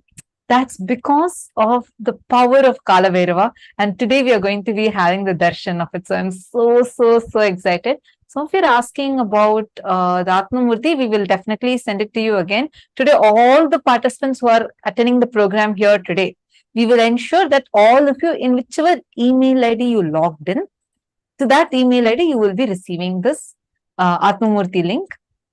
Kalabhairava darshan comes synonymous with miracles. There are tons of stories, like tons of miracles that happen during Kalabhairava darshan. Like some of the most mystical, some of the most mysterious aspects of the Kalabhairava darshan. There are so many incidents to say. I'm just going to share with you all one such experience. Okay. This happened in 2011, I think 2011 or 12, around that time. So it is something very, very interesting. Like if you listen to this, you will literally have goosebumps. This, so there was once what happened, Swamiji, it was Swamiji's coronation, where Swamiji became the king of Madurai Samrajya. So it's the KAILASA Nata Madurai Shamala Pita Sarvagnya Pitam. So that's a city in Tamil Nadu, and Swamiji was getting coronated there.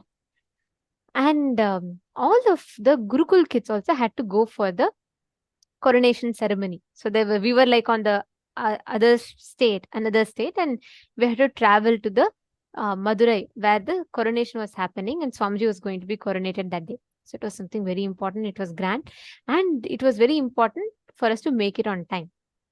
So all the kids, every one of us were like packed, ready, and we were all leaving. And we have to make it on time for the coronation, because the Gurukul kids only conduct the temple rituals and all that, and we can't afford to miss such an important occasion. So we all were packed and we were leaving. So we were leaving from one state to another completely different state. So, and a fact that we need to know is, in India, every state talks a unique language, especially in South India. So you can't understand from one state to another state. If you go, you can't understand the language. So it was like completely different, right? And in this place called Karnataka, we speak Kannada. And the other state is Tamil Nadu, where we speak Tamil. So what happened? The driver who was driving us is a Kannadiga. And the person who was taking care of us, the teacher who was traveling with us, she didn't know Kannada at all. She only knew English to speak and manage. And she was also very new.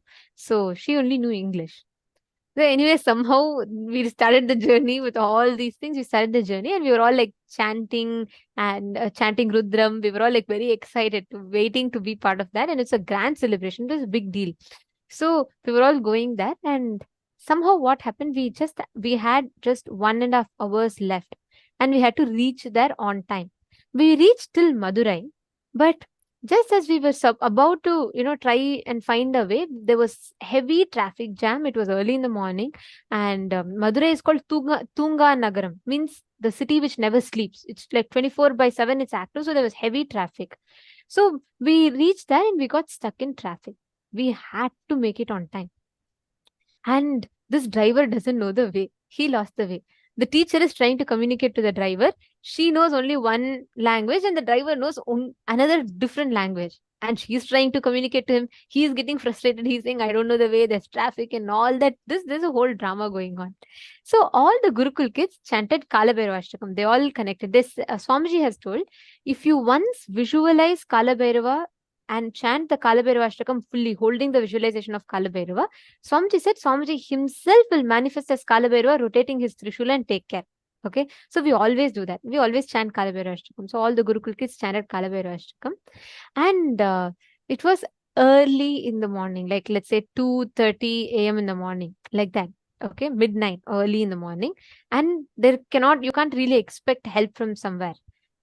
Out of the blue, a man, okay, climbs into the bus as if the whole bus belongs to him. He just right royally enters into the bus, and he's wearing like full bhasma as if he just freshly showered and came, full forehead bhasma, and he's wearing an orange t-shirt and track pants.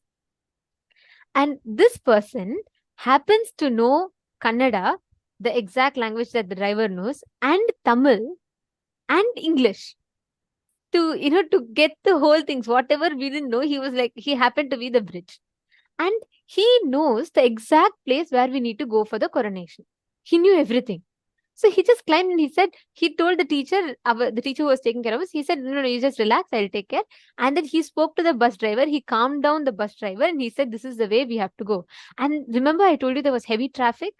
So what he did, he himself got down, went to the road, cleared the whole traffic for our bus to move. That was a traffic jam. And the whole road was fully jammed. But somehow he made way for our bus to move. Okay? It doesn't end here. We all went, and right after that, in less than like 5 minutes, he got us out of there and we made it on time. We reached there and we just landed and the coronation was about to begin and all the kids just rushed in there. Okay. And actually, I want to add something here. Exactly at that time, one of the mentors, the teachers that were there with the kids, the children, like after sending them to thank him. And she wanted to encourage him also to come and attend the satsang. So she went and thanked him and asked for his number. He gave his phone number. And then the teacher, and she even checked the phone number. She called and checked, it was ringing. She checked the phone number. And then she told him that, every day we have satsang, and like she invited him to come and attend that day satsang. And he gave a very mystical answer. He smiled and said, yes, I do attend it every day. I do come every day. And she couldn't understand his statements were not clearly clear. It was very mystical statements.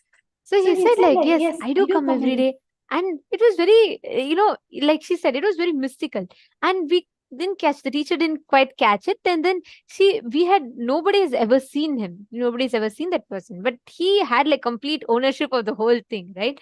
And so we took this number. Remember this part because it's going to come back later. So we took this number and everything. But by the time we could thank him properly, like the teacher was trying to get kids inside first and make sure all the kids were safe and we're getting ready for the coronation. In that whole thing, we could not really completely thank him. But when the teacher turned back looking for him, that person had disappeared. Like he was not there. He was nowhere to be seen.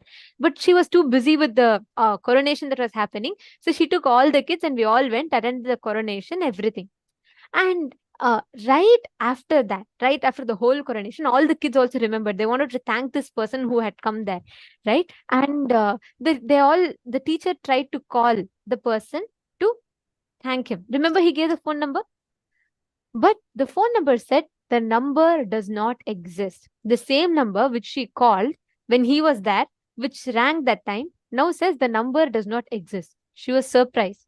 All the kids were very curious. How did this whole thing seem like out of the blue? Someone coming, he knows the exact language we didn't know, and it was like 2 a.m. in the morning. And he comes wearing basma at 2 a.m. And he knew the exact language, place, everything.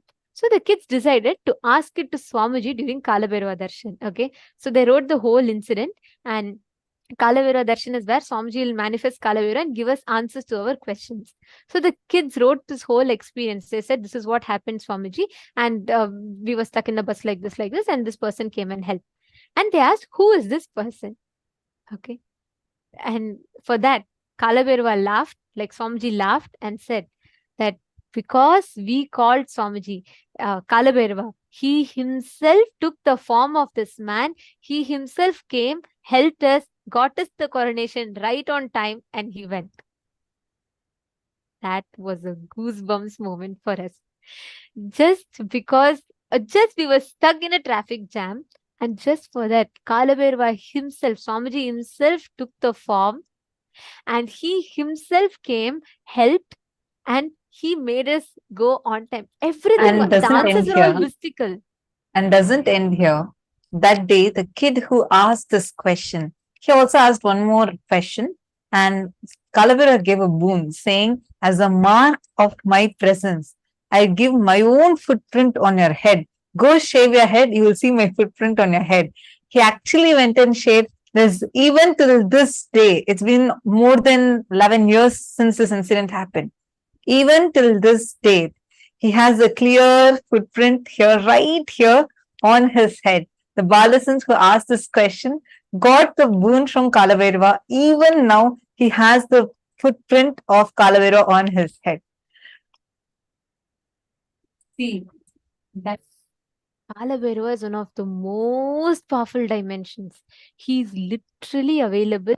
He'll perform so many miracles for you all.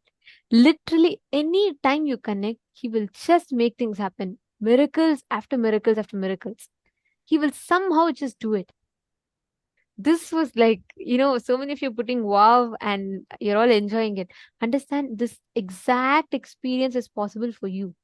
Kalabhairava will just manifest. All the Gurukul kids that day, they just had to chant Kalabhairava Ashtakam. Ma Priyatma Surupni saying you feel goosebumps. Even now as I share with you all, I'm getting goosebumps. Because this moment, it never ever I get bored of telling this, and I never get tired of this because it is too good. It is just too much. And whenever you are in need, when you connect to Kalabhairava, he himself will manifest. He's like the cosmic 911. So, yes, it is not just a story, it's a real happening. Ma Saroj is saying she loves my Swamiji stories. I also love Swamiji stories. I love to talk about it because, see, it's like reliving the whole experience, right? It's an absolute joy. Because every time we remember, every time we live that experience, live through that whole experience in us, it's just so good. Actually, every one of you listening to it, you too can experience this same aspect. Connect to Swamiji and he will simply manifest for you. Even the smallest of things. This was not a big deal. It was not enlightenment that we asked for. We were stuck in traffic jam and we didn't know the language. That's all it was. But even for that, he himself assumed the body and he came to help to get us on the way. I used to think before and all, if you see many of these Nayanmar stories, right? It'll be very silly. I used to feel like there's a story of a Nayanmar where just to give her a mango, Paramashivam will assume the physical form and come. I'll be like, really? Just give a mango, why should Paramashivam come in physical form? But after this incident, all those questions completely disappeared. Now I know it is just the devotion of the devotee that matters. Nothing else matters. And he will just rush and come just to fulfill it for you. He'll just rush and come and manifest for you. All right. I know we've been talking for quite some time now. Let's enter into the power manifestation, because today we have a very, very, very important subject to cover. After this, right after this, we are going to be entering into a very important session. From this session onwards, it's going to be on death. And this part will not be live streamed on any of the social media platforms. So we request all the participants who are watching us on social media platforms to please join the Zoom. This is going to be exclusively only for the participants in the Zoom rooms, as we are going to be entering into conscious death process. It's a very, very powerful process that can remove you from all fears and insecurities. So going forward, we request all participants to please come on camera. Anyone that's not on camera will be moved to waiting room, as the further sessions are extremely important. Kindly do not take a break. If you want to take a break, finish off all of those now itself. And in within next 20 minutes, we are going to be entering into the most important sessions. It will be back to back sessions, then directly it will be leading to darshan. So this entire segment, it's not going to be live streamed on social media, and the conscious death process will be available exclusively only for the participants on the Zoom rooms. We humbly request all the participants that are watching us on YouTube, please come and join us on the Zoom rooms. And even the people that are already on the Zooms, please make sure you're sitting in a well-lit room in front of the camera and clearly are visible in the camera. Okay. Now let's enter into the power manifestation. In this round, I'm going to request each of you to please connect to one person in the Zoom room itself. I request all of your kind cooperation in this, because it is very important that each of us support each other to manifest with them. So please take a few minutes. I request each of you to connect to each other in the Zoom room, and please make sure that each of you are being available to your partner. See, the moment you start connecting and start manifesting, make sure you're continuously there to verify the answers. Okay, I request everyone to support, because only then we'll be able to have the best experience of power manifestation. So in this round, what each of you are going to do is, you're going to be manifesting the ability to identify what happened in the person's life on a particular date. You're going to be seeing the answer on the Atmamurti. Whatever comes in your third eye, you're going to be going ahead and sharing. Okay. Can I please request each of you to connect to a partner? So your partner will be giving you one particular date, and you're going to be scanning and identifying what happened on that date. Like, for example, if they say 5th June 1987. So what happened in the year 1987 on the 5th of June in their life? You're going to be scanning and identifying it. Please put in the Zoom chat itself, you all can connect to a partner. I request each of you to please pair up, and I request let us all kindly cooperate with each other to be available to your partners. Make sure you're verifying the answers so that they're able to manifest, they're able to know whether they're getting it right or wrong.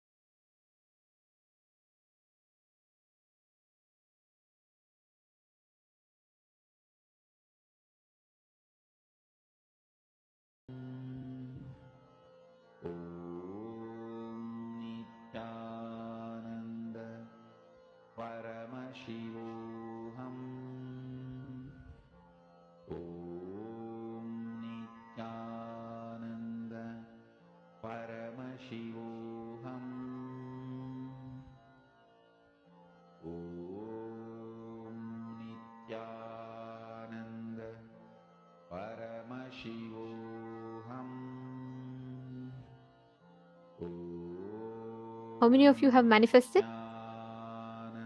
How many of you started manifesting? Please connect to our partner, verify the answer. Ma Mohini Lata and Ma Kirti Punekar is manifesting. Great. Ma Vinuta Nagaraj is manifesting. Great. Wonderful. Now, all of us, listen very carefully. I know it was a short round of power manifestation. We'll be giving you all more time to manifest. Do not worry. This one was quite a short one of power manifestation. We'll be giving you all more time to manifest powers. So don't worry. Now, we are going to be having a very important initiation today called the Vishesha Dīkṣā. Vishesha Dīkṣā is where you will be initiated to literally go beyond this death itself. Okay, so now let us listen to Swamiji's revelations on what is Vishesha Dīkṣā. I request all of you to sincerely listen to this, as it is a very, very important session.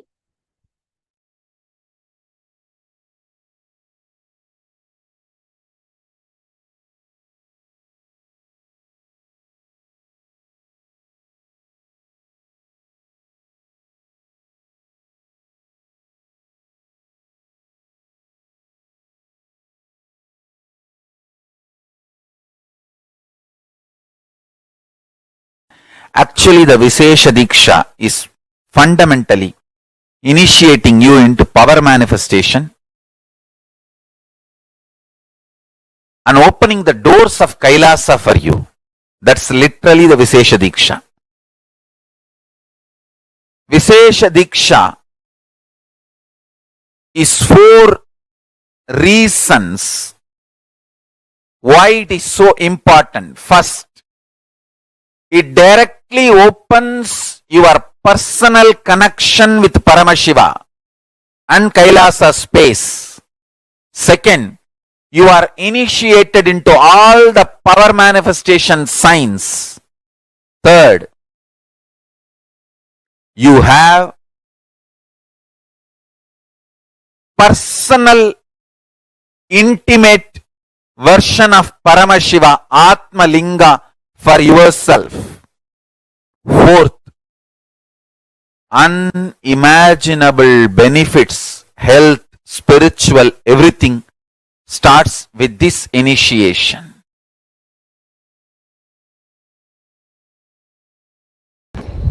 Understand, Vishesha Dīkṣā is giving you superconscious breakthrough. The action now I am supposed to perform, I do not know whether the Acharyas read out Somasambhu Paddhati to you. The action I am supposed to perform now on them is taking their old life out and dumping it and putting the Shivatma, means Shiva's consciousness, from my Anandagandha and putting it in them. Read out the whole thing, then they will understand why Vishesha Dīkṣā. Unfortunately, people think Vishesha Dīkṣā means vegetarianism, that's all. No. Shaivam is not just Shaiva meal, Shaiva life. It is initiations you receive and few minutes every day you spend to bring yourself to the oneness. Puja is nothing but bringing you to oneness. For example, I give you my personal cell phone number and tell you every day and on particular time, if you call me, you can talk to me directly. Are you going to take that as a load work? Oh, every day I have to call. Or are you going to feel, wow, I have a direct access to him. Every day I can, few minutes, I have a direct access to him. What are you going to feel? Puja is giving you Sadashiva's personal cell phone number. He has committed to me, whoever I initiate. When you connect with him, he is committed to me, he will respond to you. I am authorized to give you his personal number. Puja is nothing but giving you the authorization to call him at particular time. And he has committed to me, he will respond to you. Vishesha Dīkṣā is nothing but giving you his personal number, hotline connection. So every day during the puja, that few minutes you can connect with him in oneness, and he has committed to me, he will respond to you. Understand? I am authorized exchange for him. He has given me the authority. That is the reason I am sharing.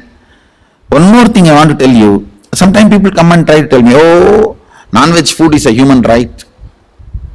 Being human itself is not right. What stupidity you are talking about non-veg food? Your body is not made for that. I am not talking from the sense of moral. If you want to evolve into the next level, don't eat poison. Vishesha Dīkṣā demands only two requests from you. One, you need to be vegetarian. Another one, every day at least 10 minutes you need to bring yourself to the oneness with the puja. 10 minutes is too less time. It doesn't take more than 10 minutes, I know. It's too less time. Sadashiva is demanding to respond to you every day and keep yourself in oneness. Actually, I don't promote any other spiritual practice. People ask me, should I do this technique, that technique? Twisting the eye and looking here and blowing the nose, this corner, that corner. I don't give you any technique. I only ask, connect with him in oneness, 10 minutes a day. I think maximum it takes 11 minutes.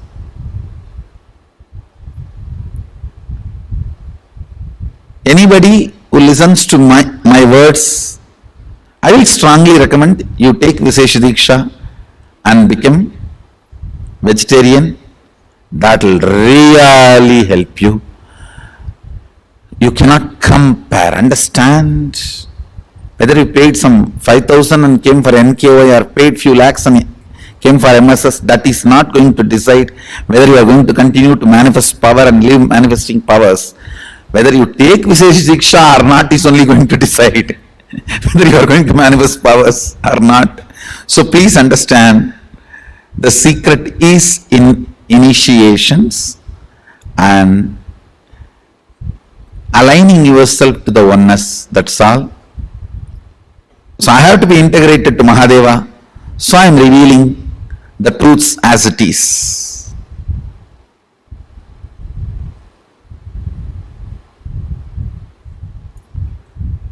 Whatever is said and done, Vishesha Dīkṣā is something extraordinary. Literally the whole system gets upgraded to the super consciousness.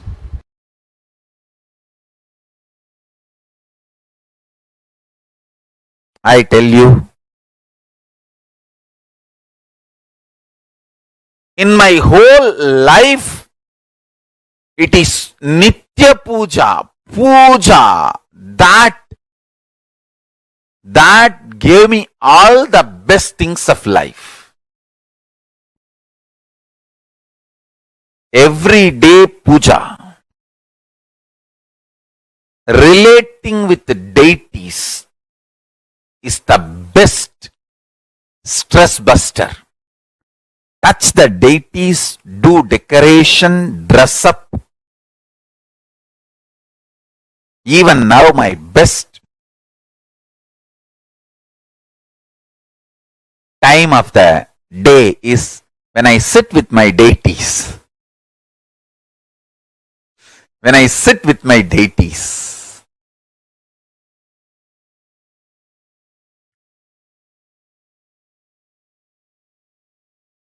Dress up the deities, jewel them, spend time with them, talk to them, intensely pray, deeply connect and pray. Understand? You do not know the power of Archavatara. God landing in physical deity form. Never underestimate the power of Archavatara. The Archa Avatara is equivalent to living Avatara. What living avatar can do to you, an Archa Avatara can do. Atma Linga I am giving to all of you is literally living Archa Avatara. Is a piece of God. Literally. Receive Atma Linga. Do puja every day. That is your ultimate human right and divine right. Please understand. Receiving Atma Linga and doing puja every day is literally awakening your consciousness, connecting yourself with Paramashiva. I tell you, every day, connecting with Paramashiva is such ultimate.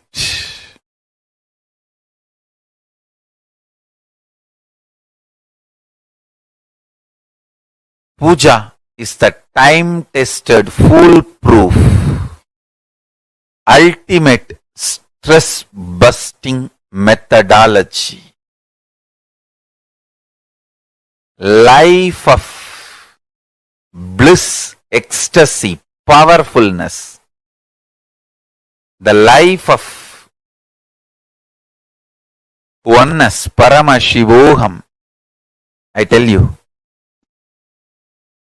The essence of Veda, Vedanta, Agama, Agamanta, Yoga, Yoganta, Siddha, Siddhanta, Tantra, Tantranta, everything can be realized with a sincere, deep feeling connection puja.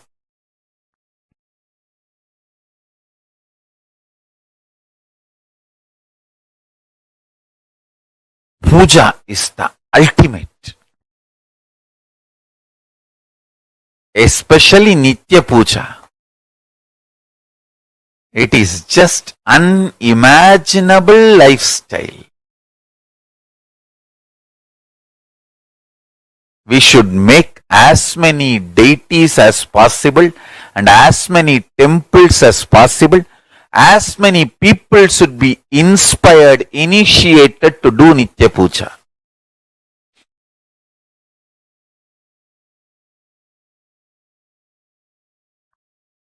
Nitya Puja makes you living Hindu.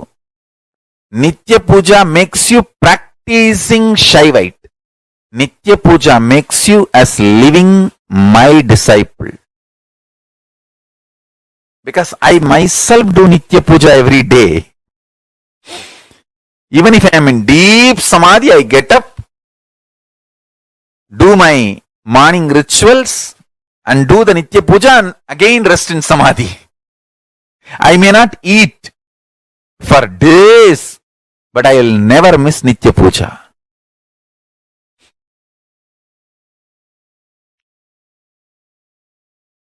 Even the people who cherish enmity towards me, they say, he somehow doesn't miss Nitya Puja. I may miss eating, I may miss sleeping, I may miss drinking water, I may miss anything but not Nitya Puja. Even when I was not allowed to take bath by doctors when I had the fracture in the right hand, I'll wipe the body. Doctors did not allow me to pour water on the body. So I'll wipe the body, keep the hand up with a plastic cover and pour water on my head and come and do the Nitya Puja.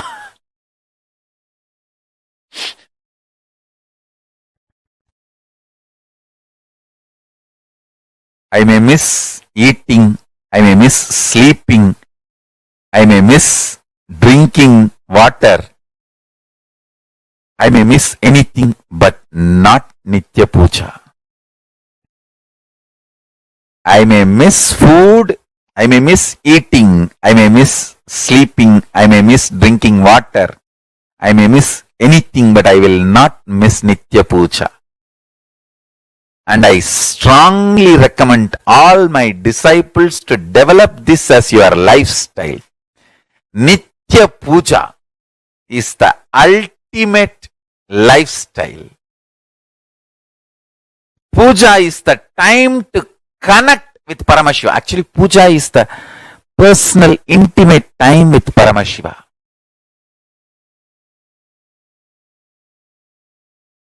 You should always wear your Atma Linga on your body and every day do puja. Nothing like that. See, in the initial level, even if you are not able to do everyday puja, start wearing the Atma Linga in your body. Slowly you will pick up the habit. You will feel, wow, when I do puja, it is so nice. Every day you will start having inspiration and start doing the Anmartha Puja, the personal worship, personal connection with Paramashiva. I tell you, if at all we need to write in one line in my autobiography or biography, because there will be thousands of biographies. There will be one autobiography by me, but there will be thousands of biographies. If I have to reduce the whole thing to one line, what is the one thing Swamiji never missed in his life? You can't even say breathing, because many times in Samadhi I stopped breathing. The only thing I never missed in my life is Nitya Puja. Many times I have stopped eating. Many times I have stopped sleeping. Many times I have stopped drinking water. Many times I have even stopped breathing. The only thing I have not stopped in my life is Nitya Puja.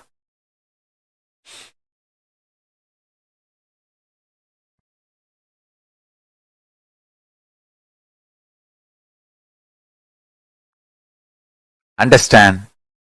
It is that important. It is that important.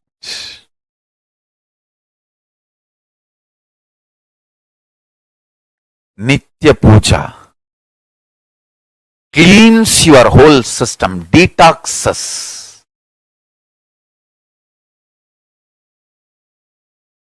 Ripes your consciousness, makes your consciousness open up in your system.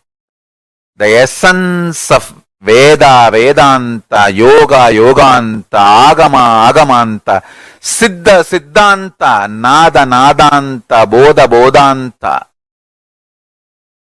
Everything is Nitya Puja.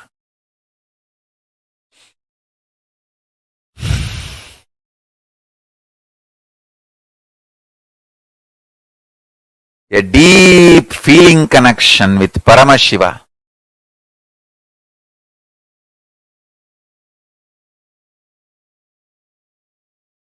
And praying to Paramashiva, connecting with Paramashiva, pouring yourself at the feet of Paramashiva is Nitya Puja.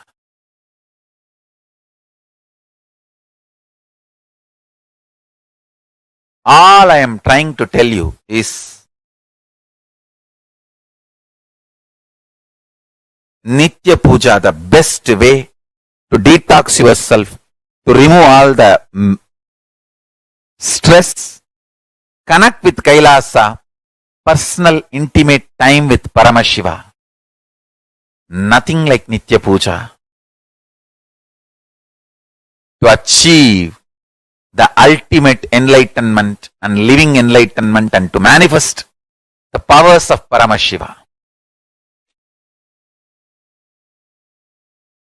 To manifest the state, space, powers of Paramashiva, Nitya Puja is the best.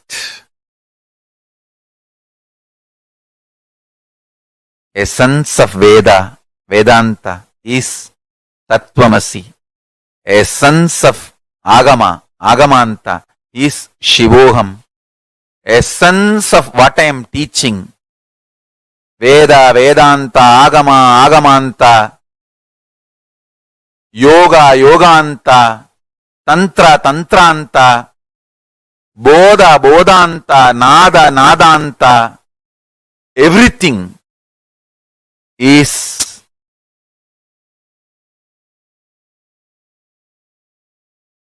Om Nithyananda Paramashivoham, that can be experienced through Nitya Puja every day. So,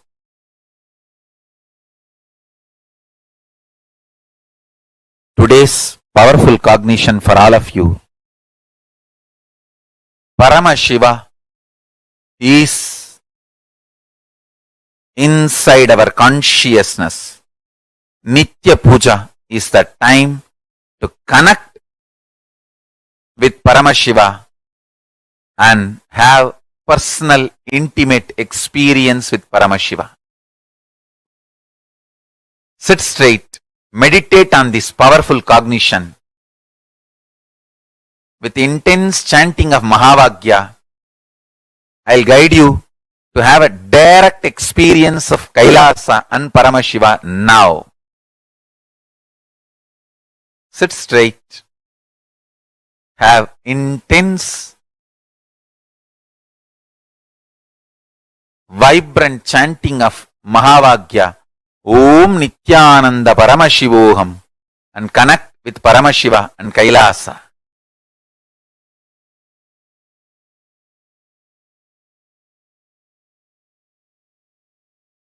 Upasana is literally Samipya Mukti and Sarupya Mukti merges into Sayujya Mukti. Understand? Intense prayer may start as Vishishtadvaita, will evolve as Dvaita and raise to Advaita and manifest as Shuddhadvaita. Whatever level it is, prayer is the most powerful, ultimate way of connecting with Paramashiva. Intense prayer, intense prayer, intense prayer, intense prayer.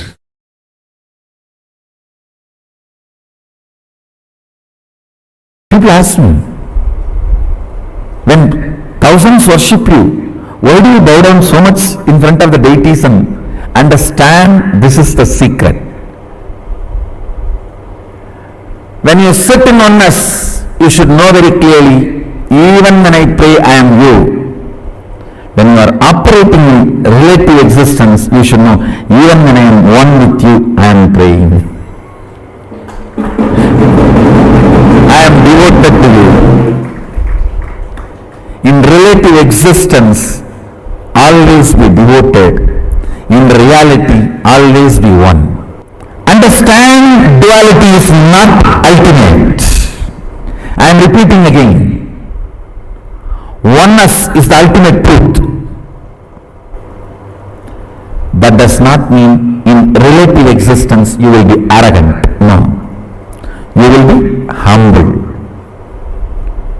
In relative existence, you will be humble. That is why I say, the Advaita I am teaching is Sutta Shivadvaita.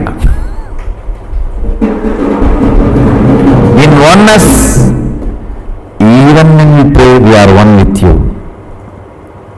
In relative existence, even when we are one with you, we are devoted to you. Be humble, be devoted even to your own oneness. Sometimes when I go to devotees' houses, I directly go to puja room and do the puja. Some of the devotees will keep my photo also. When I do the arti, I have to show to all. I cannot move the hand. I have to show all only. They ask, what is this, Swamiji? You are showing Aarti to your own photograph. What can I do? It is a symbol of my oneness. I am devoted to that.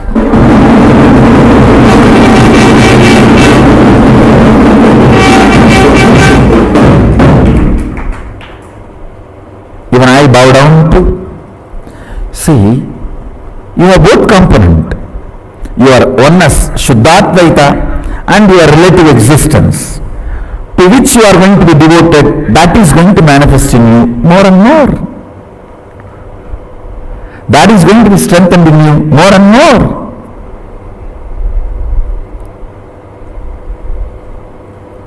Kailasa is the space of ultimate oneness. Sachidananda, ultimate oneness. Understand? Kailasa is the space of ultimate oneness. And if you hear only the Shabda, you can read your mind. If you hear only the Nada of Kailasa, you can read others' mind.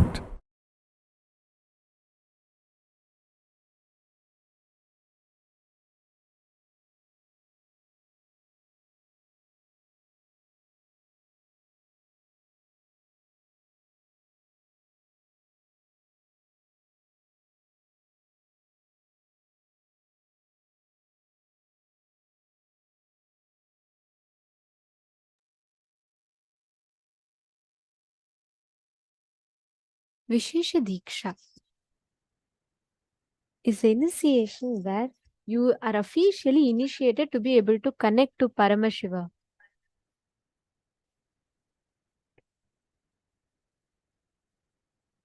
In Vishesha Dīkṣā, you literally get the official initiation where you connect to Paramashiva and become a part of Paramashiva. You are officially enabled to worship Paramashiva.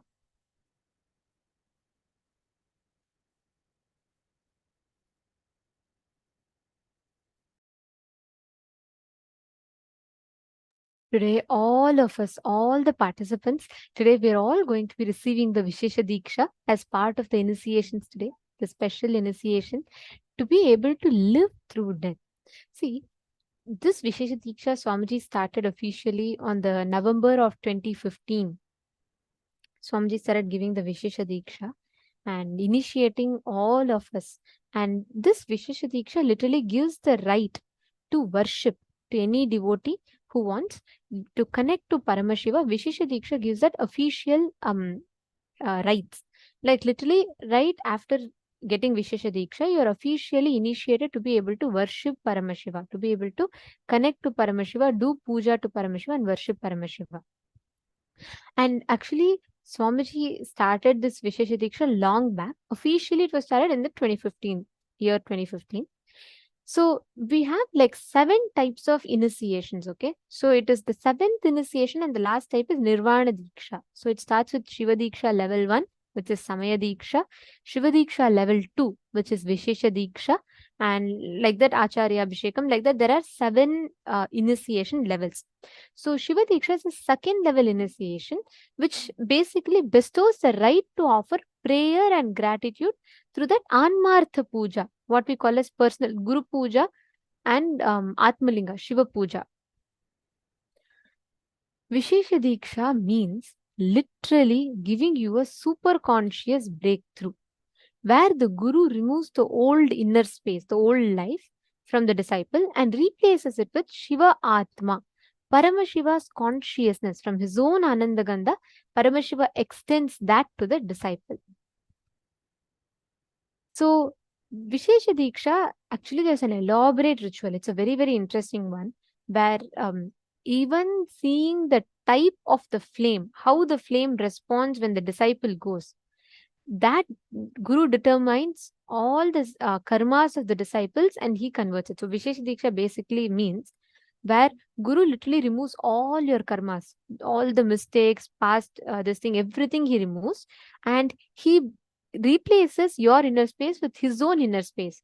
Means he literally like enables you to manifest the experience where his being will be put in your being. Actually, there's a detailed Shastra Pramana given for this from Soma Shambhu Paddhati.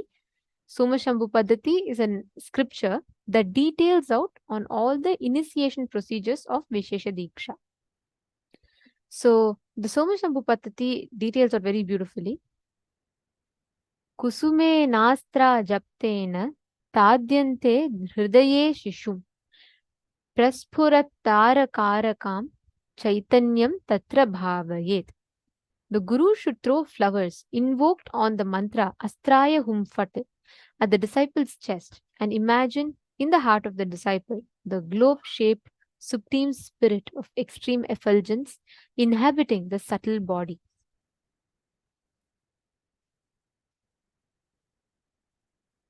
This is from the Shiva Dīkṣā Vidhi Patalam in the Soma Shambhu Paddhati. As per the Kamika Agama, the source scripture Agama is directly given by Paramashiva himself.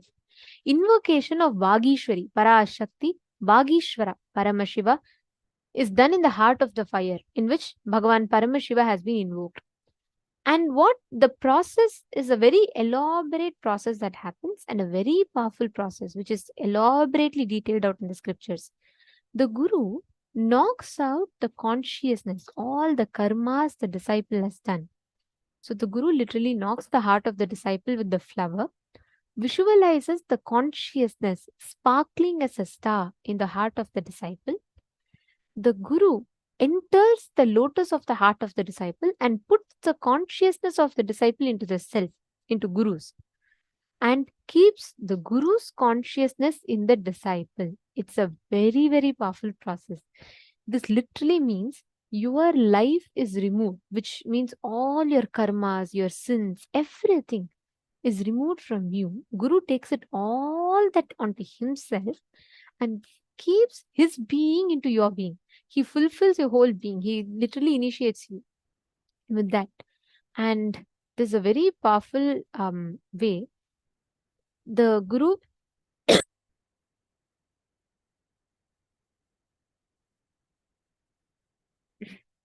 sorry for that. So the Guru keeps the disciples being in the fire, and he sees the way this fire responds. That determines how the disciples, his karma, like his path. Like for example, the way seeing the way fire burns, Guru will know the exact sins committed by the disciple. For example, if the fire smells like filth, and then the Soma Shambhu Paddhati, see, each of the statement I'm reading out to you all is directly from Soma Shambhu Paddhati. It clearly describes if the fire smells like filth, then understand that the disciple has done sins of land grabbing, killing a Brahmana, meeting with Guru's wife, drunk liquor, or killed Acharya, teacher, killed a cow, or been ungrateful. If the fire is black in color and smells like a burning dead body, then know that he has killed a pregnant woman. If the fire is burning in rotation and circle, then the disciple has killed a woman. If the fire shakes, then the disciple has stolen gold. If the fire blasts, then the disciple has killed a child.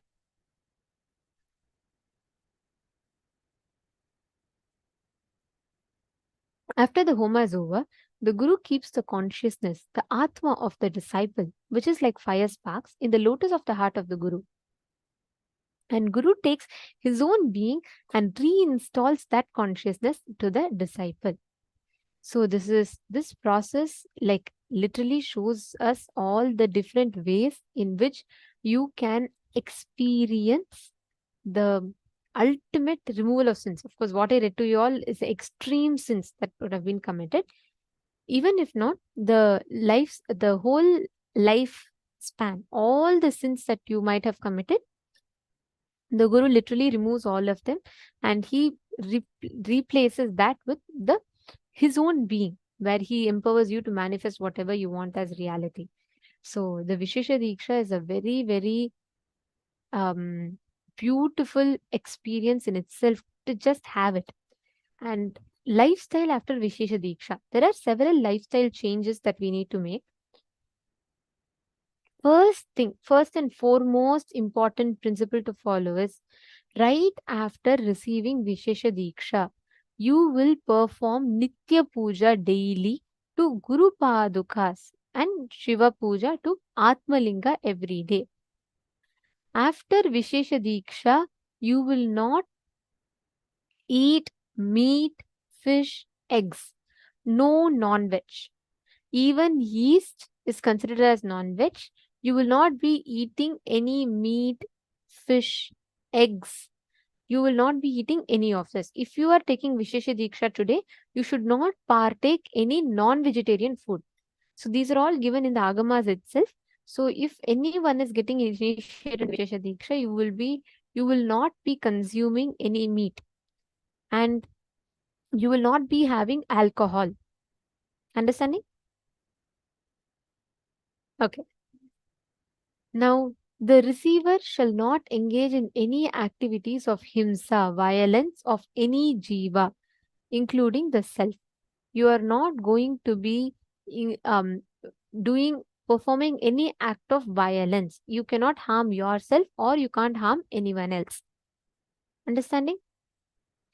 Next is every day doing Pada Puja, Guru Puja. Like if you miss one day puja, next day you should do 2 times. The Shiva Puja should be done 2 times. And anyone who wants Atmalinga, now you all can go to the nearest KAILASA and pick up from there.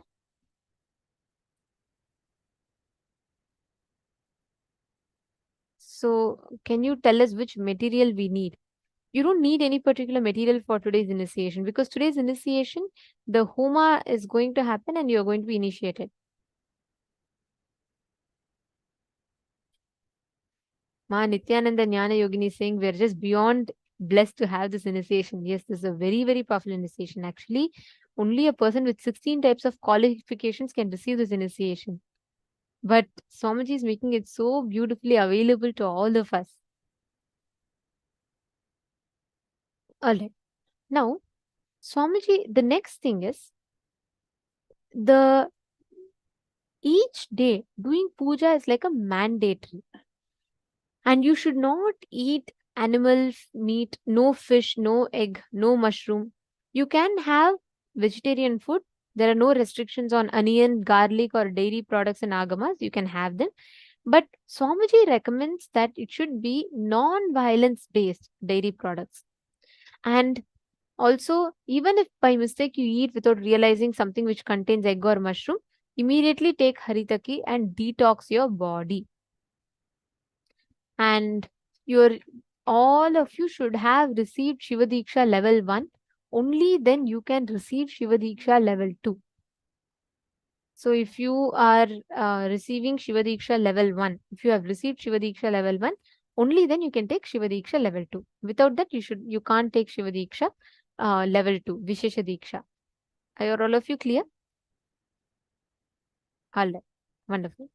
Now, I request all of you, whoever wants to apply for the initiation, whoever wants to get initiated into Shiva Dīkṣā today, you all can sign up.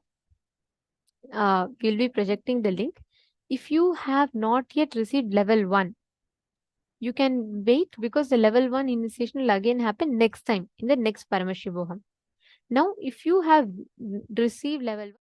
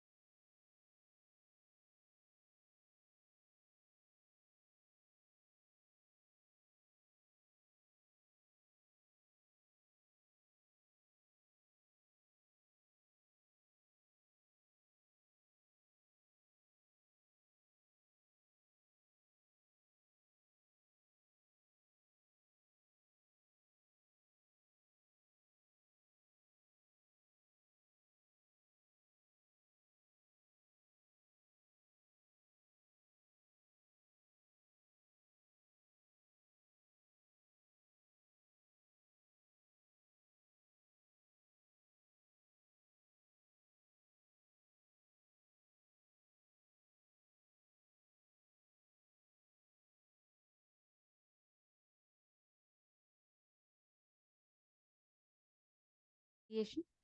Hope all of you who have want to receive the initiation have signed up. I'll take all of your questions. But now we're all going to be entering into the death meditation process.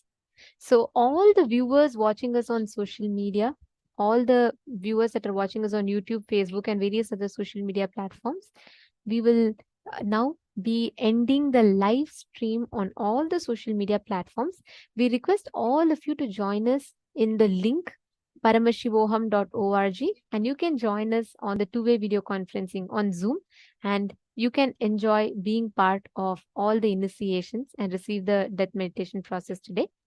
So now we will be concluding the stream. So all the viewers are watching us on social media, please take a minute or two, join us on the two-way video conferencing, and you all can enjoy the death meditation process.